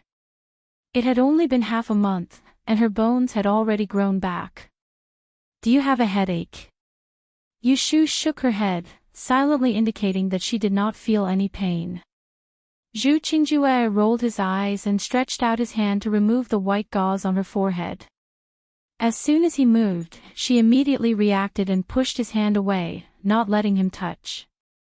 Since she looked in the mirror 10 days ago, she refused to let anyone see her forehead again.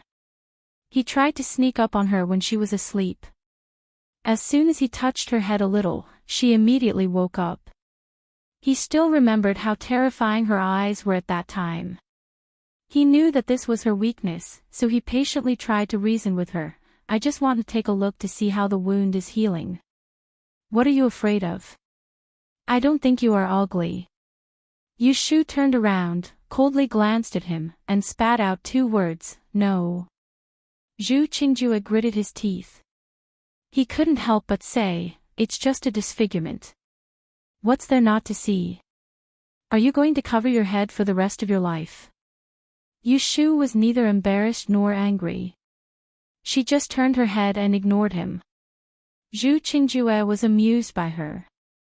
He stood up and walked to the window and sat down, blocking her view. Unexpectedly, she simply closed her eyes. He pretended to be asleep. The house was quiet for a while. Only the chirping of cicadas could be heard in the trees outside, and the sunlight pierced through. Zhu Qingjue looked at her translucent and glowing profile and abruptly opened her mouth to tell her, last night, the emperor passed away in Huazhen Garden. The grievous news reached the capital overnight. Early that morning, the funeral bell was rung at the Meridian Gate. Outside the imperial palace, the streets were hung with white banners. Yushu looked at him in a daze. His Majesty passed away. Zhu Qingjue nodded. Taking advantage of the fact that she was willing to speak, he said a few more words. There are some things that my father doesn't allow others to tell you. He's afraid that it will affect your recovery, but I think you should know about it. Don't be too surprised when I tell you. She gently nodded, indicating that she was listening. The Prince of Dongjing wanted to rebel. Someone saw the long-lost Shui Rui next to him. The court accused Prime Minister Shui of colluding with the rebels and secretly sending money to Ningdong City. Prime Minister Shui was imprisoned in the Supreme Court and was personally tried by Grand Tutor Yin. Who would have thought that he would be implicated in the 2 murder cases of the Grand Historian's Library last year? Now, we're just waiting for the Crown Prince to return to the capital to make a decision. After he finished speaking, he quietly observed her expression. He saw that her expression was cold, as if she was unmoved. He recalled that she and Shui Rui had once treated each other with sincerity and called each other brother and sister. Moreover, he heard that the reason she suffered so much hardship this time was also because of Shui Rui's younger sister. Hey, are you all right? Yushu lowered her eyes and softly said, I'm fine.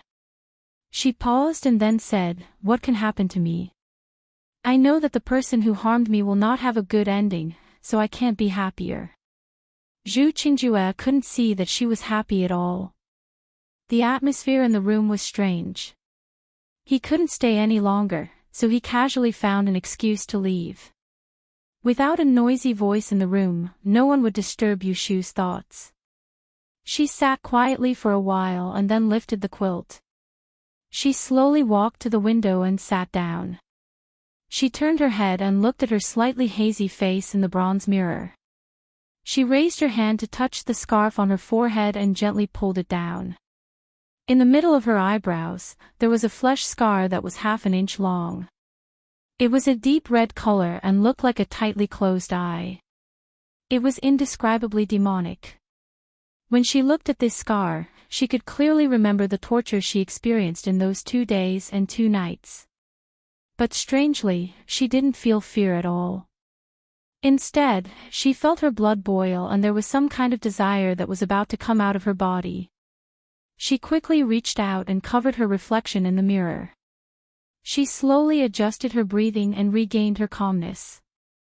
She was distracted by a thought: Emperor Zhao Qing had passed away. The great promotion point would soon need her. When Zhu Muzhao walked in from outside, he saw her sitting in front of the mirror in a daze. He stopped at the door and frowned. "Why did you get out of bed? Didn't I tell you to rest well?" Yushu calmly picked up the scarf that had fallen to the ground and tied it back around her forehead. She turned around and said, "I've slept for more than 10 days. I've slept enough. When do you plan on letting me go home?" Zhu Muzhao walked in with his hands behind his back. He stood by the window and looked at the Celestial Commissioner. "The Emperor passed away last night. I've already heard. When the Crown Prince returns to the capital tomorrow, I want you to testify against Shui Lingnan. Are you willing?" He turned around to look at her, waiting for her to make the right choice. Would she stand on the side of the Celestial Commissioner or against him? Yushu gently fluttered her eyelashes and sarcastically raised the corner of her mouth. "What do you want me to testify against him? That he harmed Jing Qin, that he indiscriminately killed the innocent, or that he spied on the secrets of the imperial family? I can testify to all of these. He doesn't really need her to be a witness. He wants to take this opportunity to make a clean break with the past." He hands her the sharpened knife and asks her to stab the Shui family for the last time and never waver from then on. Half a month ago, she woke up from a nightmare. Her mind was unprecedentedly clear. The heavy fog that shrouded her eyes was pushed away. She suddenly seemed to be enlightened and saw everything clearly.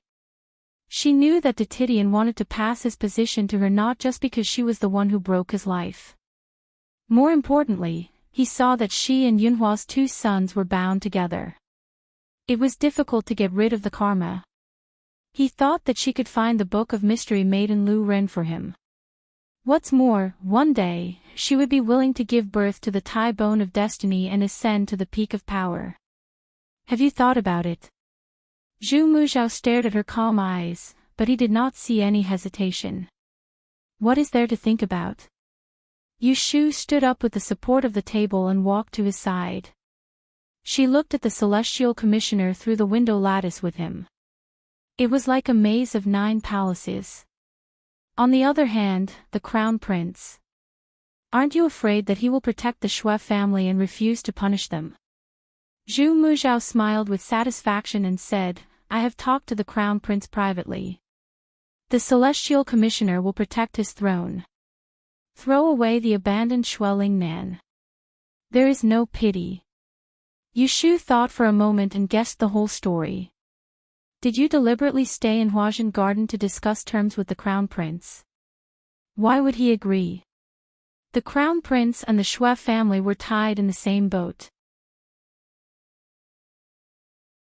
If it wasn't for Shui Lingnan and Xiang Wang, he would not have become the Crown Prince. How do you think I convinced him?" Yushu closed her eyes and said, "The Crown Prince is a very suspicious person and is also a fickle person. You only need to tell him that Shui Lingnan and the Prince of Xiang are secretly colluding. Even if he becomes the emperor in the future, I'm afraid that it will be a wedding dress for someone else. Other than that, you must have told him the secret of the Fairy Maiden Lu Ren book." Zhu Muzhao gave her a look of approval and said, "Shui Lingnan and Xiang Wang made a mistake. They both hid the existence of the Fairy Maiden Lu Ren book from the Crown Prince. I told the Crown Prince that the Celestial Commissioner found the lost, fairy maiden Lu Ren book, and lied to him that on the day of the ancestor worship, I led the next Grand Master to perform a divination and divine that he is the Son of Heaven. So even without the Shui family, he can still sit on the throne. He believed it. Why not? Even if it was a lie, as long as it was mutually beneficial, no one would try to expose it. Lotus Room. Zhu Muzhao called her by her name. He turned around with his back to the window and said in a drawn-out tone, "I've already paved the road for you. What's next? Don't disappoint me." With that, he patted her shoulder and strode away. Yu Shu stood in front of the window and watched his figure walk down the Nine Turns Bridge. Her eyes flashed and she muttered, "I hope that your heart is like mine. It is best that we do not betray each other." Yu Shu was carried into the Supreme Court in a palanquin. In fact, she could already walk, but the Grand Supervisor wanted her to pretend to be seriously injured and deliberately put on a show for others. For this reason, Zhu Qingju bandaged her from head to toe. On such a hot day, people would feel short of breath just by looking at her. However, Yu Shu did not need to deliberately pretend to be weak. Her face was so pale that it was not like a normal person's. Anyone could see that she had encountered a great disaster. The Shui family's case was not heard in public. Yesterday, the Crown Prince had escorted the Emperor's body back to the capital. Before the national funeral, he had taken the time to come to the hearing. However, Shui Lingnan was his maternal grandfather. In order to avoid suspicion, he retreated to the side and did not interfere with Yin Tianhou and Guo Huayan's trial. In fact, Yu Shu was only there to go through the motions. It was unknown when the Grand Supervisor had gathered evidence. It turned out that an old servant who did odd jobs in the Taisha Library was a vanguard of Shui Lingnan's army 20 years ago. Later, he was reported to the court to have died in battle. However, he was secretly sent to the Taisha Library to be an informant and killed 2 innocent female students, Shan Yuan and Chao Yuling. Shui Lingnan probably knew that he had lost his power. In the face of witnesses and material evidence, he stood proudly in front of people and showed disdain. Why would this old man want to kill 2 unrelated young girls? If you want to convict someone, you can always find a pretext. Yin Tianhou sat behind the official table with a confession in his hand. He turned to look at Yu Shu sitting at the end of the table and said, "Celestial Commissioner Yu Shu, in your confession, you said that on the night of the 11th of May, you were arrested and taken to the Ministry of Justice's prison. Shui Lingnan privately set up a torture room and tortured you. Is this true?" "Yes." Yu Shu asked someone to help her stand up. She pointed at Shui Lingnan and said, "He personally told me that he had ordered people to kill the students of the Taisha Library." As the Prime Minister, Shui Lingnan was dissatisfied that the Celestial Commissioner's power was greater than the 6 ministries. He wholeheartedly wanted to provoke a dispute between the Yishui family and the Celestial Commissioner, so he started from the Taisha Library. The murdered Chao Yuling was the daughter of the Chao family of the 12 prefectures in the capital. Zhan Yuan was from the Jiangxi Yishui family of the Zhan family. Shui Lingnan wanted to shift the blame for their deaths to the Celestial Commissioner but had not found a suitable opportunity. The existence of the Book of Mystery Maiden Lu Ren could not be made public. He could only find another excuse. Just as Shui Lingnan said, if you want to convict someone, you can always find a pretext. Shui Lingnan turned around and stared sharply at Yu Shu. However, he refrained from refuting. He knew that if he told the secret of the Book of Mystery Maiden Lu Ren in public, not only would Prince Yang have nowhere to hide, but also his family would die without a complete corpse. As far as I know, the reason why you were put in the prison of the Ministry of Justice was because you destroyed someone's marriage. You let slaves hurt people on the street. Is this true?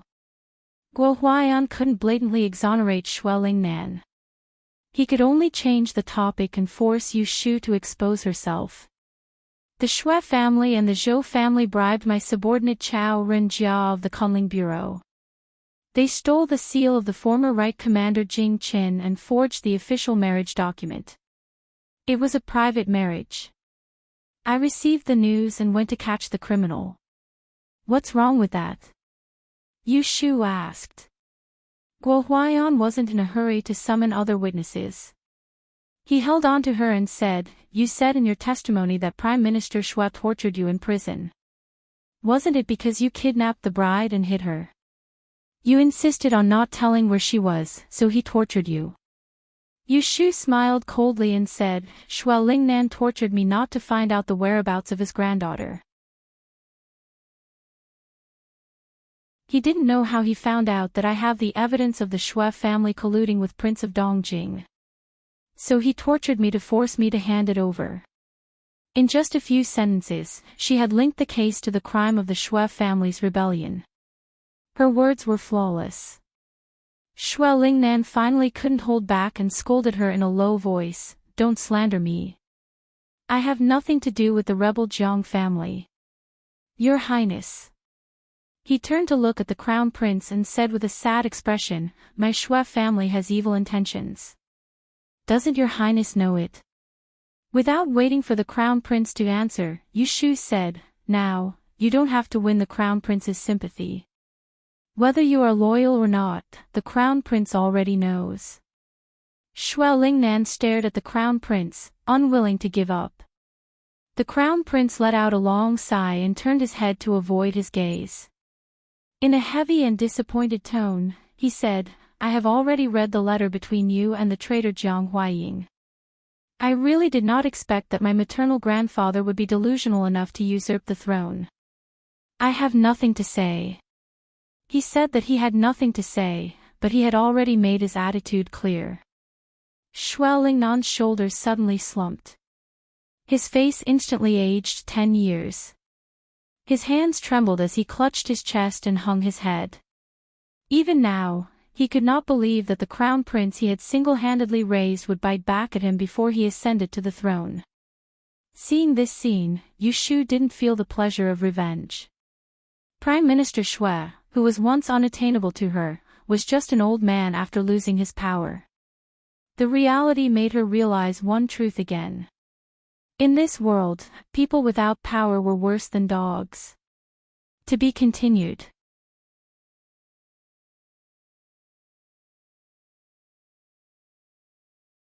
Chapter 789. May this year was destined to be a turbulent month. First, there was the news of Prince of Dongjing rebelling after the ancestral worship ceremony.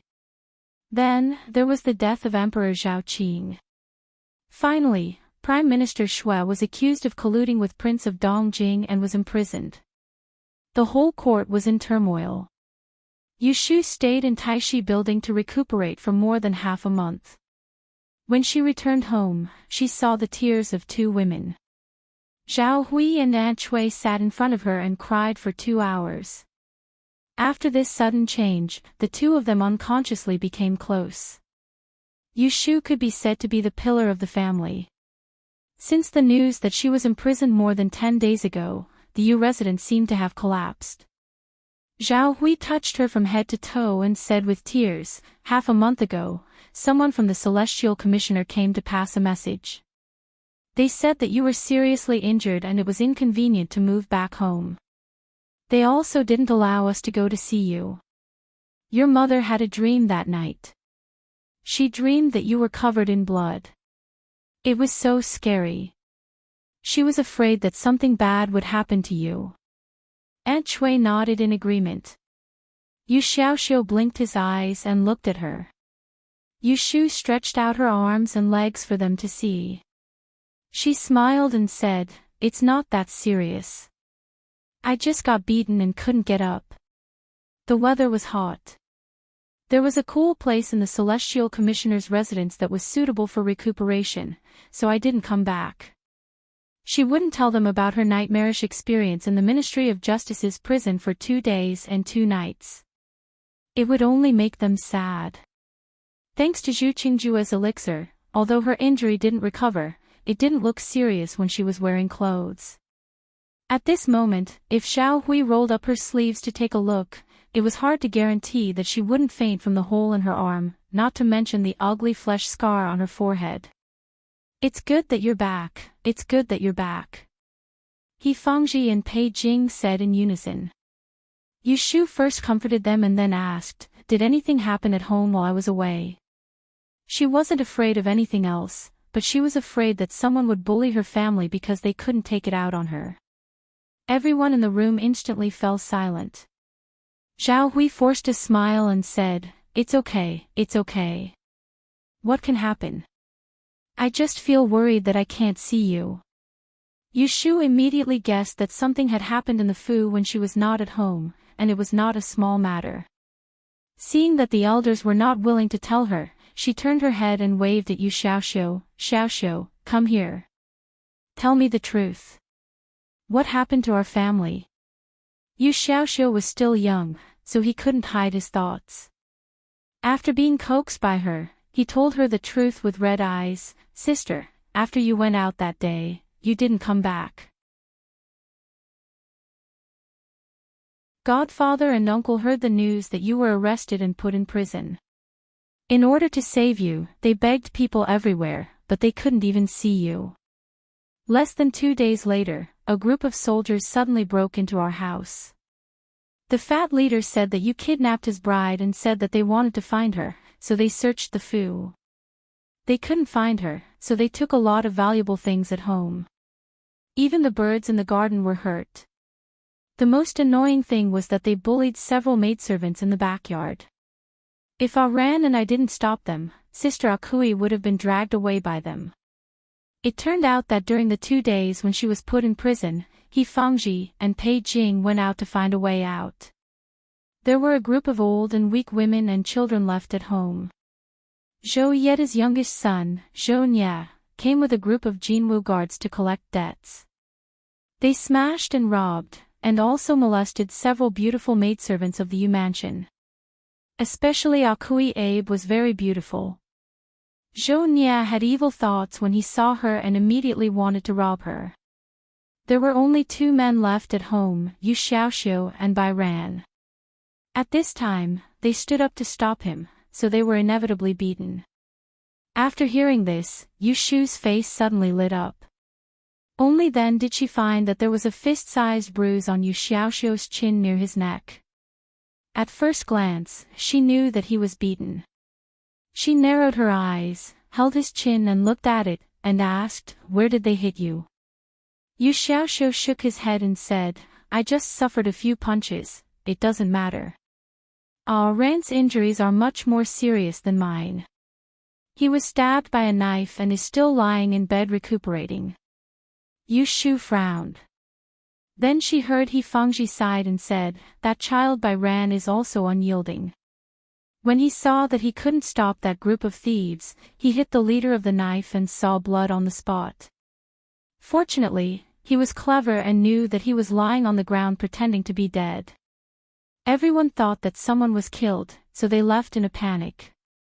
When your uncle and I came back at night, we found the house in a mess. When we heard about it, we were also very angry, but there was nothing we could do. Fortunately, Bai Ran's injury wasn't very serious. There was a cut on his waist, so I stitched it up. He will be fine after a month of rest. His tone was full of helplessness, while Yu Xiaoxiu looked like he was holding back his grievance. Yu Shu took a deep breath. She didn't get angry, nor did she say anything about revenge. Instead, she apologized, "It's all my fault for being impulsive. I didn't think it through and implicated you. We are a family, what are you talking about?" Zhao Hui glared at He Fangji.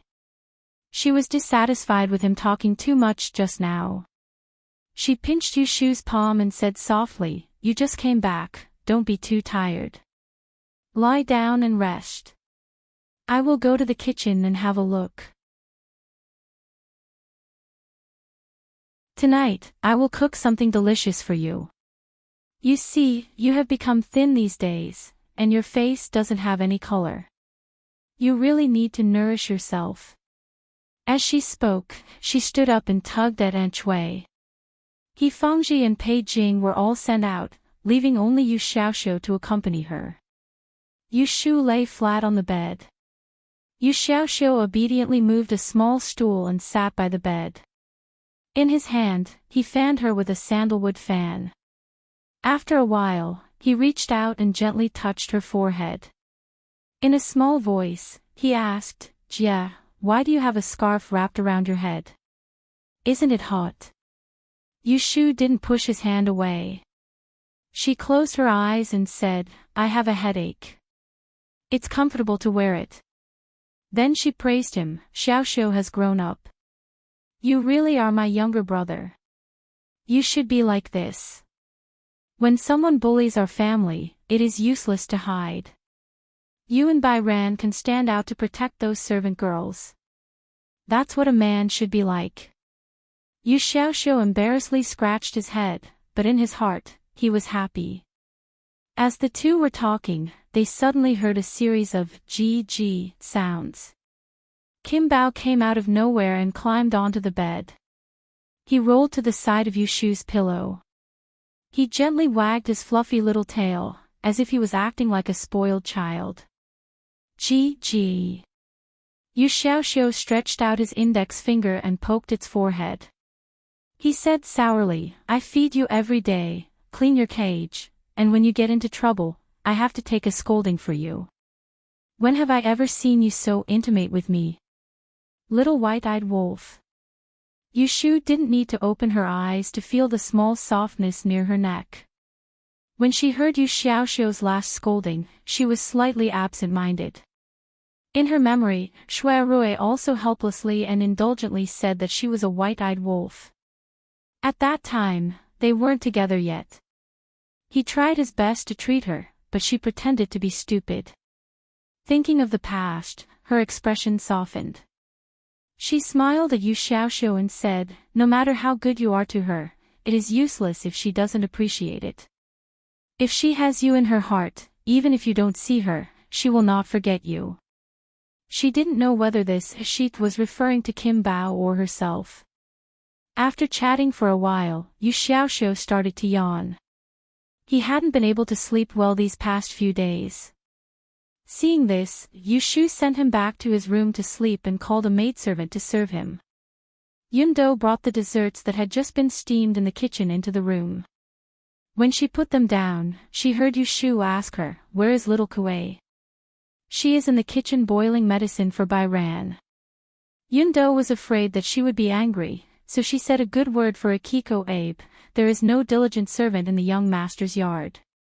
She is grateful to Bai Ran for saving him a few days ago, so she took the initiative to do all the work. "I just saw her in the kitchen. She just learned that you are back. She said that she brought medicine to Bai Ran and then came to kowtow to you. How could Yu Shu be angry?" She shook her head and said, "This time, you have been wronged because of me." That day, little Kuei must have been scared. Thanks to Bai Ran's wit, she drove away that group of bad people. Yun Do's eyes quietly turned red. She lowered her head and said, "We are not wronged. We are just afraid that if something happened to Miss, no one will care about us. It will be fine in the future. This kind of thing will not happen again." Yu Shu lightly promised. She turned her head and asked her to take the key to the money box to take a bag of golden beans. She gave it to the servant in the backyard. She also called Zhou Hu and asked him to follow Yun Do to the warehouse to take out a box of silver ingots. When she went back, she gave 2 ingots to each of the guards who followed her to the prison that day. Lu Hong and Su Qing also had a share. Her marriage with Jing Chen was not successful. The dowry was brought back intact. This saved her a lot of money. At this time, she didn't feel bad about giving it away. In addition, the dowry from the princess's mansion and the Ministry of Rights were sent to her mansion. She was going to return it, but later she learned that it was the money from the palace, so she was asked to keep it. If she didn't take it, it would be a waste for her to not take it. Go and check what was lost or damaged in the mansion. Write it down and show it to me. Yu Shu ordered. The next day, she got the list and went to the Celestial Commissioner. First, she borrowed a few black-robed guards from the Celestial Commissioner. Then she asked Lu Hong to take her token to the Zhongjingxi to pick 20 soldiers and weapons. Finally, she took Wen Shao and then went to the Zhou mansion. Yu Shu's sedan chair arrived at the gate of Zhou Yeda's house. The soldiers arranged themselves. She sat in the sedan chair and didn't move. She let Wen Shao uncall the door. 2 days ago, the Supreme Court tried Xue Lingnan's case. The Xue family were all convicted. Zhou Yeda became honest and didn't jump up and down to find a sense of existence. The gate of the Zhou mansion was closed during the day. Wen Shao called several times before someone answered. The black-robed guards had been instructed by Yu Shu in advance. Seeing that the side door was open, they stepped forward and kicked the door open without saying anything. They took out a servant and threw him in front of Wen Shao. Wen Shao looked down at the frightened servant and said with a black face, "The Kunling Bureau is here to arrest the criminal Zhou Nye. Quickly go and report."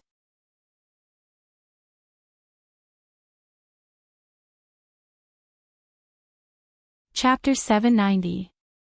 When Yu Shu came to the door with great fanfare, Zhou Yeda and his family were having lunch in the backyard. Zhou Nye was also there.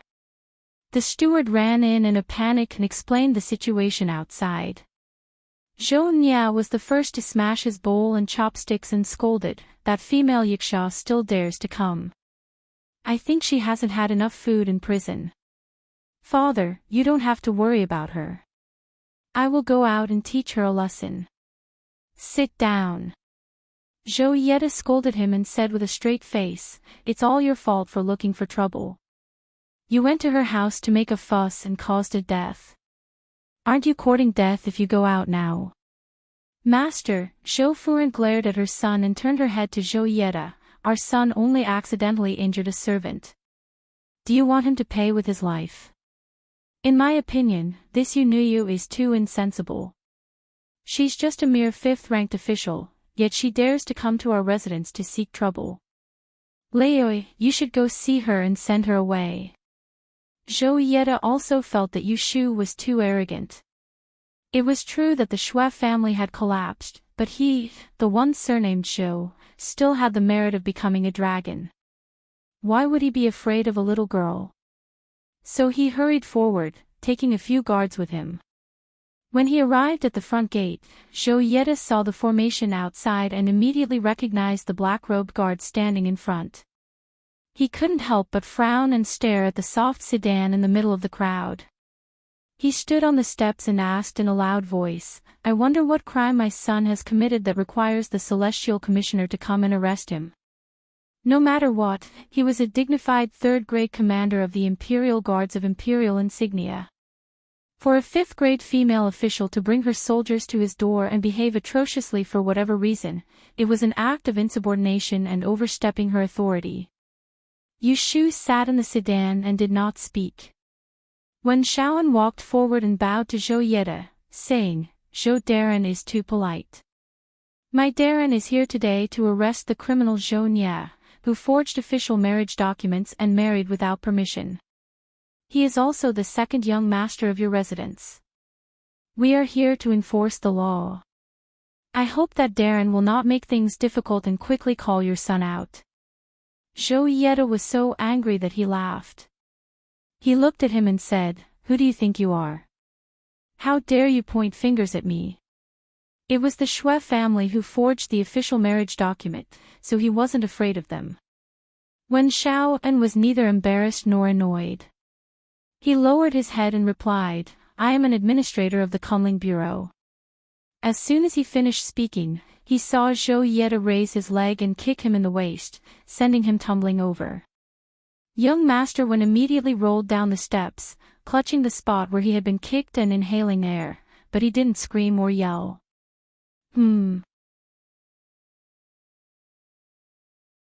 A snort came from the sedan chair.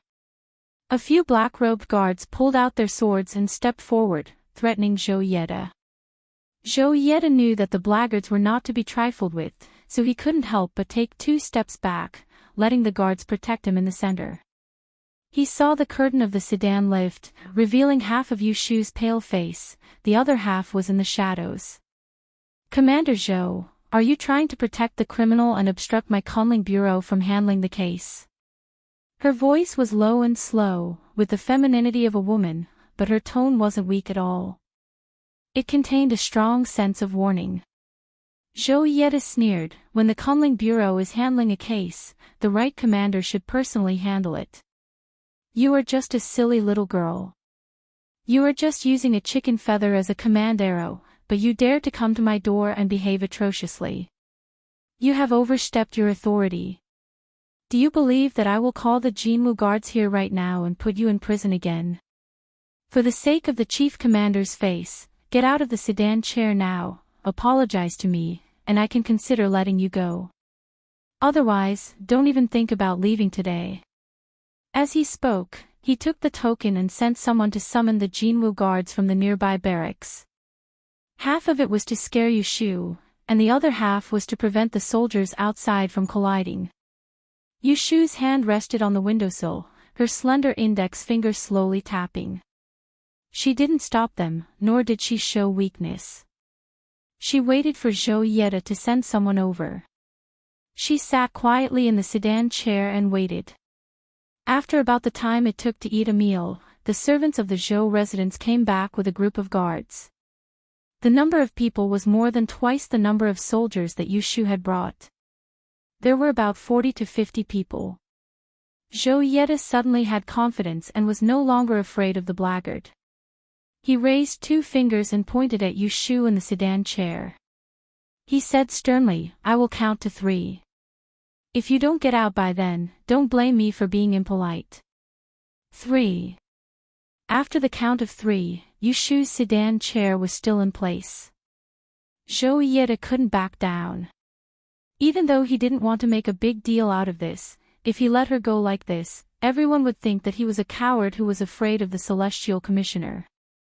If he couldn't even deal with a woman, how could he stay in the officialdom? The Crown Prince was about to ascend the throne. How could he have the face to climb up? Emperor Qing had passed away and his body had to be sent back to the capital.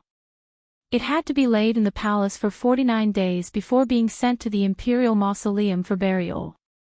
The Crown Prince had to mourn for 3 months before he could ascend the throne. Historically, a new emperor brought a new court.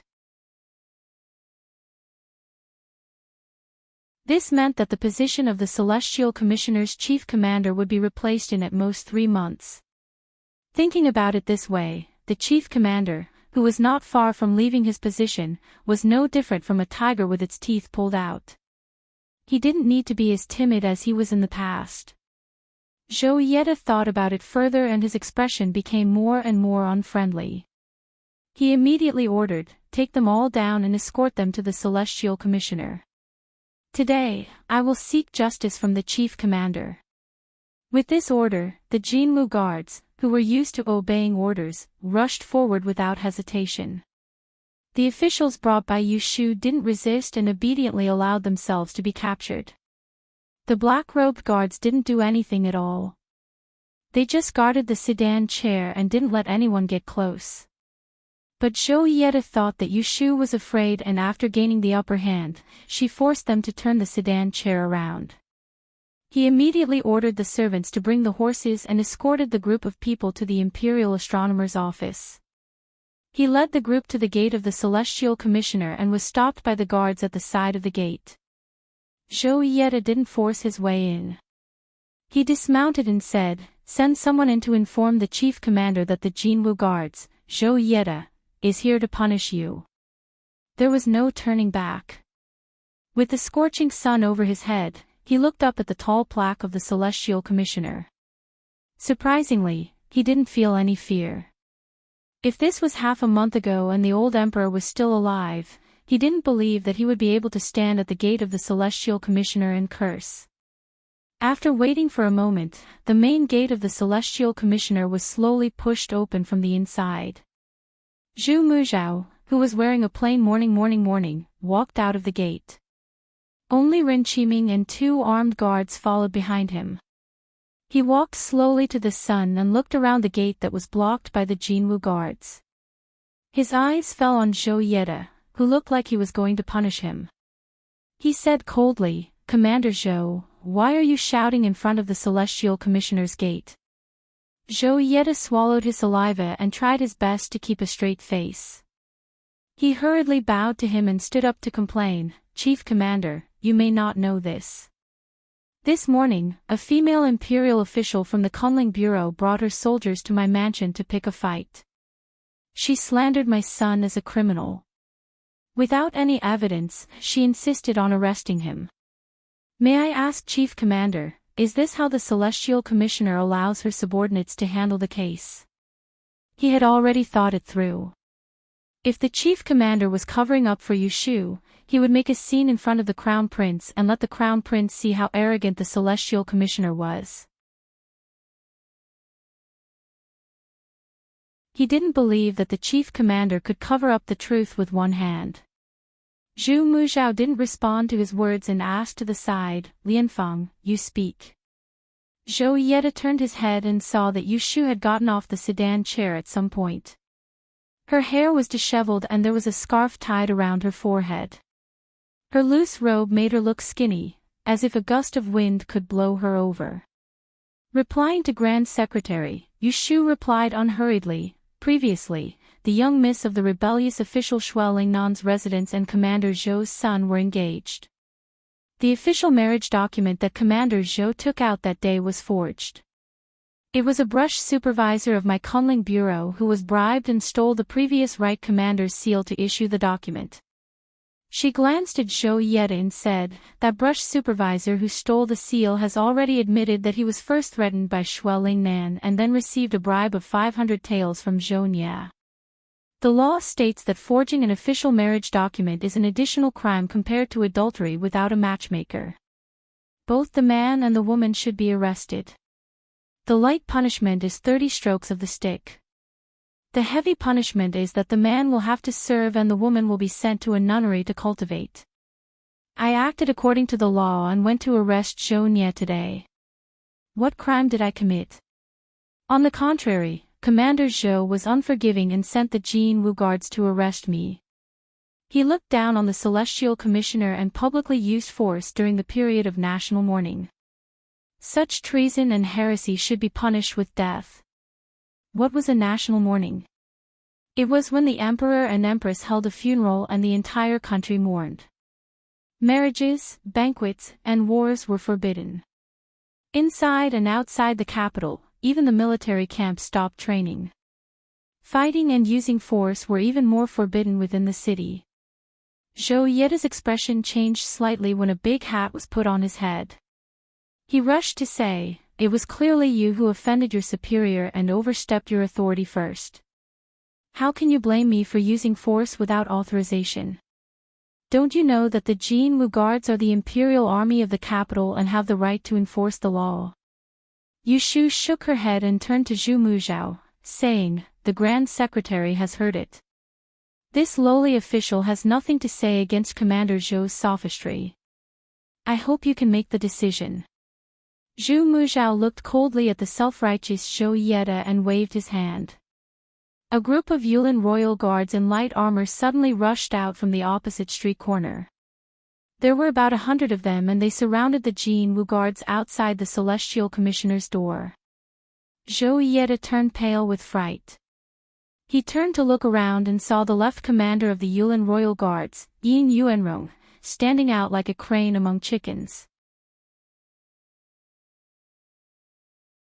Yin Yuanrong rode on a horse and passed through the parted crowd. He stopped a few steps away and lowered his head to look at Zhou Yeda. He raised his eyebrows slightly and teased, "I have long heard that the Jinwu guards are tyrannical. Now that I have finally seen them, they really live up to their reputation." Although the Yulin royal guards and the Jinwu guards were both part of the imperial army, the former was the emperor's personal guard. Their military strength was more than twice that of the Jinwu guards, and their authority was even higher than the Jinwu guards. The two groups of people usually did not see eye to eye with each other. Some time ago, Zhou Yeda defected to the crown prince, and even the Jinwu guards became arrogant. Yin Yuanrong had been swallowing his anger these days and had long wanted to teach them a lesson. Zhou Yeda forced himself to be calm and questioned him. Yin Yuanrong, what are you trying to do? Yin Yuanrong sneered, I am on duty today and happened to pass by here. I saw someone abusing his military power during the national mourning period and threatening the Celestial Commissioner. What do you think I am trying to do? Yulin Royal Guards, listen to my order. Capture all these rebels and bring them away. Seeing the Yulin Royal Guards swarming forward, the Jinwu guards were no match for them. In the blink of an eye, more than a dozen of them were taken down. Zhou Yeda did not have time to escape and was kicked down by Yin Yuanrong. He rolled on the ground twice and just happened to be lying at the feet of Yushu. Lu Hong and Su Qing, who were guarding behind her, pressed down on his shoulders. He was completely stunned. This scene was so familiar. More than half a month ago, this was how Yushu was lured to the gates of the Zhou residence and was caught like a turtle in a jar. Yushu lifted the hem of her robe and squatted in front of Zhou Yeda. She lowered her eyes and looked down at him. In a gentle and slow voice, she said, I forgot to inform Commander Zhou that I am now the right commander of the Kunling Bureau. You are of the 3rd rank and I am also of the 3rd rank. How can I be insubordinate and overstep my authority? After being hit on the head, Zhou Yeda finally came to his senses. He had fallen into a trap and would most likely not be able to return today. Cold sweat broke out and he struggled with all his might to shout, Yin Yuanrong. You and the Celestial Commissioner colluded to frame me. I want to see the Crown Prince. I want to sue you for forming a clique to eradicate dissidents. I want to see the Crown Prince. Yin Yuanrong ignored him and directly had someone stuff a sweat towel into his mouth to stop him from talking nonsense. Lu Hong and Su Qing picked Zhou Yeda up from the ground. Yushu brushed the dust off Zhou Yeda's shoulder and said softly, Have a safe journey, Commander Zhou. When we meet again in the future, you must remember to be more polite to me. I'm not the kind of person who likes to hold grudges. After saying this, she stepped aside and handed him over to the Yulin Royal Guards. She walked back behind Zhu Muzhao. Ren Qiming glanced at her with a complicated gaze and then looked at the carefree De Tiao. He knew that the other had already made a decision and could only sigh at his bad luck. Yin Yuanrong took Zhou Yeda away while Zhu Muzhao took Yushu into the palace to see the Crown Prince. A little later, the Crown Prince listened to him narrate the process of Zhou Yeda abusing his military power. He didn't even frown as he said, This one has heard more than once that Zhou Yeda is arrogant. Earlier, he suppressed the rebellion of Ning Wang's subordinates and thought that he had made a great contribution. He became even more disgraceful and dared to lead troops to surround the Celestial Commissioner. Fu Wang's corpse hasn't even turned cold yet and he has such rebellious behavior. He really deserves to be killed. Pass on this one's decree to remove Zhou Yeda from his position as the commander of the Jinwu Guards and send him to the Supreme Court to be imprisoned. He will be punished after Fu Wang's burial. Zhou Yeda being removed from his position meant that the position of commander of the Jinwu Guards was now empty. The Crown Prince could have sent a more obedient person to fill it. He didn't need to act personally to take care of a troublemaker who was proud of his achievements. Killing a chicken to warn the monkey would not bring about a bad reputation. Why not? Yushu was used to seeing the Crown Prince kill the donkey when it was no longer of use. She didn't feel any sympathy for the death of the rabbit. Zhu Muzhao had long set an example for her. What she was going to walk in the future was the dead end of being a puppet of imperial power. Many thanks to Your Highness the Crown Prince for helping this subject, Zhu Muzhao respectfully thanked the Crown Prince. He turned to the side to reveal Yushu behind him. He said, previously, Lianfang was meritorious in exposing the Shui family. This subject has made an exception to promote her to the position of Right Commander of the Celestial Commissioner, in charge of the matters of Kunling Bureau. He was reporting to the Crown Prince. The Crown Prince's gaze turned to Yu Shu. He first noticed her snow-white complexion and then saw the scarf on her head. He remembered her other identity and asked in an unusually gentle tone, "Have your injuries not healed yet?" Yu Shu touched her forehead and answered, replying to Your Highness, this subject suffered a disaster earlier and left a scar on my face. I was afraid that I would startle you, so I used this to cover my disgrace. Oh. The Crown Prince suspiciously reached out to touch her forehead. Let me see. Yu Shu's fingers trembled, but she didn't stop him. She let him take off the scarf. Seeing his shocked expression as he stared at her forehead, she quickly lowered her head. The Crown Prince was stunned for a moment before he moved his gaze from her face to the side. He thought it was a pity, but he comforted her, "It doesn't matter. I saw that the scar is between your eyebrows. If I didn't look carefully, it would look like a flower that was deliberately drawn between your eyebrows. You don't have to care too much about other people's opinions." Zhu Muzhao heard this and looked at Yu Shu's forehead. He felt that the Crown Prince wasn't lying. Her half-inch-long scar was between her eyebrows. The scar was dark red and was a long and thin diamond shape. It didn't look ugly, but it looked out of place. "Thank you, Your Highness," Yu Shu softly said. The Crown Prince handed the scarf to her, but she didn't tie it back. Instead, she revealed the scar until she followed the Grand Commissioner out of the palace. The two of them walked on the official road outside the Meridian Gate and whispered to each other. "This time, the Crown Prince won't have the idea of taking you into the harem." Yu Shu touched the bump between her eyebrows and smiled. "The Crown Prince wants to imitate the Holy Ancestor. Unfortunately, I'm a disfigured person. The harem can't accommodate me."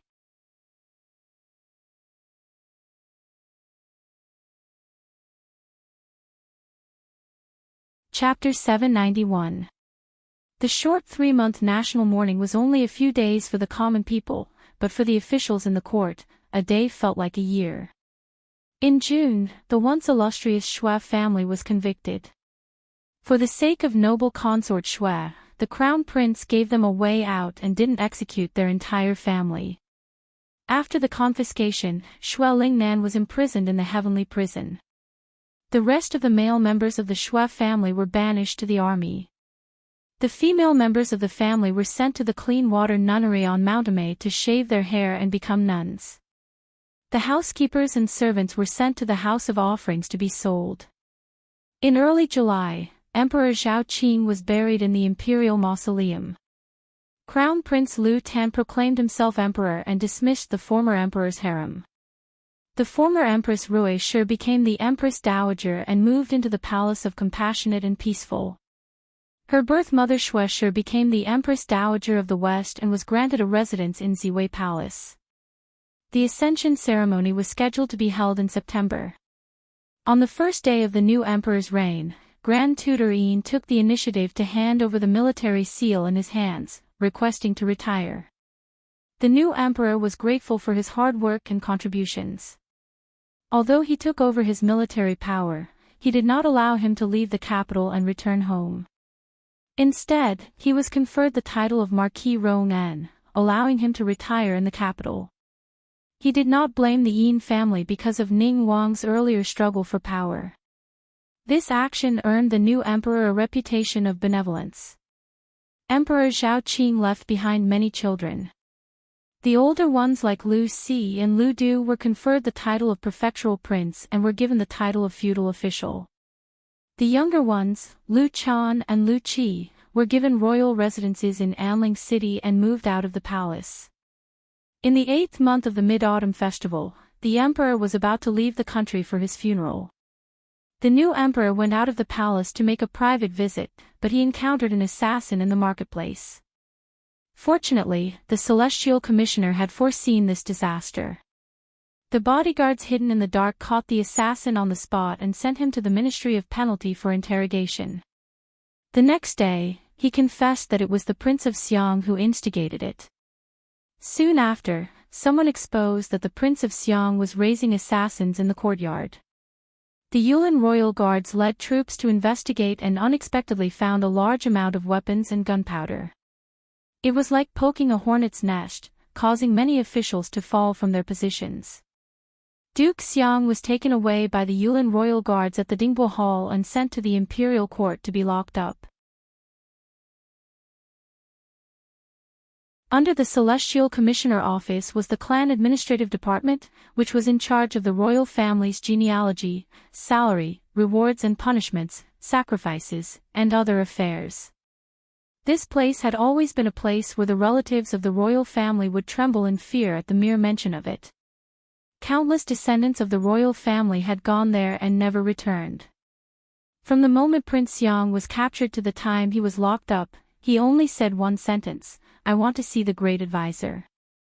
The next afternoon, Zhu Muzhao brought Yu Shu to the clan official prison and saw Prince Yang, who was at the end of his rope. The prison cell that had been used to detain many important people was very spacious. There were beds and chairs, and there was even a tea set on the table. The bucket at the corner of the wall was washed by the prison guards every day. Even so, to Prince Yang, who was used to living in luxury, it was still too simple and crude. In just one night, he looked haggard, but his demeanor was undamaged. When they came in, he was sitting at the table making tea. The water was boiled by the jailer from the well, and the tea leaves were ordinary biluakun. His hands were very steady. When he heard their footsteps, he looked up and saw Zhu Muzhao standing outside the cell door. He did not show any sign of bitterness or hatred. "Did Prince sleep well last night?" Zhu Muzhao took the initiative to greet him. Even though the evidence of Prince Yang's treason was conclusive, he did not show any signs of neglect. Prince Yang smiled faintly and told him the truth: "Slightly hot and stuffy, I did not sleep well." Yu Shu stood silently at one side. She knew that there was no room for her to interfere in the game between the two of them. She was only here today to be a witness, to witness this man who was once one step away from the throne. How did he endure until today? Zhu Muzhao asked the jailer to open the cell door and walked in alone. He sat opposite Prince Yang and picked up the tea that he had just brewed. He lowered his head and sniffed. His eyes squinted from the smell of the tea and he praised, "Prince Yang is still the same. No matter what you do, you are always meticulous." Prince Yang said self-deprecatingly, "It is a pity that no matter how hard I work and how hard I try, I will not be able to get what I should not get." 20 years ago, he originally thought that the throne should be his. Even though Emperor Zhao Qing was older than him, he was mediocre in nature and did not have his talents nor his reputation. But in the end, Imperial Father passed the throne to his mediocre elder brother and betrothed the girl he liked to someone else. Why is Prince Yang doing this? Zhu Muzhao advised kindly, "Isn't it good to know your place and be an idle prince? His Majesty feels that he owes you and has never wronged you all these years. You used the Ministry of Provision to raise spies and manipulated the merchants to amass wealth. Do you think that His Majesty does not know about it? He only did not want to fight with your brother, so he turned a blind eye to it. Who said that Emperor Zhao Qing was muddle-headed?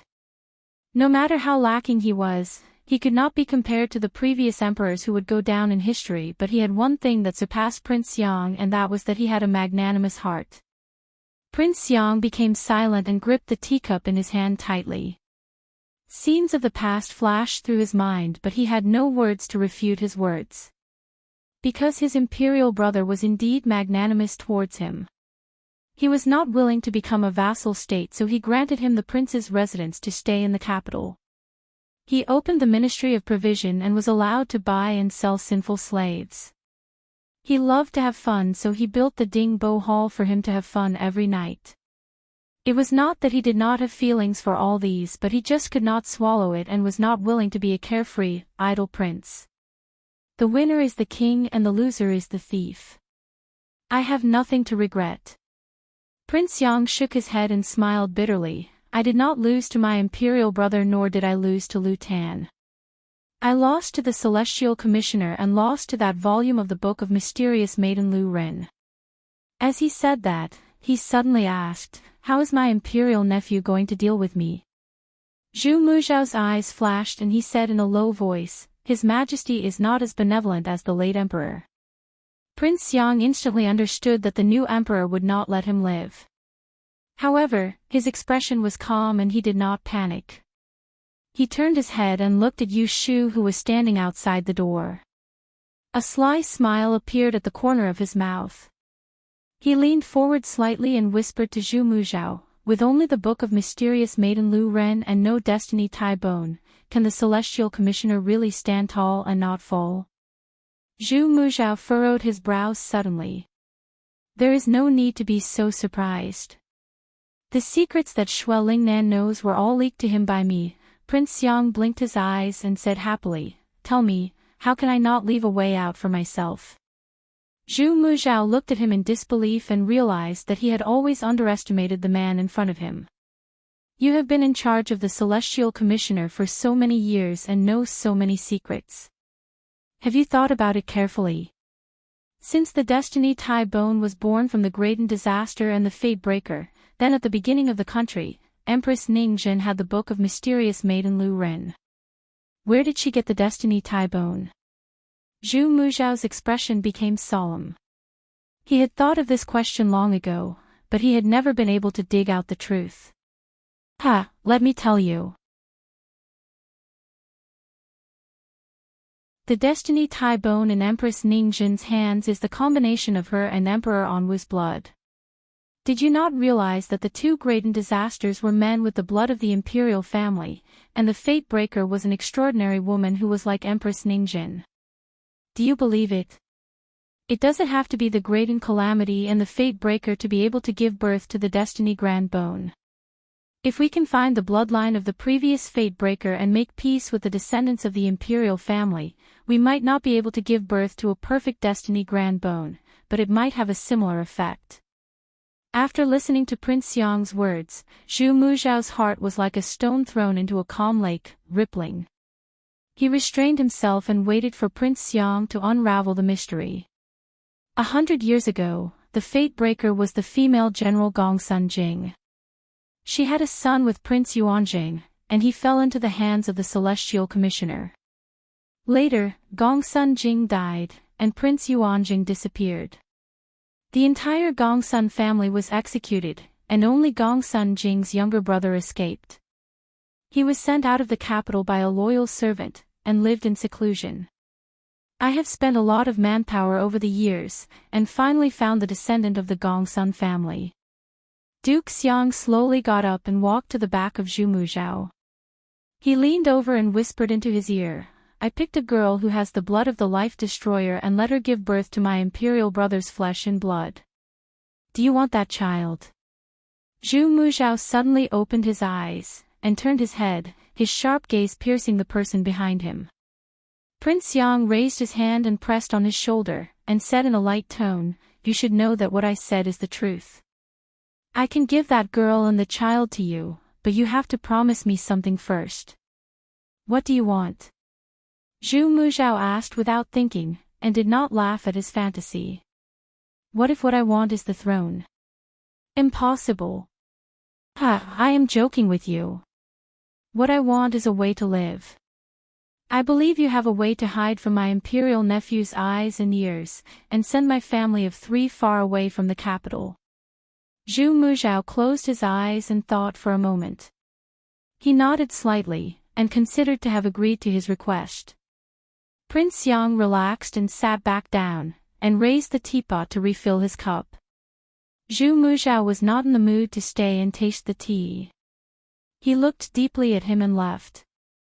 Yu Shu stood outside the prison cell, and waited for him to come out. She followed, and returned to Tai Shi Lu without a word. Taishu really wants to let Prince Yang leave the capital?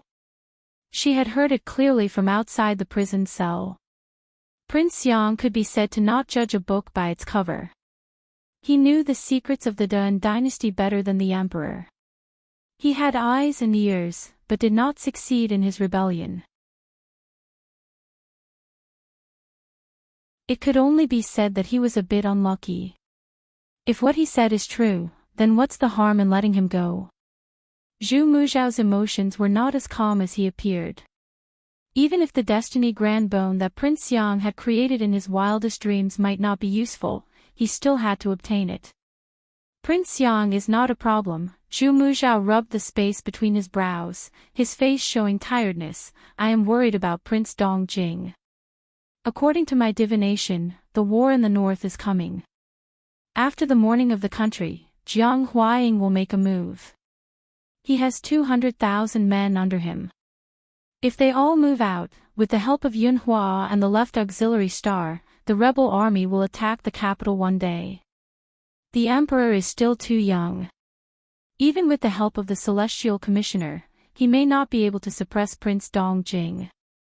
He raised his head to look at Yu Shu, and solemnly said to her, I will not force you to find Jing Qin, but if you have the chance, you must get the Fairy Maiden Lu Ren book. You must always remember, Celestial Commissioner lives and dies with Dan. Yu Shu knelt by his feet, I will not disappoint you. Zhu Muzhao nodded, his tired body leaning against the back of the chair. Go, I will rest for a while. Yu Shu nodded, excused herself, and walked out of Supreme Dawn Tower. She stood alone on the Nine Turns Bridge that was shrouded in mist, narrowing her eyes as she gazed at the red sun setting in the west. The sunset glow reflected on her face, rendering the cinnabar mark between her eyebrows bright red and enchanting. At the beginning of the 9th month, the new emperor ascended the throne. In the same year, he changed his title to Chongzhen, and the empress was Xia Jiang. After the coronation, Emperor Chongzhen granted amnesty to the world, amended the 32 laws, reduced corvée and taxes, and implemented benevolent policies. The next month, the Celestial Commissioner, Zhu Muzhao, resigned from his position, and recommended the right commander Yu Shu to take over. Emperor Chongzhen approved. In the 13th year of Zhao Qing, the female oracle Yu Shu became the youngest great commissioner in the history of Dan, and was recorded in the annals of history. Almost at the same time, an urgent report came from the north, saying that Prince Dongjing had formed his own army in Ningdong City, separated the 5 counties in the northeast, and proclaimed himself as the Great Yan. Since the founding of the divine ancestor, peace had been maintained for 300 years, and the Yan dynasty was divided. After that, the Great Yan dynasty and the Great Yan fought against each other, and the war lasted for 3 years. In the 4th year of Emperor Chongzhen, the soldiers of Dan were defeated on the battlefield, and 100,000 Yan soldiers knocked on the gate of Baoding Prefecture, and with irresistible force, they arrived at the capital. Within the Celestial Commissioner in the afterglow of the setting sun, a few Celestial Commissioners ran to the 9 zigzag bridge in a panic and came to the door of the Taishi Tower, but were stopped by the guards. They were so anxious that they were sweating profusely, and could only shout outside the door, the rebel army has reached the outskirts of Anling City, and His Majesty refused to leave the capital to seek refuge. He brought 3,000 imperial guards and personally went to the gate of Sky Bearing. The bamboo curtain on the door was lifted, and 2 pretty maids dressed in white walked out with their heads bowed. The people waiting outside the door made way for them, unconsciously revealing looks of awe and respect in their eyes. A moment later, a wisp of purple smoke leaped into view. Layers of clothes fluttered on the ground, and the rings on her waist jingled. A slender and tall figure slowly walked out of the Taishi Tower. Did you find out who the commander of the Yan army outside the city is? Immediately, someone came forward and answered, it is said that it is the sworn brother of the Yan Emperor, Prince of Chongping, Lu Shining. He is known as the #1 military advisor of the Great Yan, and rumor has it that he is an expert in military strategy, and he is the son of the imperial advisor of the Great Yan, Lu Yan. Imperial Secretary, I'm afraid that His Majesty will be in danger this time. It is chaotic outside, and many officials in the capital have packed their belongings and are preparing to flee for their lives. What should we do now? The setting sun was glaring, and Yushu closed her eyes. She could hear her own strong heartbeat, and she took a deep breath. Where are the black-robed guards? As soon as she finished speaking, a few black-robed guards appeared from both sides of the Taishi Tower, and they knelt down with their swords. Your subordinates are here. Quickly gather the troops of the Celestial Commissioner, and follow me to the Gate of Sky Bearing to save His Majesty. 2 hours later, Yushu led 500 elites from the Imperial Astronomer to the Gate of Sky Bearing, but they were too late. Emperor Chongjin had already been captured alive by the Yen army, and the city gates had been breached by the cannons. The pungent smell of gunpowder filled the air. The Yen army had occupied the city gates, and a large number of them swarmed into the city. There were still many defeated soldiers who were putting up a futile resistance. The 200 black-robed guards led the charge, and the closer they got to the city gate, the faster Yushu's heart beat. Just when she thought that there was no end to the road, the horse carriage suddenly stopped, and the sounds of fighting stopped. A loud voice could be heard. Who are you? Report your name. If she were to open the curtains, she would be able to see 2 black cannons pointing at the direction of her horse carriage. If they were to take another step forward, they would be blown into pieces. Yushu sat in the carriage without moving, and replied in a clear voice, "The Celestial Commissioner of the Dan Dynasty has given me some advice." The surroundings suddenly quietened down, and Yushu waited quietly. She suddenly felt a little anxious, and not long after, there was a commotion on top of the city gate. She straightened her back, and heard a deep and powerful male voice coming from the sky, piercing through her eardrums. "Is the Celestial Commissioner giving me some advice? I am Prince Chongping, Lu Shining." Yushu's hands trembled as she pushed open the 2 doors and looked up. In the dusk, the city gate was crowded with people, but there was a man dressed in bright armor. He took off his hat and looked down. His bright black eyes pierced through the sea of people and stared straight at her. His lips opened and closed, and no sound came out, but she could read what he was saying.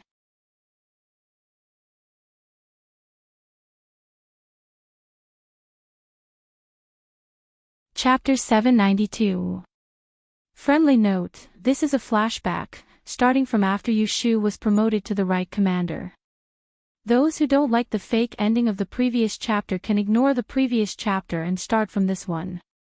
There are at least 50,000 words in this chapter, and it will explain the hidden lines clearly. That's it, moi. After Jing Qin ran away from the marriage, the position of the right commander of the Celestial Commissioner was once again vacant. This position seemed to be cursed, no one could hold it for long.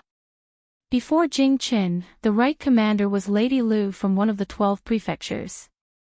Less than 3 months after she took office, she was transferred to the LoveLore Library to teach because she was involved in the struggle of the harem. The previous one also resigned after a few days. Even so, this vacancy was enough to make a group of people fight over it, especially those from the 12 prefectures who didn't have anyone in the Celestial Commissioner. Whether it was asking for favors or spending money, they didn't hesitate at all, wishing they could put down their pride and run to the Great Commissioner to recommend themselves. In the end, it was all in vain. Amidst the bad news of Emperor Zhao Qing's death and the uproar of the Shui family's collusion with the Prince of Dongjing's rebellion, the prefect quietly promoted the female imperial officer of the Kunling Bureau to take over the position of right commander. Many people, including those in the Directorate of Celestials, were rather dissatisfied with the appointment of the Great Supervisor. It was none other than because Yushu had climbed up too fast. Zhao Qing was a female oracle for 13 years, and in just 2 years, she became a high-ranking Celestial Commissioner official. This kind of promotion speed was unbelievably fast. But thinking about it carefully, other than being young and inexperienced, people were surprised to find that they couldn't find any other fault with her. First of all, she was a female oracle who came out of the Dian examination, a once-in-a-decade double role. Moreover, she was once a guest at the double sons meeting on the day the crown prince entered the palace, and helped the crown prince gain power, which could be considered as a merit. Moreover, she was the meowing female envoy, who was bestowed a title by Emperor Zhao Qing when he was alive. Finally, there was a major event that happened recently.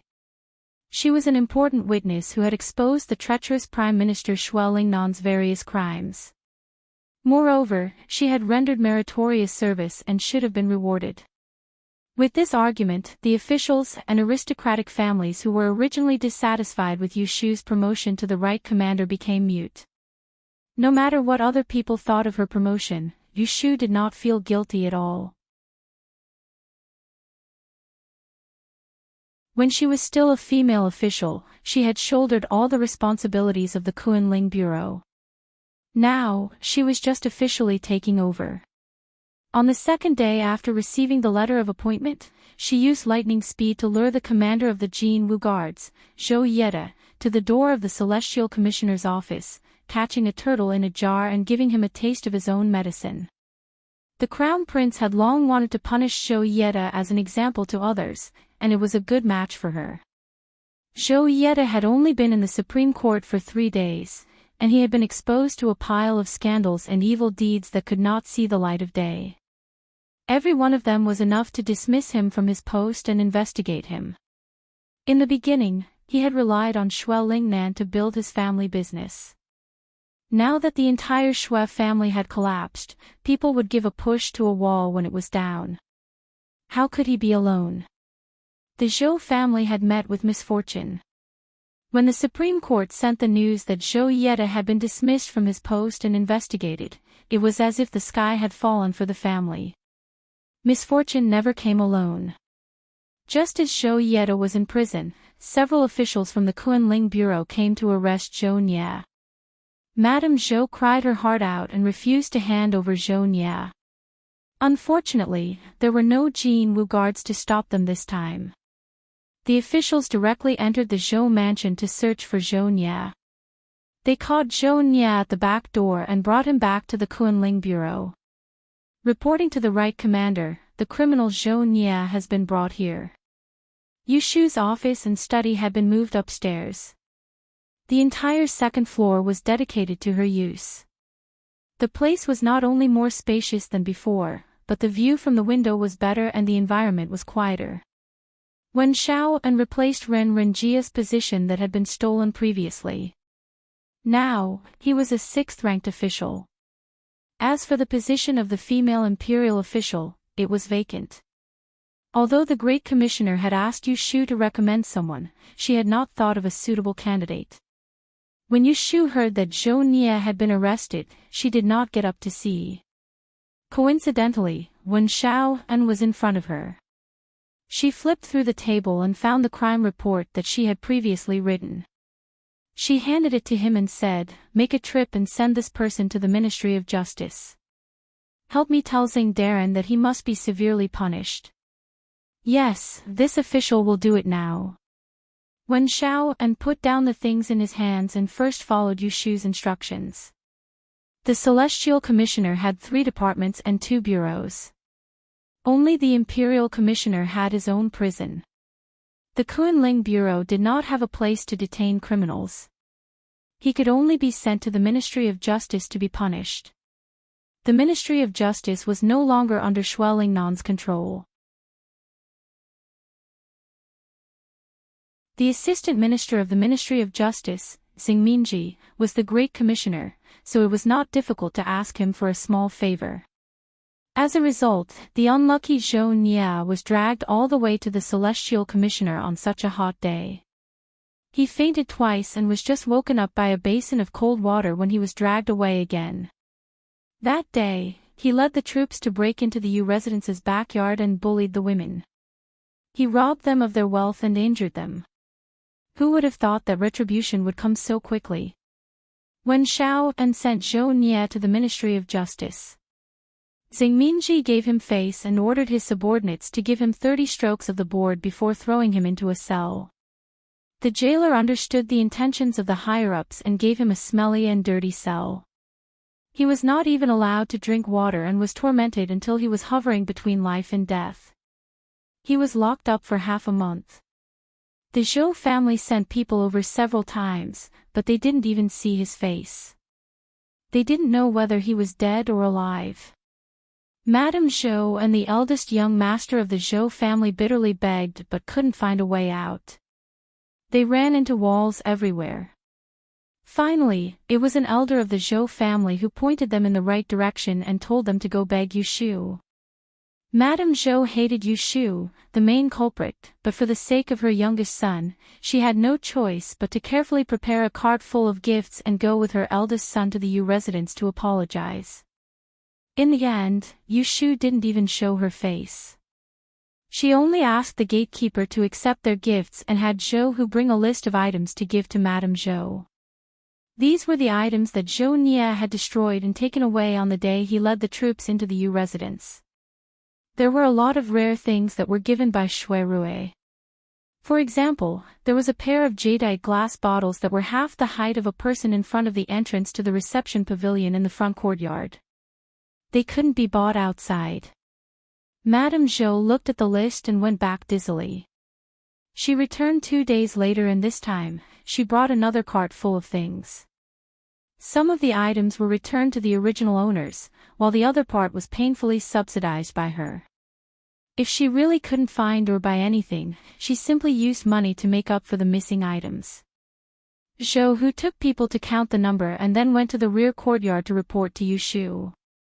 When he returned, he brought a message to Madame Zhou. My master said that your family's second young master originally committed a crime and should have been sent to serve in the hardship areas. Being locked up for 2 months is already a light punishment. You should go home and wait. When the time comes, the Ministry of Justice will naturally release him. This meant that the Zhou family didn't intend to make an exception at all. This time, the Zhou family's apology was for nothing. Madame Zhou was so angry that her whole body trembled. If it weren't for the timid eldest young master Zhou holding her back, she would have caused a scene on the spot. The mother and son were asked to leave the Yu residence. Sitting in the carriage on the way home, Madame Zhou looked at her timid eldest son. When she thought of her husband and youngest son who were still in prison, she couldn't help but wail. Emperor Anwu's body had been resting in the palace for 49 days. Every few days, officials of the 5th rank and above had to enter the palace to cry. There was no lack of people who, in order to show their loyalty, went to the palace every day to cry. After Yushu's injuries healed, she followed Zhu Muzhao to the palace. In the dog days of summer, the sun was scorching hot, but everywhere in the palace was snow white. Outside the palace, there was a crowd of people kneeling. Some were howling, some were sobbing, some were mumbling, and some were shaking their shoulders and wiping their tears. The atmosphere was heavy and sorrowful, but it was unknown how many people were truly sad. Amidst the rising and falling sounds of crying, from time to time, there would be low cries of, "So-and-so official has fainted." Then, eunuchs would run over and help the person down to rest. Yushu felt that this was a very good move. If she really couldn't cry anymore, she could pretend to faint. It was better than actually fainting from the sun. Zhu Muzhao brought her into the palace and kowtowed a few times in front of the tall coffin. Then, he went to the side hall to see the crown prince. Yushu secretly rejoiced that Zhu Muzhao wasn't a pretentious person. Otherwise, if he really wanted her to cry, she could only rub chili powder into her eyes. The crown prince had to keep watch over the coffin and learn how to handle court politics, so he had moved all the memorials for the past few months to the side hall. As the Grand Tutor, Yin Tianho would enter the palace every day to give him pointers on national politics. Although he was Ning Wang's maternal grandfather, he didn't hide anything from the crown prince. He taught him everything he could and never used his position as the Qing Emperor's Grand Tutor to suppress the crown prince. Thus, at least on the surface, the crown prince treated Yin Tianho with great respect. You've come at the right time. I was just talking with the Grand Tutor about the Woka bandits. There are some areas that I don't understand and need your opinion. The Crown Prince was slightly closer to Zhu Muzhao and less respectful. It was probably because he wasn't far from becoming emperor. He exuded a confident aura that made Yu Shu unable to remember the quiet ninth prince of the past. The Crown Prince saw that Yu Shu was also present and didn't hurry to speak of proper matters. He smiled slightly at her and his gaze flashed across the scarf on her forehead. The Crown Princess has been grieving too much and has not been well these past few days. Since you have come, why don't you go to the Eastern Palace to keep her company and help me console her? He called over a chief eunuch and had him take her to the Eastern Palace. Before Emperor Zhao Qing's burial, the Hogong had not been dismissed. The Crown Prince still lived in the Eastern Palace. He was a progressive person and didn't lust after women. In the Eastern Palace, other than Xia Jiangmin, the Crown Princess, there was only the Crown Princes Liangdi, Rui Zizhu, and Mei Baolin. Rui Zizhu didn't have much to say, but this little Baolin had originally been one of Xia Jiangmin's maids. For some reason, she had entered the Crown Prince's eyes. After one night of favor, she had gained status. Her surname wasn't originally Mei, but the Crown Prince said that she had the fragrance of plums on her, so he gave her this name. Xia Jiangmin was very happy to see Yu Shu. She didn't bother to take a nap on the bed. She had a palace maid set up a tea table in the pavilion and pulled her to the little garden to cool off. Yu Shu looked at her expression and asked, "His Highness the Crown Prince was worried that you weren't feeling well and had me come to keep you company. Were you feeling unwell?" Xia Jiangmin's face flushed red. She shook her head and pulled her hand to place against her stomach. She bit her lip and looked shyly at her. Her expression didn't need to be said. Yu Shu's eyes widened. She didn't dare to believe that what was slightly bulging under her palm was a small life.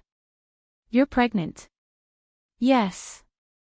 Xia Jiangmin pursed her lips and smiled. "The child is more than 3 months old. Counting the days, I only got pregnant after you and I went for a walk in the suburbs during the flower festival." Yu Shu was happy for her, but she was also a bit worried. She glanced at the nearby palace maids and reminded her in a low voice, "We are in troubled times right now. The Crown Prince's ascension to the throne is imminent. Many eyes are staring at the Eastern Palace. You must be careful and protect the child. Protect yourself. Don't let others plot against you." Xia Jiangmin deeply agreed. She waved her hand to let the palace maids leave. Only in private did she show a spoiled look to her. She held her arm and said, "I feel that this child ran into my stomach because of you. If you hadn't blocked the disaster for me, I don't know what would have happened to me. Ashu, when the child is safely born, I will secretly let him recognize you as his godmother, okay?" Yu Shu didn't know whether to laugh or cry. Her cold eyes swept over and a warm color appeared. She shook her head and said, "The Crown Prince is the future emperor. You have a prince in your stomach. Have you ever heard of a prince recognizing a godmother?" Xia Jiangmin snorted and no longer said childish words. Her eyes turned and landed on Yu Shu's forehead. She put away her smile and carefully said to her, "The Crown Prince told me that you injured your forehead and left a scar. Can I see it?" In fact, she wanted to ask her as soon as she saw her, but she was afraid of making her unhappy, so she held it in until now. Yu Shu hesitated for a moment. She raised her hand and took off the gauze to wipe her forehead, revealing the cinnabar-colored scar between her eyebrows. Xia Jiangmin was stunned. She subconsciously covered her mouth and didn't scream. She couldn't pretend that nothing had happened. How did it become like this?" "I have a top-grade jade face cream. It's very effective for removing scars. I'll have someone go get it." Yushu stopped her and said, "There's no need to trouble yourself, this scar won't go away." "TSK, why do you have a bitter face?" "I'm not sad. Take a closer look. With this scar on my forehead, doesn't it make me look more dignified? If I wasn't afraid of scaring others, I wouldn't have covered it." Xia Jiangmin wanted to cry and laugh, but she couldn't say anything. She stared at the scar between her eyebrows a few more times and didn't think it was scary. To be honest, this scar wasn't ugly at all. Instead, it added a bright color to Yushu's delicate features. She knit her brows and thought about it. Her eyes suddenly lit up and she called a palace maid to take a box of rouge from her dresser drawer. She held it in her hand and said to Yushu, "I have an idea. Don't move." Yushu obediently didn't move. She saw her use a mink hairbrush to dip in the rouge on the jade plate and adjust the color on the back of her hand. She used one hand to hold her chin and the other hand to draw between her eyebrows.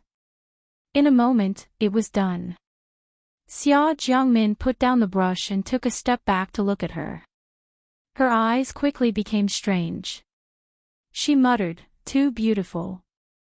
Then she handed the mirror to Yushu and said, "Look at it yourself." Yushu didn't understand what was going on. She raised the mirror and was stunned. She saw the face of the person in the mirror was white and there was a gorgeous flame between her eyebrows. Her eyes seemed to be dyed with fire. Looking at it would make people feel hot. The protrusion of the scar made the flame look more lively. It was as if it could drill out from between her eyebrows and burn everything. However, with a little embellishment and a change of shape, the originally scary scar could glow with such a beautiful appearance. "Ashu, you don't need to wear a headscarf. Look at how beautiful you look. Even I want to draw one." Xia Jiangmin excitedly took the mirror in her hand. She dipped the brush in some rouge and drew a flame flower on her forehead. However, it was not as stunning as the one between Yushu's eyebrows. She could only resentfully give up and give the whole box of rouge to her. "This is the rouge my mother taught me to make. It won't fade easily even if it's washed. You have to use wine to wipe it off. You can use it first. Later, I'll make a few more boxes and send them to you." Yushu came back to her senses and suddenly understood a lot. She couldn't stop the corners of her mouth from curling up. She put her arm around Xia Jiangmin's shoulder and hugged her tightly. "Mingming, thank you. You're tuning in to the LoveLore Library YouTube channel. We're so grateful for your support and don't forget to subscribe to join us on this incredible journey through captivating stories. Your generosity through donations truly makes a world of difference, as it's the primary source of revenue that allows me to expand and enhance this channel for you. Thank you from the bottom of my heart for being a part of this adventure.